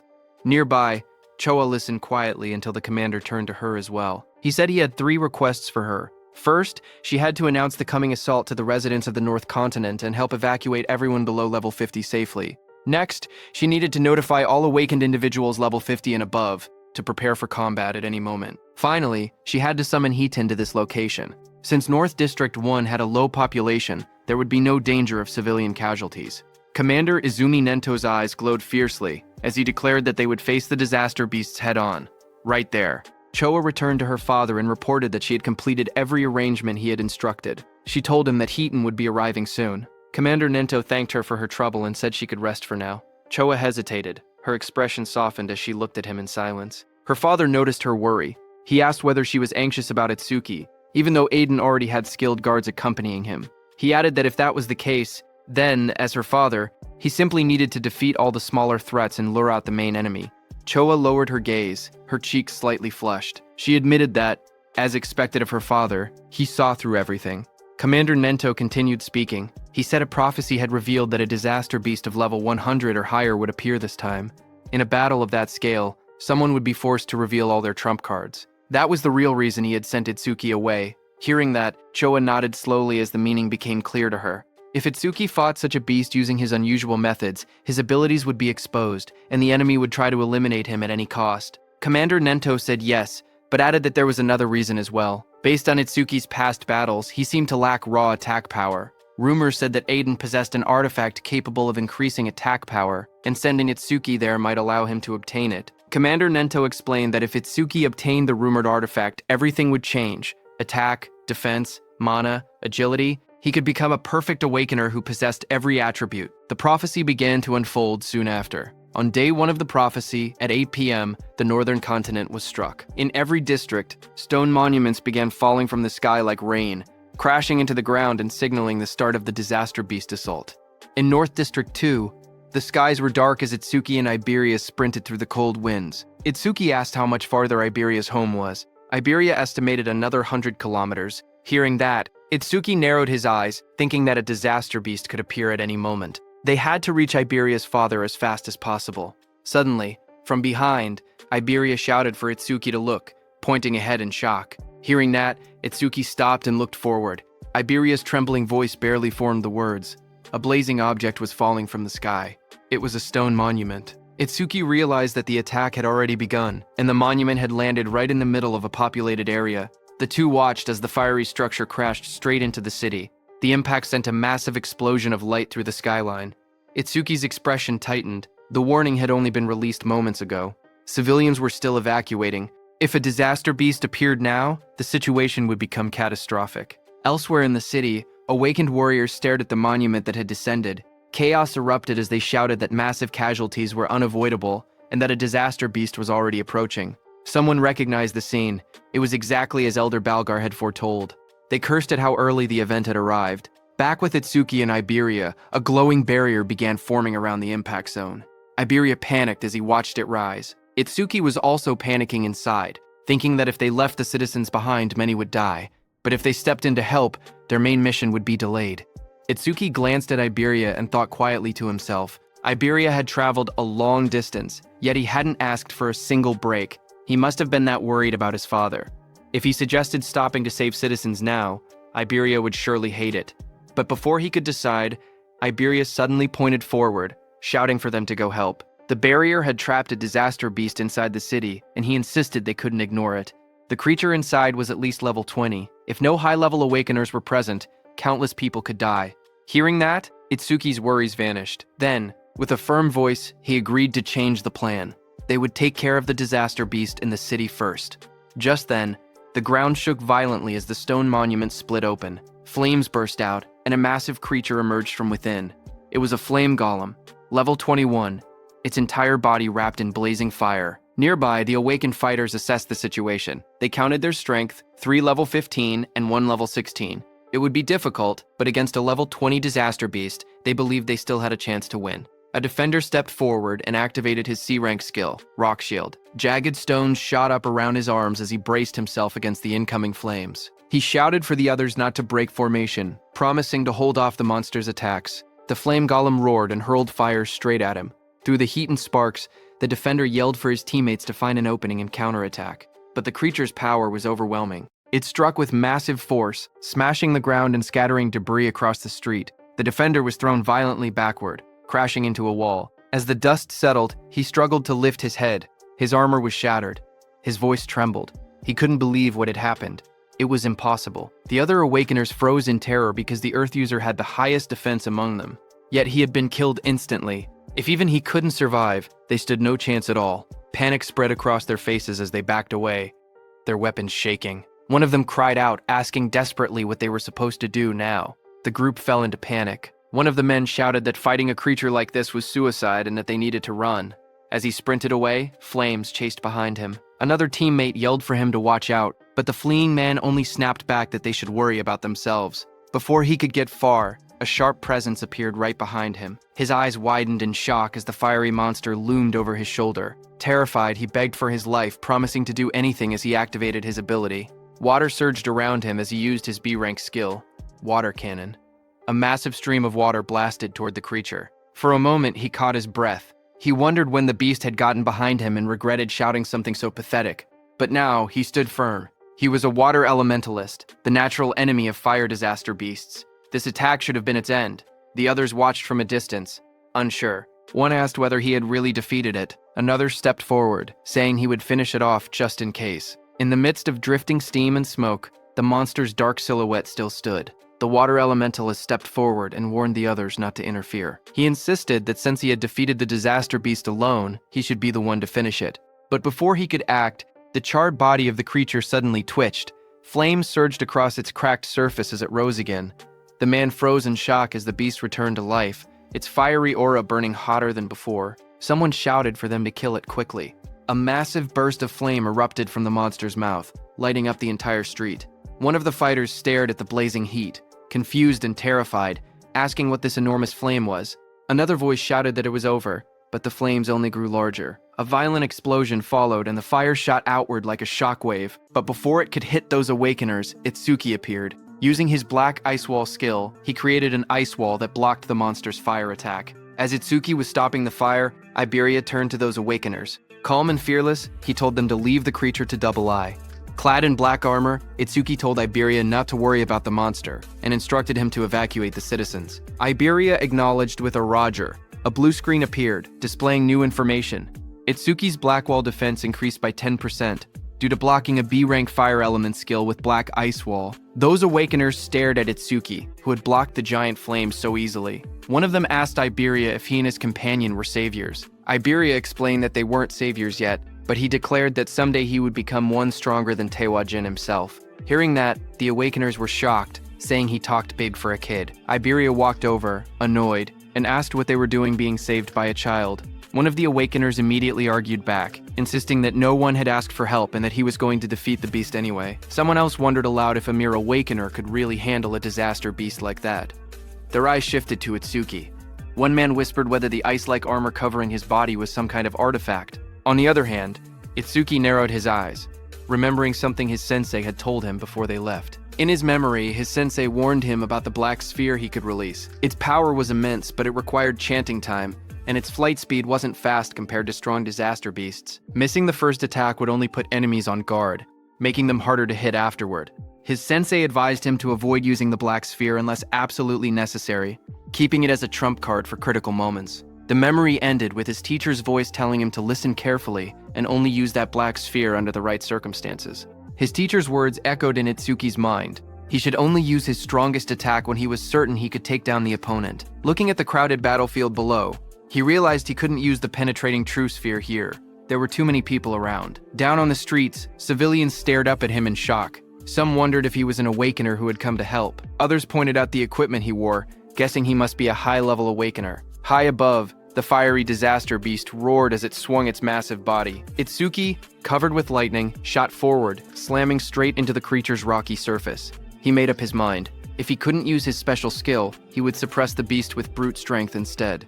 With full power, he punched the beast. Explosive impacts echoed through the buildings as he drove the monster backward. His movements blurred with speed as burning fragments scattered everywhere. A bright system window flashed, showing that Itsuki's Thunderbreaker activated Thunderclap Wave. Lightning surged across his entire body as he appeared above the beast. The beast raised its head, its eyes glowing red, fire swirling around it. Itsuki struck again, driving the massive creature through the ground with overwhelming force. Dust and flames erupted as the beast crashed hard, its body half buried in the shattered street. The ground trembled from the impact. Lightning wrapped around Itsuki as he rose into the air, his entire body glowing with blue energy. Flames raged around him, but he shot downward like a meteor, slamming into the massive creature below with overwhelming force. The impact shook the entire street. A huge shockwave burst outward, cracking the ground and sending flames scattering. A crater formed where the blow landed, smoke rising from the broken asphalt. People watching from a distance stared in disbelief. One person said the disaster beast was being pushed back completely, even though it was supposed to be powerful. Another mentioned that the awakener looked like he was only 18. Someone else suggested the beast must have been injured beforehand, but an awakener nearby could only stare with wide eyes, whispering in shock that this couldn't be real. Even a level 21 flame golem couldn't fight back at all against that young man. He wondered who the young man facing it truly was. When the smoke finally cleared, the battlefield was quiet. The golem lay smashed into the ground. One of the awakeners looked around in confusion and asked where the young man had gone. Another man explained that as soon as the young awakener had defeated the disaster beast, he left the area with the blonde boy.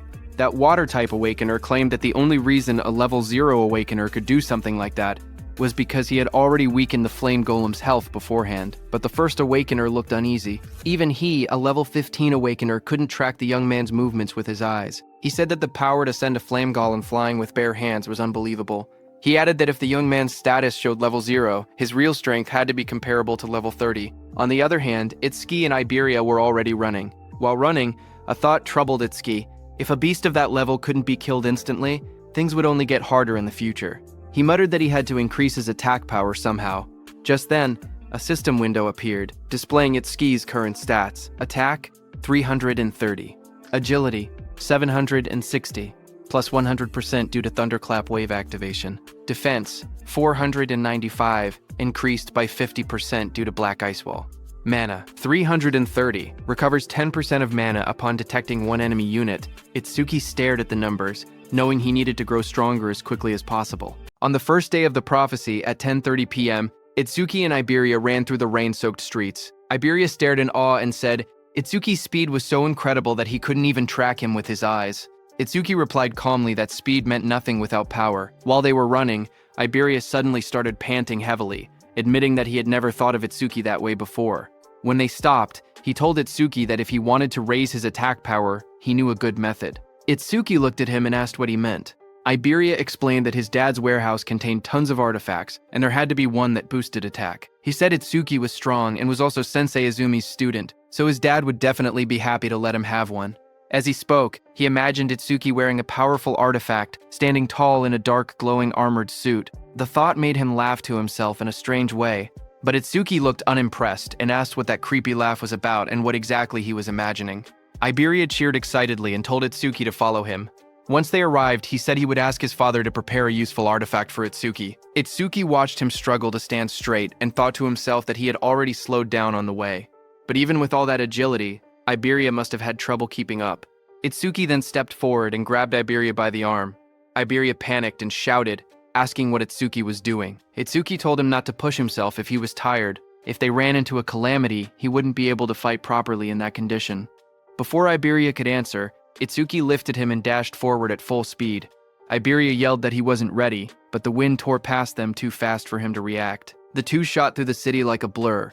Iberia screamed that it was too fast, while Itsuki said they had already wasted enough time and told him to hold on. Later, at 11:05 p.m. on the first day of the prophecy, the moon hung over a quiet set of wooden houses deep in the forest. A gust of wind swept through as they arrived. Iberia collapsed forward, shaking.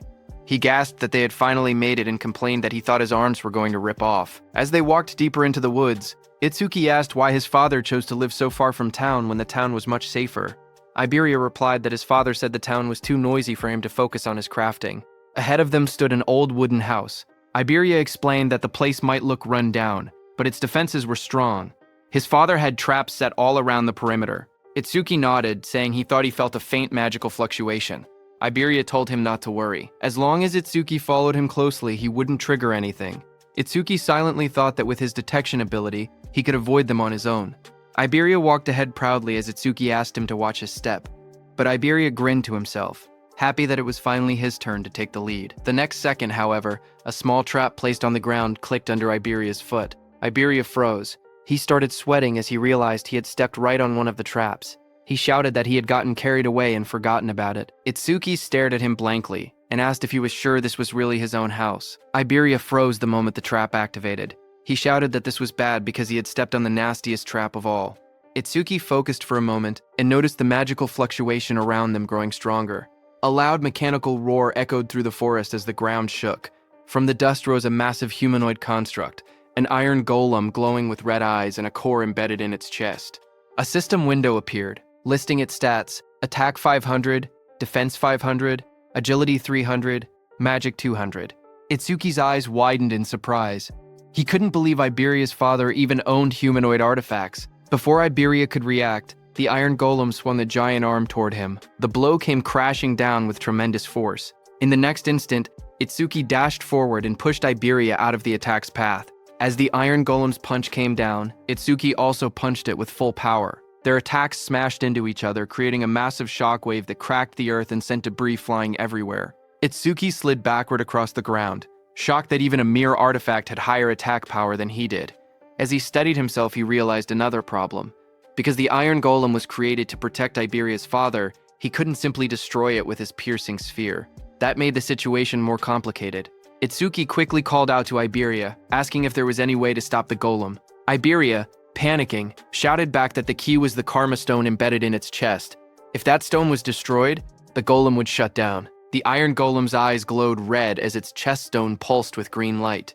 Iberia yelled that the stone was its power source, and that taking it out would end everything. A system window appeared as Itsuki activated Thunderwave. Lightning surged around his body, crackling across his arms and shoulders. He smirked, realizing that knowing the golem's weak point made the fight much simpler. The golem had strength, but he had speed. He dashed forward, lightning trailing behind him as the iron golem slammed its massive arm into the ground. Stone shattered everywhere, but Itsuki slipped past the attack, aiming straight for the glowing stone. The golem swung again with both arms, trying to crush him, but Itsuki moved in a blur of thunder. Multiple aftermages flickered around the battlefield as he closed the distance, electricity lighting up the entire area. Lightning wrapped around Itsuki's body as he dashed straight toward the iron golem's chest. The golem swung a massive arm down at him, but he slipped underneath the attack, closing the distance in one quick burst. He reached out and grabbed the glowing green karma stone embedded in the golem's chest. The moment his hand made contact, the stone cracked and came free from its socket. The iron golem's body froze. Its red eyes dimmed, and its raised arms stopped mid-movement as all power left its frame. Itsuki stepped back, holding the fractured stone in his hand. Just then, a shadow loomed behind him, raising a sword to attack. As Itsuki calmly asked if that was enough, Iberia rushed forward in panic, shouting for Josuke to stop. But before he could reach him, that figure suddenly blurred into motion. A fierce strike came swinging toward Itsuki from the side, his eyes glowing red at the moment of impact. But the blade stopped inches from his chest. Itsuki froze in shock. He wondered when his opponent had even moved. Josuke stood in front of him, lowering the heavy sword. He looked confused as he recognized Iberia behind the stranger. He admitted that he had thought the intruder was just a group of lost bandits. Smoke drifted from the sword as Josuke introduced himself. Itsuki stepped forward calmly, but confusion rose in his eyes. He questioned why he hadn't sensed any magic until the moment of the attack. Josuke's gaze moved between Iberia and the newcomer as he asked who this person was. Just then, Itsuki glanced down, startled to see that the massive sword in Josuke's hand had vanished without a trace. Iberia quickly jumped in, explaining that the stranger was his friend, Itsuki Tenma. He boasted that Itsuki was level 0 but incredibly strong. He added that they had formed a duo and were trying to decide on a team name. Before Iberia could continue, Itsuki told him never to mind that and instead asked where Iberia's father was.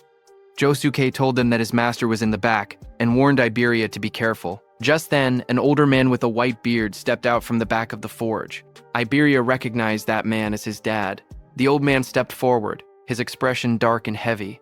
Even Josuke quietly noted that he didn't seem to be in a good mood. Iberia ran up to him excitedly, waving his arms. He shouted that he had passed the qualifiers. The old man remained silent. Iberia proudly continued. He explained that he had ranked 4th in the region on nightmare difficulty and demanded the reward he was promised, being allowed to choose any artifact he wanted. But before he could finish boasting, a sharp slap struck his cheek. Iberia's head snapped to the side, his eyes wide in shock. He touched his face with trembling fingers and asked why his father had hit him. The old man glared at him furiously, his voice rising as he demanded that he return the dragon gear. He accused him of stealing it. Iberia staggered back, clutching his cheek. He shouted that he had only borrowed an epic artifact and complained that there was no need to hit him. His father pointed angrily at him from the ground. He warned that the dragon gear caused irreversible damage if worn for too long. He added that if Iberia ever took it without permission again, he would not be so lenient next time. Frustrated, Iberia turned and ran off into the forest, yelling that he would never use his father's crappy artifacts again. The dragon gear dropped from his shoulder and landed on the ground behind him. The old man then turned toward Itsuki and asked if he was Izumi's second student.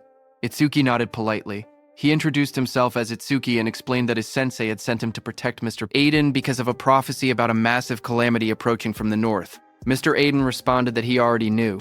He studied Itsuki closely and muttered that Izumi was demanding and rarely accepted disciples. He wondered why a strict master would choose someone who looked as plain and ordinary as this kid.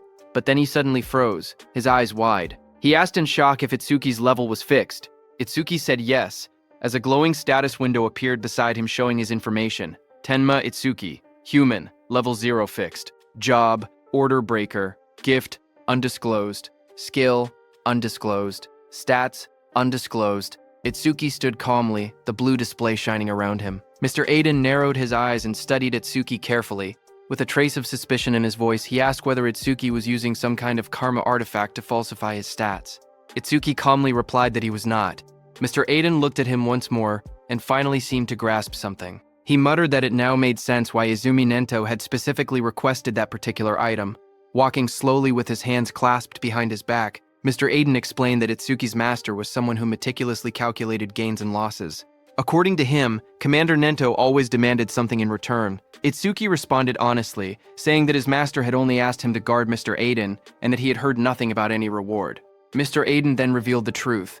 Commander Nento had contacted him and said that in exchange for allowing his disciple to protect him, he should give that disciple a certain karma artifact. Hearing this, Itsuki looked surprised and quietly wondered whether his master had truly done that for him. Still calm, Itsuki said it was fine. Even without an artifact, he would properly protect Mr. Aiden. Mr. Aiden shook his head and said that was unnecessary. He had plenty of artifacts, so he did not mind giving one away. However, he admitted that he had simply been curious as to why Commander Nento had specifically chosen something he considered a failure. Itsuki looked confused and asked what he meant by a failure.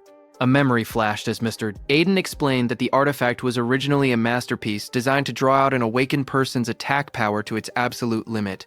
He raised a glowing golden crystal in his hand as a system window appeared, revealing the artifact's information. Its name was Critical Crystal. Unique effect: critical attack power is doubled during a critical hit. Critical rate: 99%. Unique effect: the user's attacks generate critical hits. The golden crystal shone brightly in Mr. Aiden's hand, but as Mr. Aiden held the glowing crystal, something unexpected happened. A crack suddenly formed across its surface. His eyes widened in shock as the golden crystal split with a sharp sound. The artifact's power changed instantly. Its rank became unknown, and a mysterious broken effect appeared.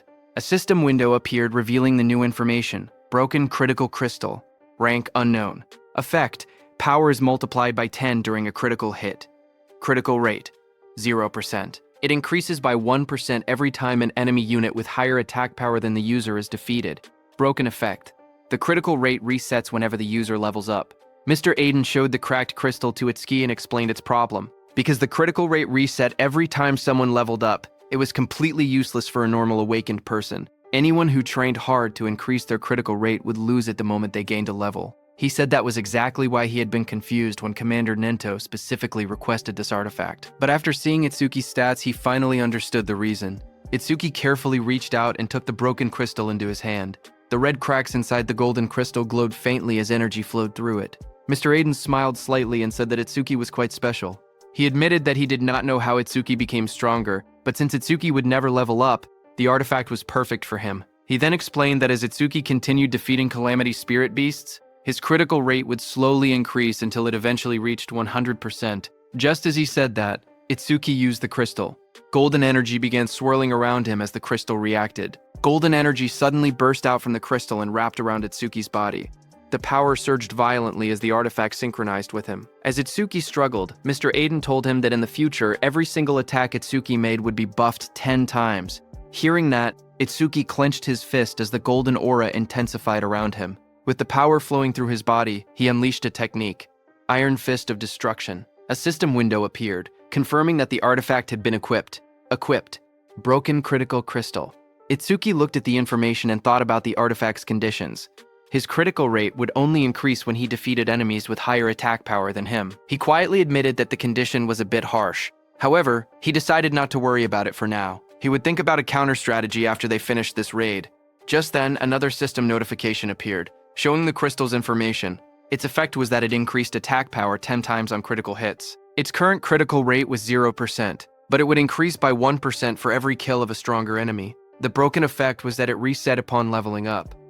After observing the artifact's reaction, Mr. Aiden spoke again. He said the artifact seemed to be equipped properly and that it was truly compatible with Itsuki. Itsuki then admitted that he had actually been struggling because his attack power was low. He thanked Mr. Aiden, saying the artifact helped him a lot.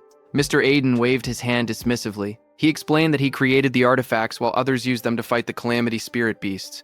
Both of them were simply doing their part for the survival of humanity, so no thanks were necessary. As he spoke, Mr. Aiden turned and began walking away. He added that unless someone already knew his location in advance, there was no reason for beasts to attack such a remote place. For now, he told Itsuki to rest. Just as Mr. Aiden finished speaking, something strange suddenly appeared in the sky above the forest. His eyes widened in shock as he noticed a massive pillar of energy descending from the sky. The atmosphere trembled as the force rushed downward. A loud impact followed as the energy slammed into the forest. The force spread outward like a shockwave nearby. Itsuki and Josuke instinctively raised their arms to shield themselves as the powerful energy burst through the air. Iberia, who was inside the house, opened his window and stared in disbelief, shouting in confusion and asking what had just happened. He looked toward the sky with wide eyes and realized something unexpected. A barrier had appeared. Looking up, they saw a massive green dome covering the entire area. The strange barrier surrounded the forest, glowing with an eerie green light. Seeing the enormous dome above them, Iberia shouted in shock, wondering why there was a green barrier there. Mr. Aiden looked toward the sky with a serious expression. In his mind, a troubling thought appeared. Only the commanders and the chief of the 5 continents should know his location. He wondered whether it was truly a coincidence that a stone monument had fallen here, or if something else was happening behind the scenes. Before he could think further, Josuke suddenly shouted loudly, quickly warning everyone to get back. The Calamity Spirit beasts were coming, and they were already heading straight toward them. Itsuki stood quietly and focused his senses. His eyes sharpened as he felt a powerful presence approaching. He calmly said that he could feel it. Something was moving toward them at an incredible speed. Moments later, the ground began shaking as multiple creatures rushed forward through the forest. At first, Itsuki counted 6 of them. Then they realized there were even more. The monsters burst out of the trees, charging straight toward them. One of the creatures revealed itself clearly.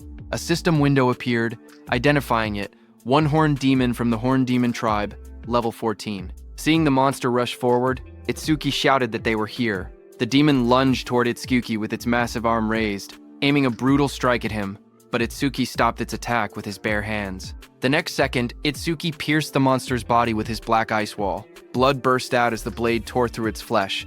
At the same moment, a system notification appeared, activating Black Ice Wall. More monsters rushed forward from different directions, opening their jaws wide as they attacked together. Electricity crackled around Itsuki's body as he moved calmly through the battlefield. Inside his mind, he thought that enemies at this level were not a problem.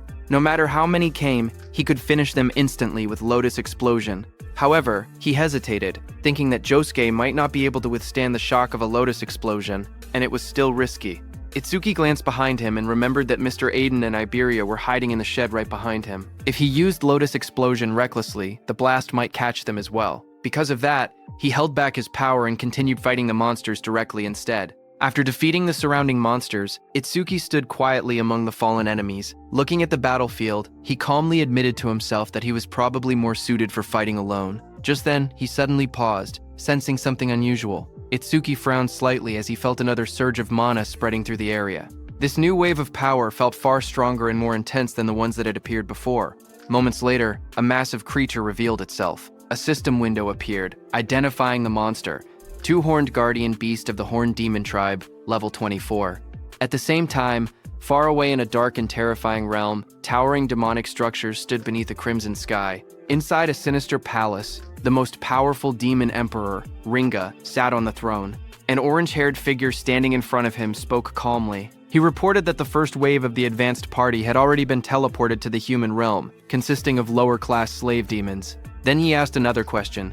Among the 8 demon kings, which one should be entrusted with leading the main force? At that moment, Demon Emperor Ringa said that thanks to the eye he had left behind during the last descent into the human realm, the demon race had already discovered the existence of a certain important person. With a cold command, the Demon Emperor told him to capture them. This orange-haired figure was Enmaraku, also known as Yama, one of the 8 demon kings. He asked whether the task should also be entrusted to one of the 8 demon kings. However, the Demon Emperor sitting on the throne calmly refused the idea. He said that sending a demon king might destroy the very eye that had been secretly left behind in the human realm. Because of that risk, he decided that the matter would instead be handled by a demon general. The order was accepted without hesitation. Demon King Yama simply replied that it would be done as commanded. Then, Demon Emperor Ringa declared that the command of the main force would be completely handed over to Inshokuma, also known as the AP-eating Demon King. This was one of the 8 demon kings, Inshokuma. Demon Emperor Ringa said that since Inshokuma had not eaten a living human in a very long time, he was certain that Inshokuma must be extremely hungry. Meanwhile, on the battlefield, while Itsuki was fighting, a loud scream suddenly echoed throughout the area. Hearing it, he instantly recognized the voice. It was Iberia. His expression changed as he realized something was wrong. He wondered if a disaster beast had broken into the room. But before he could react any further, a disaster beast burst forward to attack. A system window appeared in front of him, identifying the beast as a double-horned guardian from the Horned Demon clan, level 24. The beast attacked with overwhelming force, striking toward him without hesitation. Seeing the situation, Itsuki's eyes sharpened. He realized that things had reached a critical point, and he had no choice but to use that power.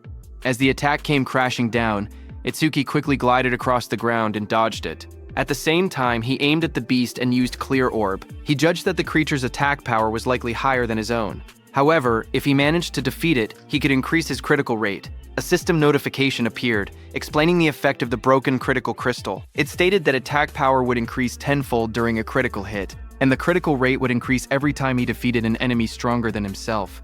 However, the critical rate would reset whenever he leveled up. With determination, Itsuki shot the Clear Orb. A beam of purple energy shot into the sky, cutting through the darkness like a sharp spear as the attack was released. Another system message appeared, saying Clear Orb had been activated. After the beast died, another system notification appeared, telling Itsuki that his critical rate had increased by 1%. Looking at the result, he calmly confirmed that it had risen just as he had expected. Without wasting time, he turned and spoke to Josuke. He told him that he would take down the disaster beast that had broken into the room, and that everything here would be left to him. Josuke, who was engaged in battle, immediately accepted the responsibility without hesitation. Lightning flashed as Itsuki ran toward the cabin where Iberia and Aiden were. At the same time, inside that cabin, Iberia was pushed back and hit the wall. He stood there, injured and covered in blood. Lowering his head, he admitted that it was useless. Without his dragon gear, he knew he could not win. Pain filled his body as he struggled to stand, realizing how desperate the situation had become.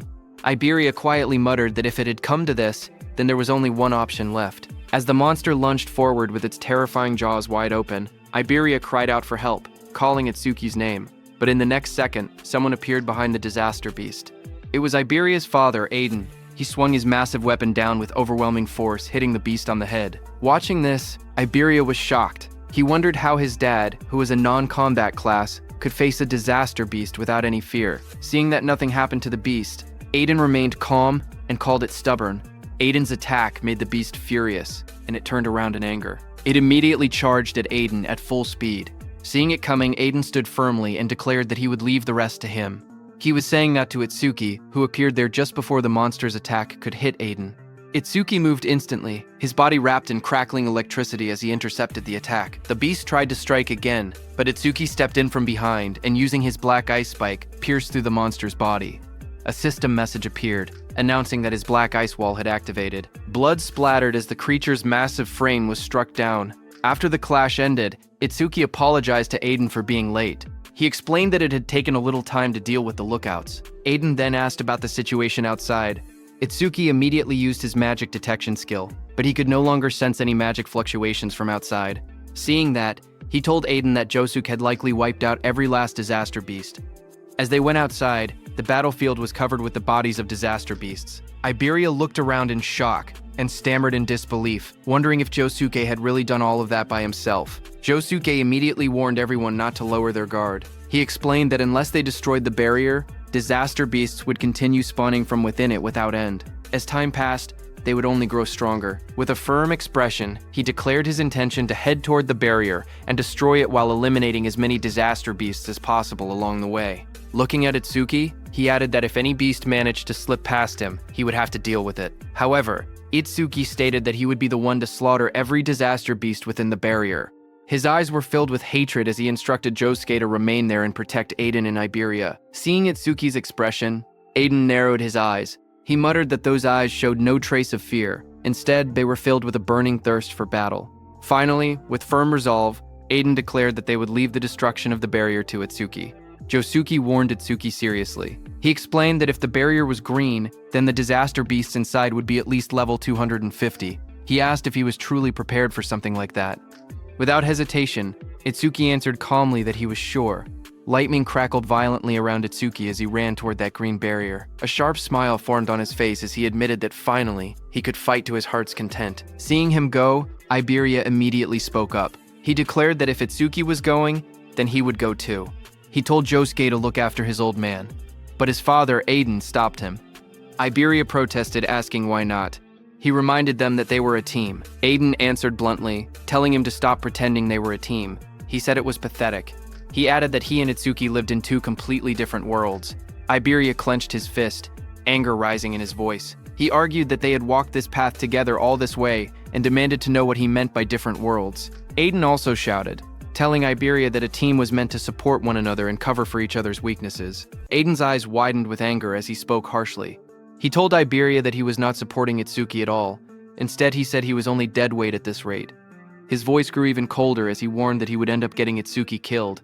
Hearing that, Iberia froze, shock spreading across his injured face. Aiden continued, saying that he was not just talking about him alone. He explained that Itsuki was special. No one else from his generation could even stand on the same stage as him. Then he asked Iberia if he had ever truly seen the look in Itsuki's eyes when he faced a disaster beast. He told Iberia that those were the eyes of someone drowning in hatred. At the same time, while Itsuki was running toward the barrier, a system window appeared showing, "Mana, 5 enemy units have been detected.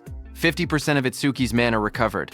Itsuki noticed it immediately. He realized that 5 disaster beasts must have just come out of the barrier. He calmly acknowledged that this had brought his mana back to full. Ahead of him, massive disaster beasts with sharp purple spikes and rows of jagged teeth emerged, blocking his path as lightning continued to crackle around his body.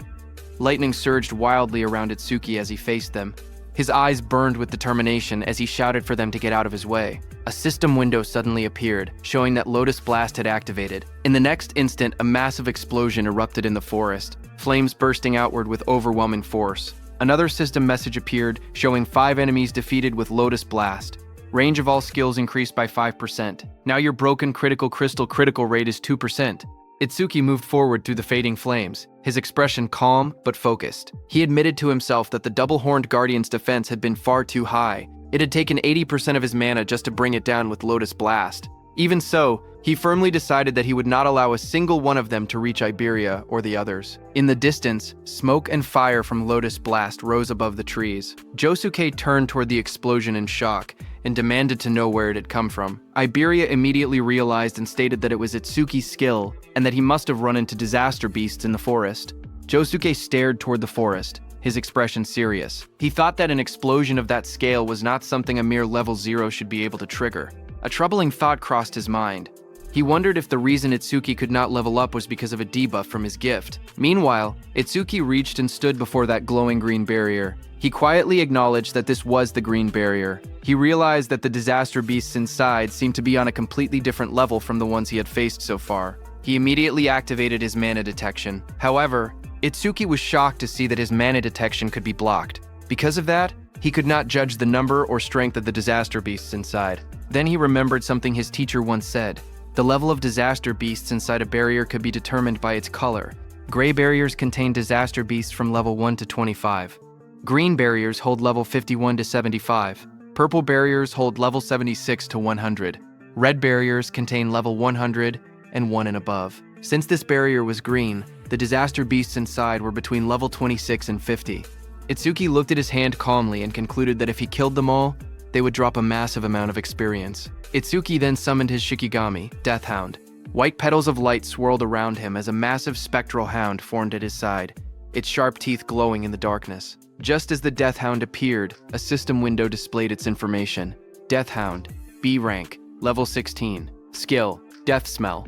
C rank, detects all traces of mana within the area to locate and track the source. Respawn design, Death's Craving, B rank, drastically reduces respawn time after the Shikigami dies. Its attack stat was 250, agility was 250, and mana was 150. The Death Hound's glowing eyes shone in the darkness as it stood beside Itsuki. Itsuki placed his hand on the hound's head and told it that it would receive all the experience that dropped later. However, he made one thing clear. Until he gave the order, it was not allowed to lay a single finger on them. The green barrier loomed in front of him as the hound crouched low, teeth bared and ready. Before entering the barrier, Itsuki's eyes sharpened. He declared that every disaster beast inside the barrier was his prey. Meanwhile, on prediction day 1 at 11:30 p.m., Commander Izumi was seated in a garden when Choa arrived with a man. She informed her father that the awakened guards had arrived. A young man stepped forward confidently. He introduced himself politely, explaining that from that moment on, he, a first-class savior, would serve as Commander Izumi's protector. This man was Kei Chirajima, a level 63 wind elementalist and first-class savior. Commander Izumi thanked him for coming. Choa then explained that, in addition to him, 5 third-class saviors and 3 second-class saviors had also arrived. Commander Izumi asked her whether Akira Heaton had not yet arrived, adding that he had assigned Heaton to guard the perimeter. Choa frowned slightly and explained that when they had spoken 6 hours earlier, he had said he was already on his way. However, when she tried calling again 3 hours later, she could not get through. She added that massive stelas had been falling across the northern province since 8 p.m. that night. Because of that, she thought he might have run into trouble along the way. Still, she remained confident. Commander Izumi stated that a normal disaster beast would not be a threat to him. After all, he was one of the 6 pillars among the special class saviors. He asked her to keep trying to contact him, adding that only a special class savior could stand against the disaster beasts appearing there.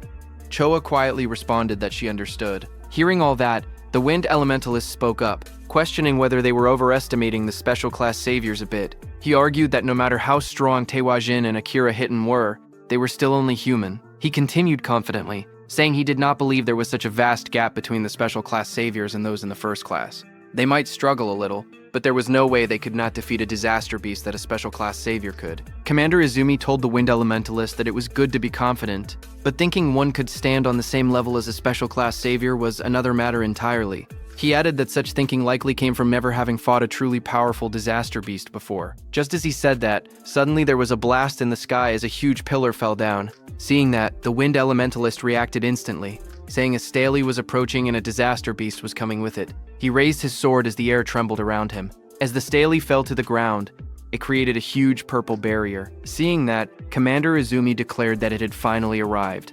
At the same time, Choa tried once more to reach Akira Heaton, but her voice shook as she admitted it was useless. She still could not contact him. The wind elementalist smirked confidently. He declared that if even a special class savior could not make it, then he was not much to rely on.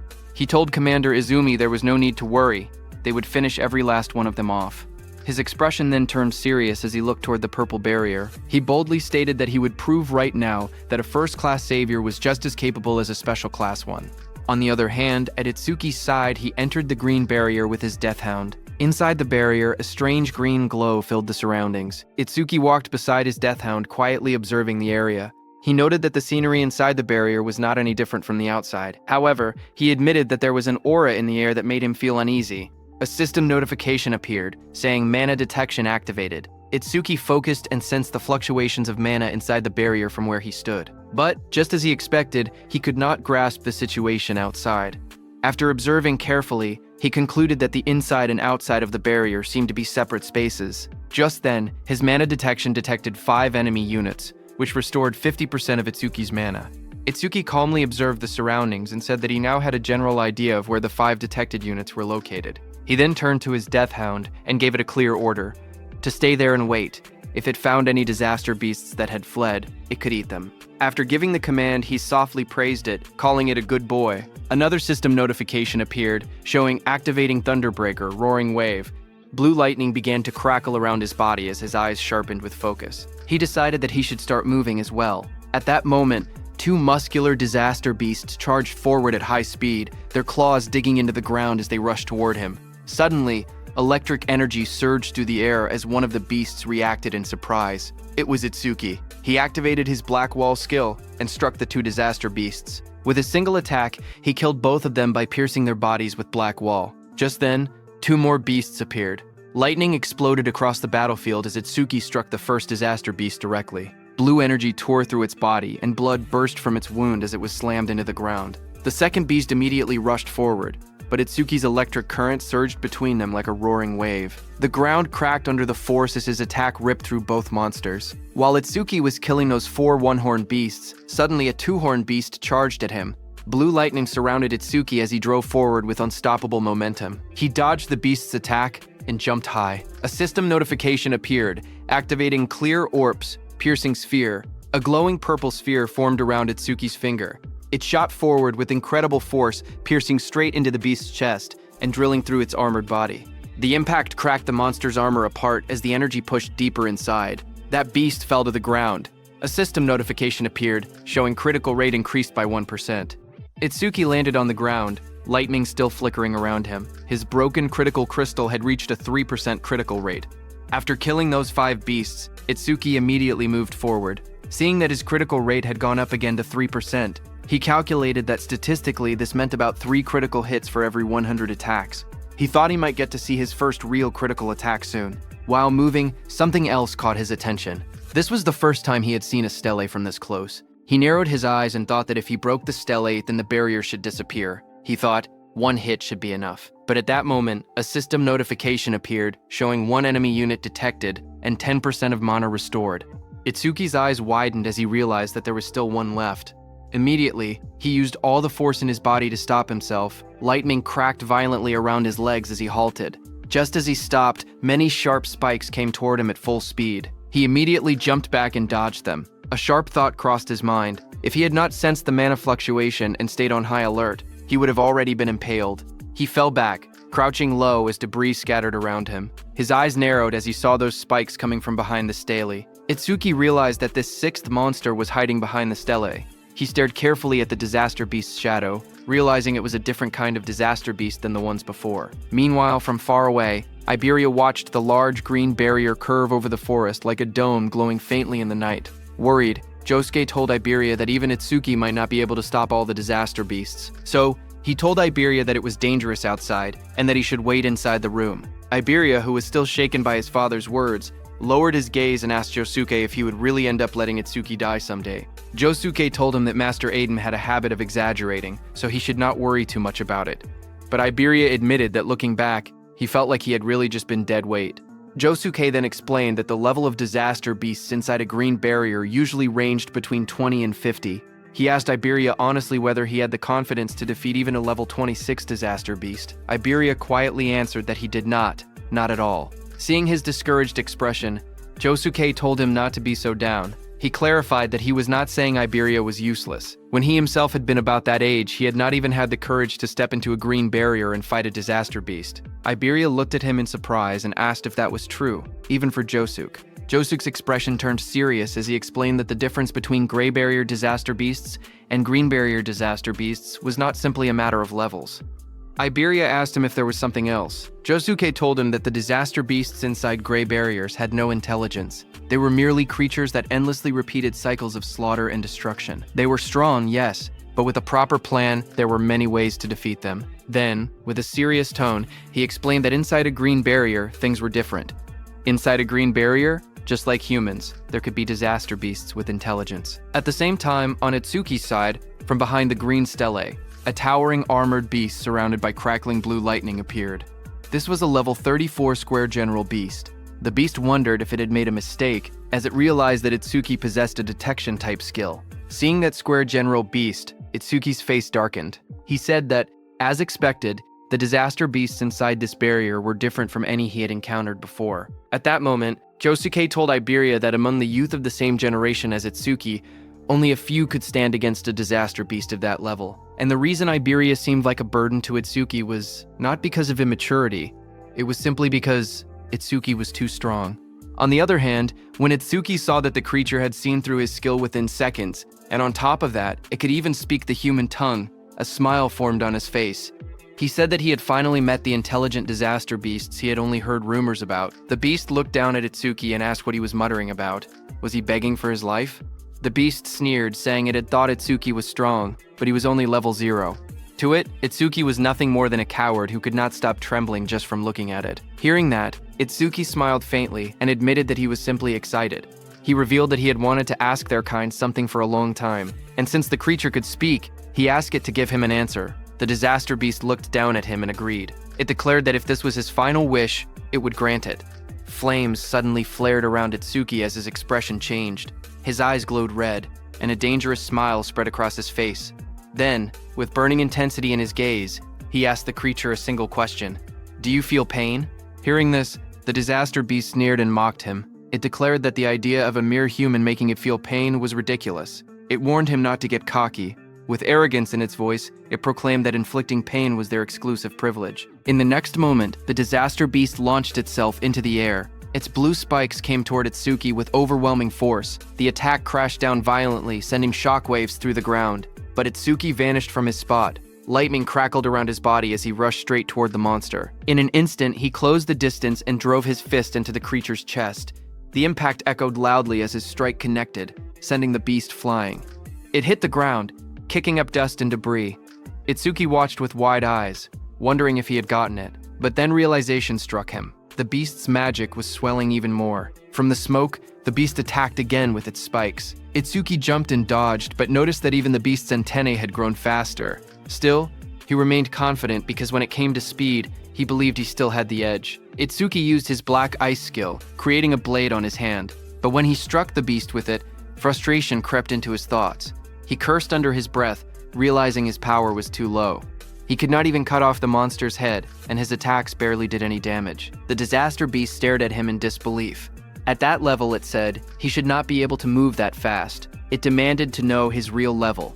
Then it dismissed the thought entirely, saying that no matter how fast Itsuki was, he was still nothing more than an insect. The beast lashed out again. Its massive tendrils sliced through the air and crashed down repeatedly. It roared arrogantly that even if Itsuki struck it 100 times with that weak power, it would not hurt or even make it itch. But it warned him that if he took even one of its hits, it would be over. As the beast said that, its massive tendrils slammed down with terrifying force. But suddenly, Itsuki made a move. Blue lightning wrapped around his body as he leaped behind the beast. He twisted midair and struck down hard. His attack crashed against the monster's armored head. But the next second, the beast's tendril whipped toward him again at full speed. Sweat rolled down his cheek, but he used his black ice wall skill to defend. The tendril smashed into him and sent him flying backward. His body crashed violently into a tree. Splinters and debris exploded into the air as the force drove him deep against the trunk. The disaster beast didn't stop there. It immediately attacked him with its tendrils again, but Itsuki quickly steadied himself. Lightning flickered around him as he jumped into the air to dodge. Standing firmly against the tree, he looked forward and told the creature to try it if it could. From a distance, the armored disaster beast watched him coldly. It remarked that the lightning surrounding Itsuki was nothing more than a skill that boosted his speed. It declared that it would see how long Itsuki's magic could hold out. Saying that, it continued attacking with its tendrils. Itsuki observed the creature carefully and came to a realization. Those antennae were not a skill. They were part of the monster's body. That was why overmimesis would not trigger against them. He got near the beast and struck again as lightning flickered around his body. He wondered how many attacks it had been so far, the 18th or maybe the 19th.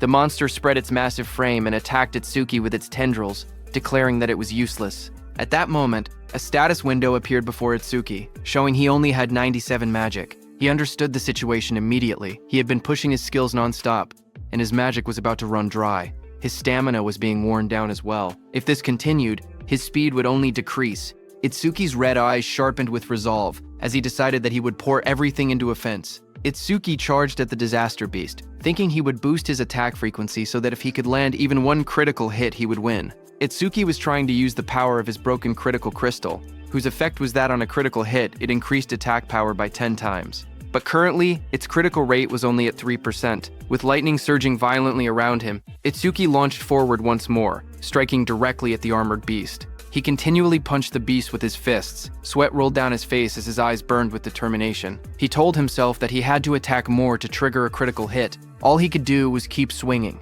There was no other choice. His fists slammed into the monster's body with explosive force, the impact echoing loudly. But suddenly, a blue tendril flashed through the air as it rushed at Itsuki. It hit and tore through his stomach. Blood spilled from Itsuki's mouth as his body trembled violently in pain. Dark stains spread across his shirt as he struggled to stay upright. The towering beast looked down at him and mocked him coldly. It said that throwing himself at it like that was idiotic. The creature leaned closer, its sharp teeth gleaming as it taunted him again. It asked, "What's wrong? Wasn't he supposed to make it feel pain?" Hearing that, Itsuki simply let out a quiet snort in response. The monster's grin widened. It remarked that he was still alive and admitted that his defense seemed to be quite high. But suddenly, Itsuki's red eye flared brightly. Veins spread across his face as a fierce smile twisted his lips. He felt it at last. Finally, it was here. A system notification appeared before Itsuki, telling him that his critical crystal was activated and his next attack would definitely be a critical hit.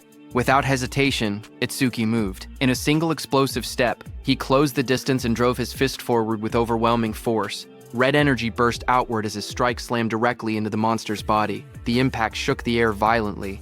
The beast screamed in pain as it was sent flying backward. Its massive body tore through the forest, crashing through trees as splinters and debris scattered everywhere. Smoke and dust rose into the air as the monster landed heavily on the ground. It could only stare in disbelief. It questioned what had just happened and why Itsuki suddenly possessed such terrifying power. Standing calmly amid the fading red glow, Itsuki looked at his fist. His breathing steadied as he admitted quietly that the power was stronger than he had expected. After landing that critical hit, something inside him changed. All kinds of emotions began rising from deep within his chest. Focus sharpened his mind. Satisfaction spread through him. A strange ecstasy followed. He realized he had never felt like this before. Even though blood was pouring out of the wound in his stomach, he did not feel any pain at all. The injury was deep, and his shirt was soaked in red, yet his body felt strangely light. He looked down at the beast calmly and admitted that this feeling was incredible. Itsuki then reached out and grabbed the beast's head, asking whether it felt any pain from that attack. Hearing that, confusion filled the beast's voice. It wondered what kind of human he was. Humans were supposed to be weak and fragile. It even accused him of clearly being over level 40, saying that showing fake stats was cheating.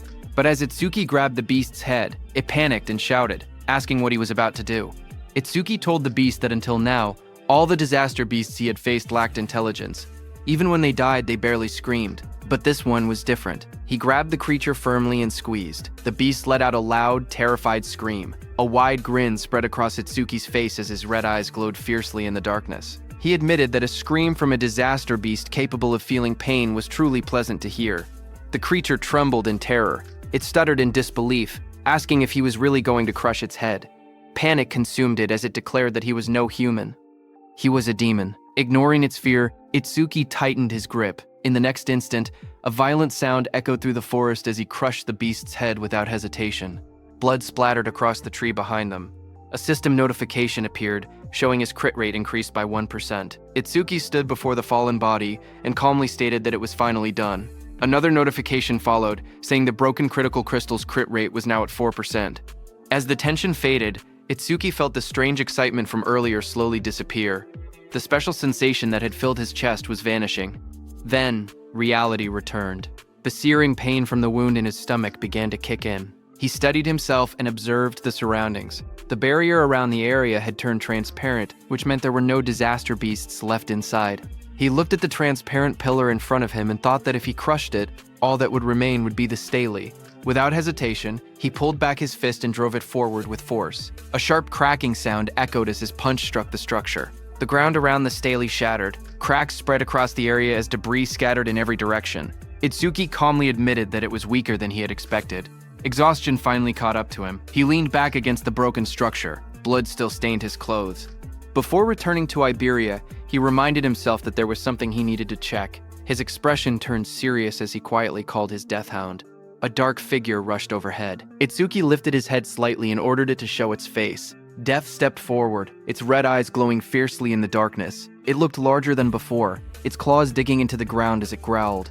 Itsuki, sitting on the ground nearby, looked up at it calmly and noted that it seemed bigger than before. Then he paused for a moment and continued observing it carefully. Then he realized the reason. Its level had increased by 3. Not only that, but it had also gained 150 stat points. A system window appeared before him showing the Death Hound's stats. It was a B-rank Shikigami at level 19.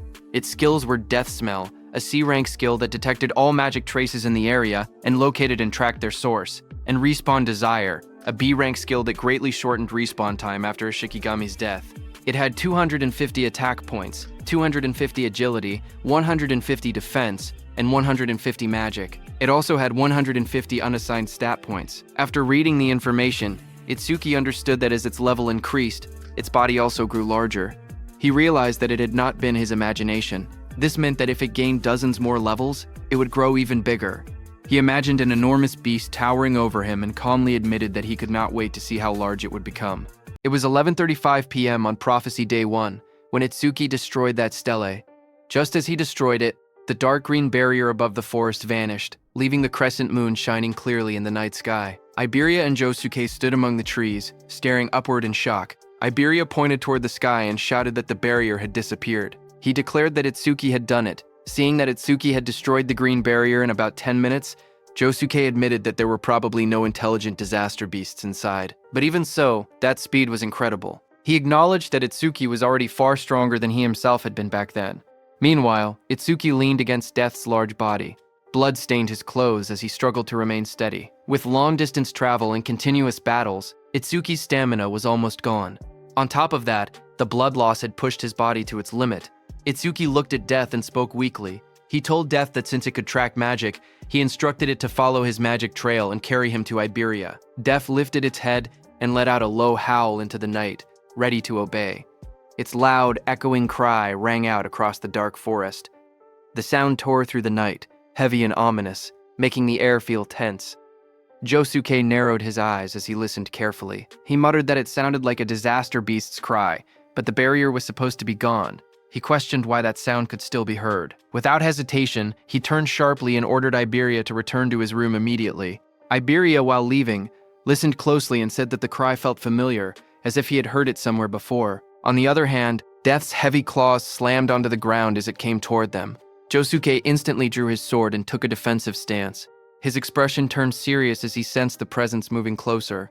He shouted that it was getting closer and closer. Then, with firm resolve, he declared that wherever it had come from, if it truly was a disaster beast, he would cut it down. The next second, the massive Death came out of the forest with its jaws wide open, sharp teeth glinting under the moonlight. Josuke gripped his sword tightly and swung it with full force. Before the blade could land, Iberia's eyes widened in shock. He suddenly realized what he was looking at. He exclaimed that it was the mad dog Shikigami that Itsuki had tamed before. Panic flashed across his face as he shouted for Josuke to stop, telling him that the creature belonged to Itsuki. Death abruptly tilted its head, stopping right in front of them. Josuke, who had heard Iberia's words, also stopped his heavy sword right before hitting it.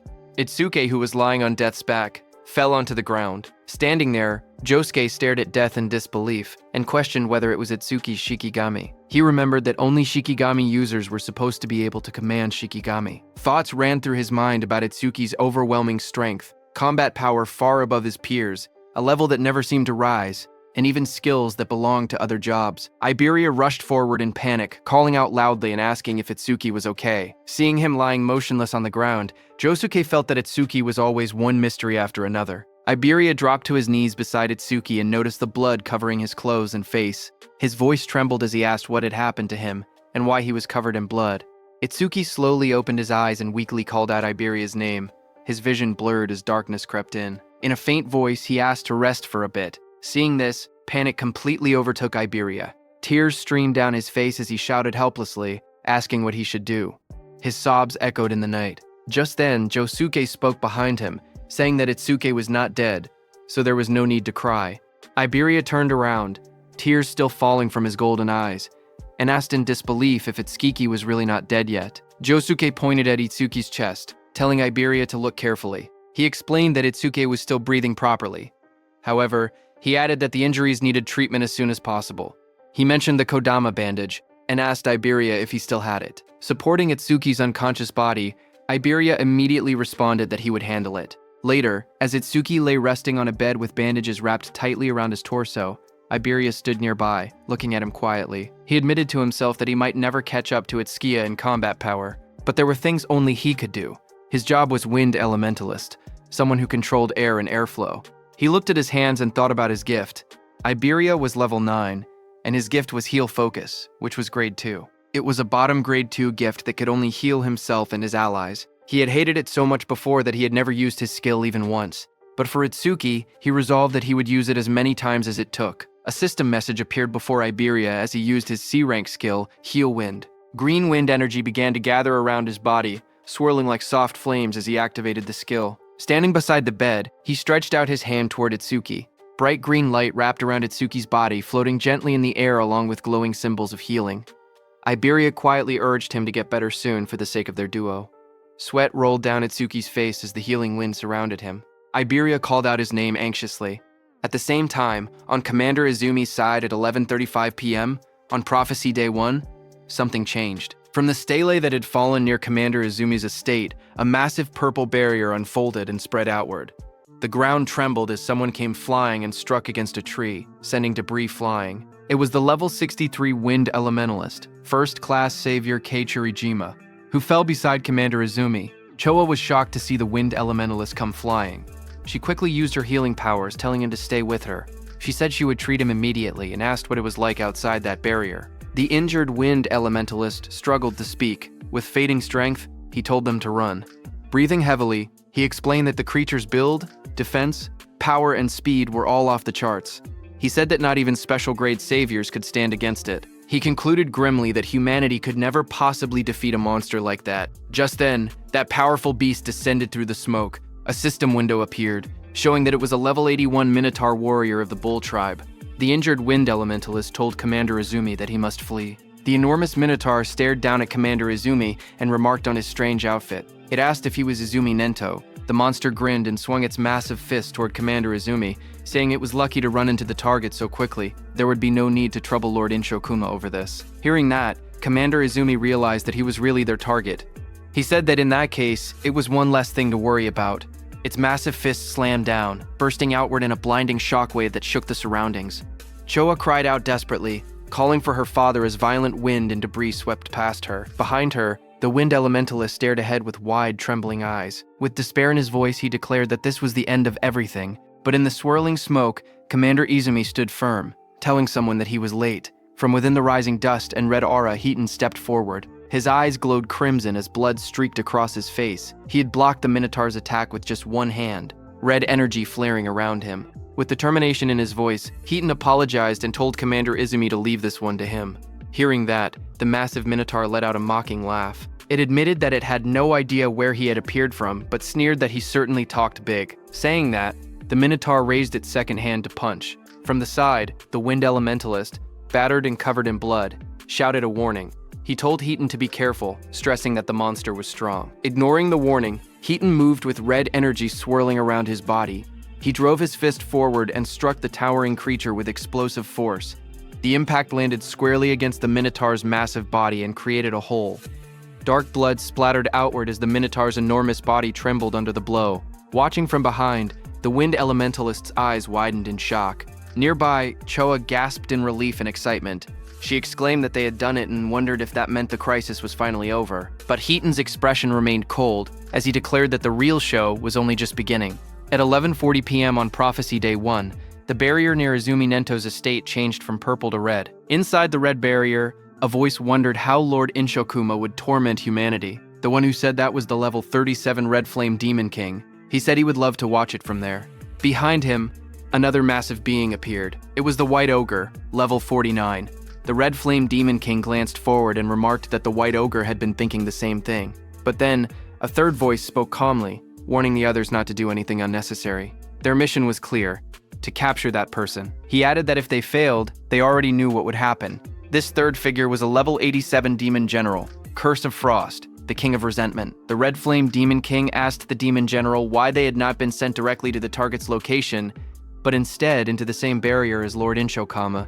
The Demon General explained that if all three of them were inside the same barrier, it would glow purple and stand out too much. At the same time, one of the 8 Demon Lords, Inshokuma, roared as crimson energy surged violently around him. The Demon General explained that the red barrier created by Lord Inshokuma would instead attract nearby strong humans. With humans distracted by the red barrier, they would be able to carry out Lord Ringa's mission without interference. The Demon General continued, stating that while Lord Inshokuma drew their attention, they would head toward their true destination. The Red Flame Demon King then asked him if he knew where that destination was. The Demon General's eyes glowed beneath his hood as he reassured them not to worry, saying Lord Ringa would guide them through the demon eye left in the human world. That eye had the ability to see coordinates and even the scenery it witnessed. Just as he said that, Itsuki lay on the bed, drenched in sweat as if trapped in a nightmare. Suddenly his eyes snapped open.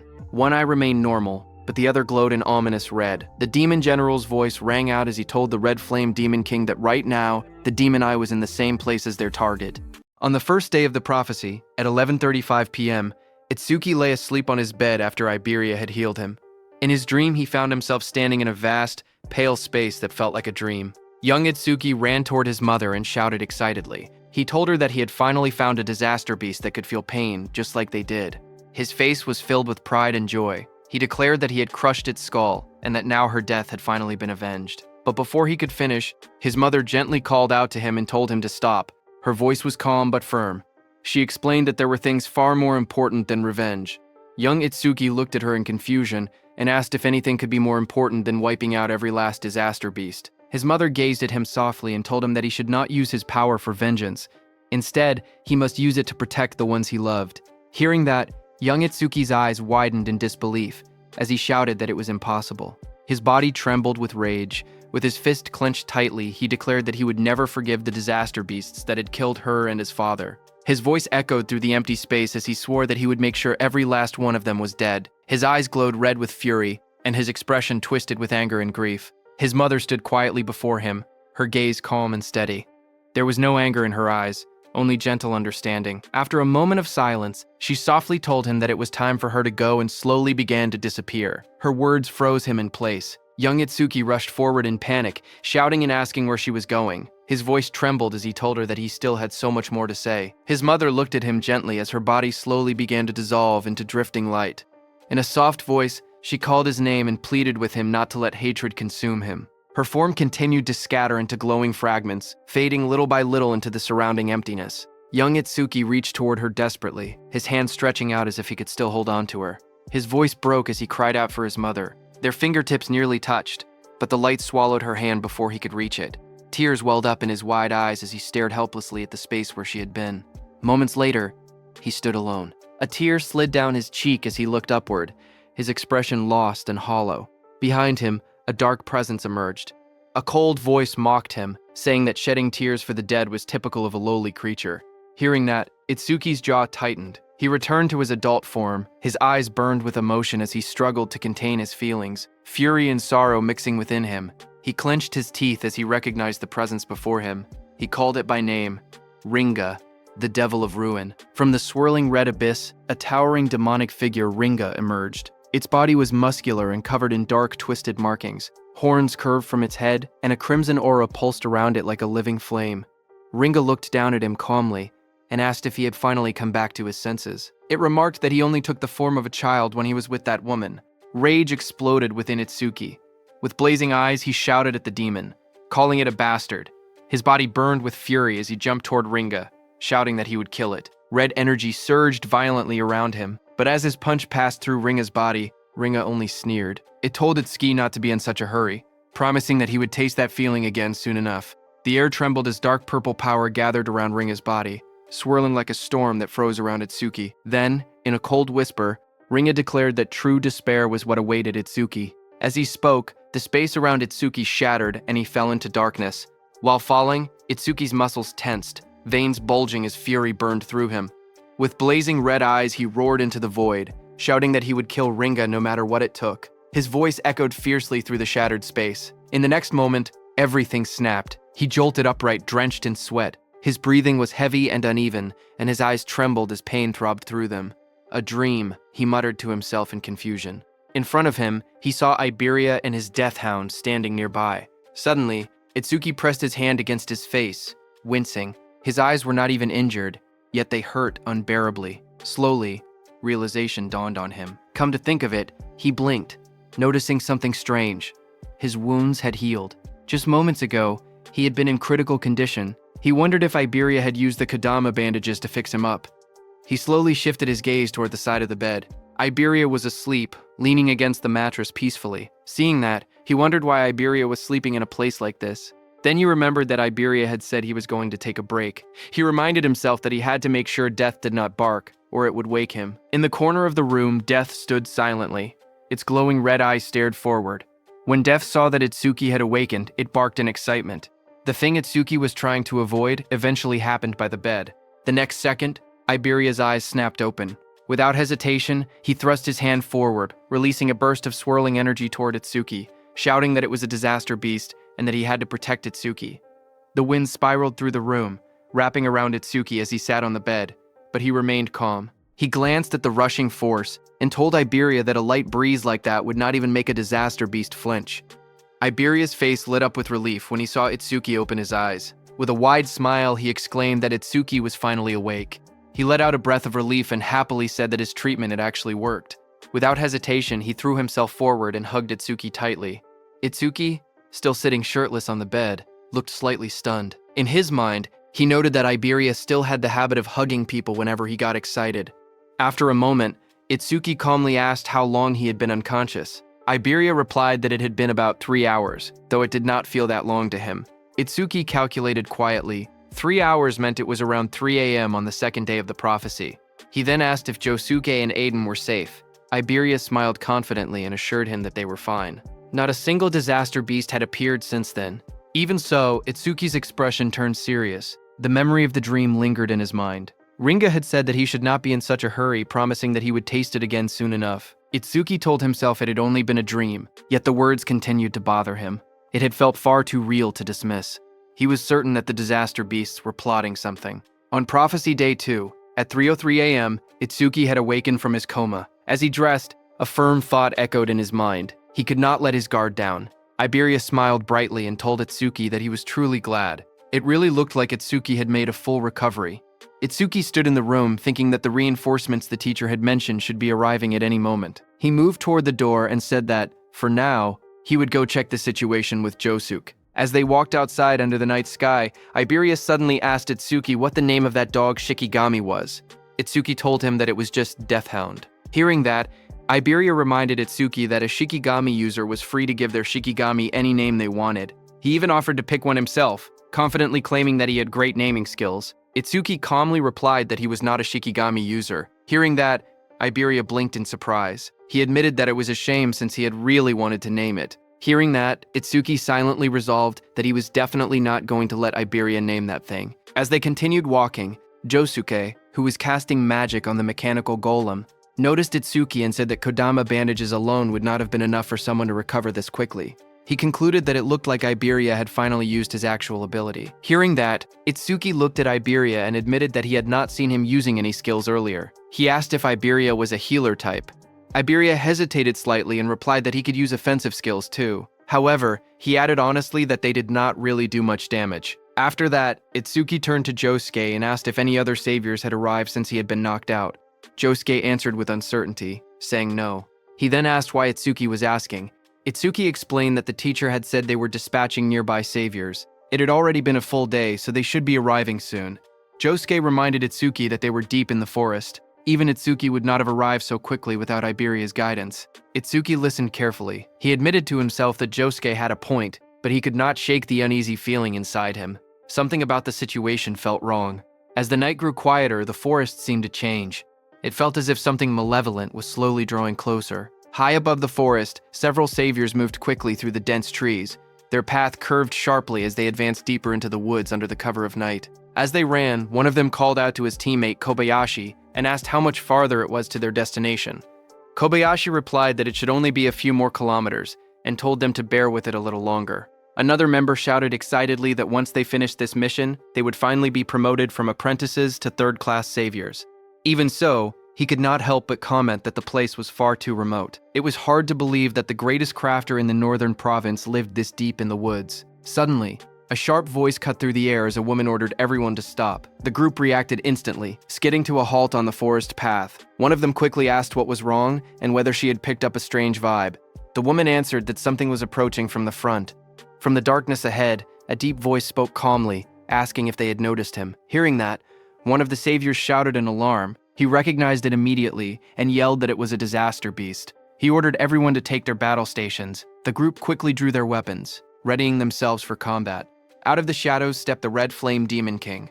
Behind him stood the White Oni. The air around them felt heavy and threatening. The Red Flame Demon King looked at the group with a faint smile and asked where they were all going in such a rush. His red eyes glowed brightly in the darkness as he asked if they were headed to the same destination as he was.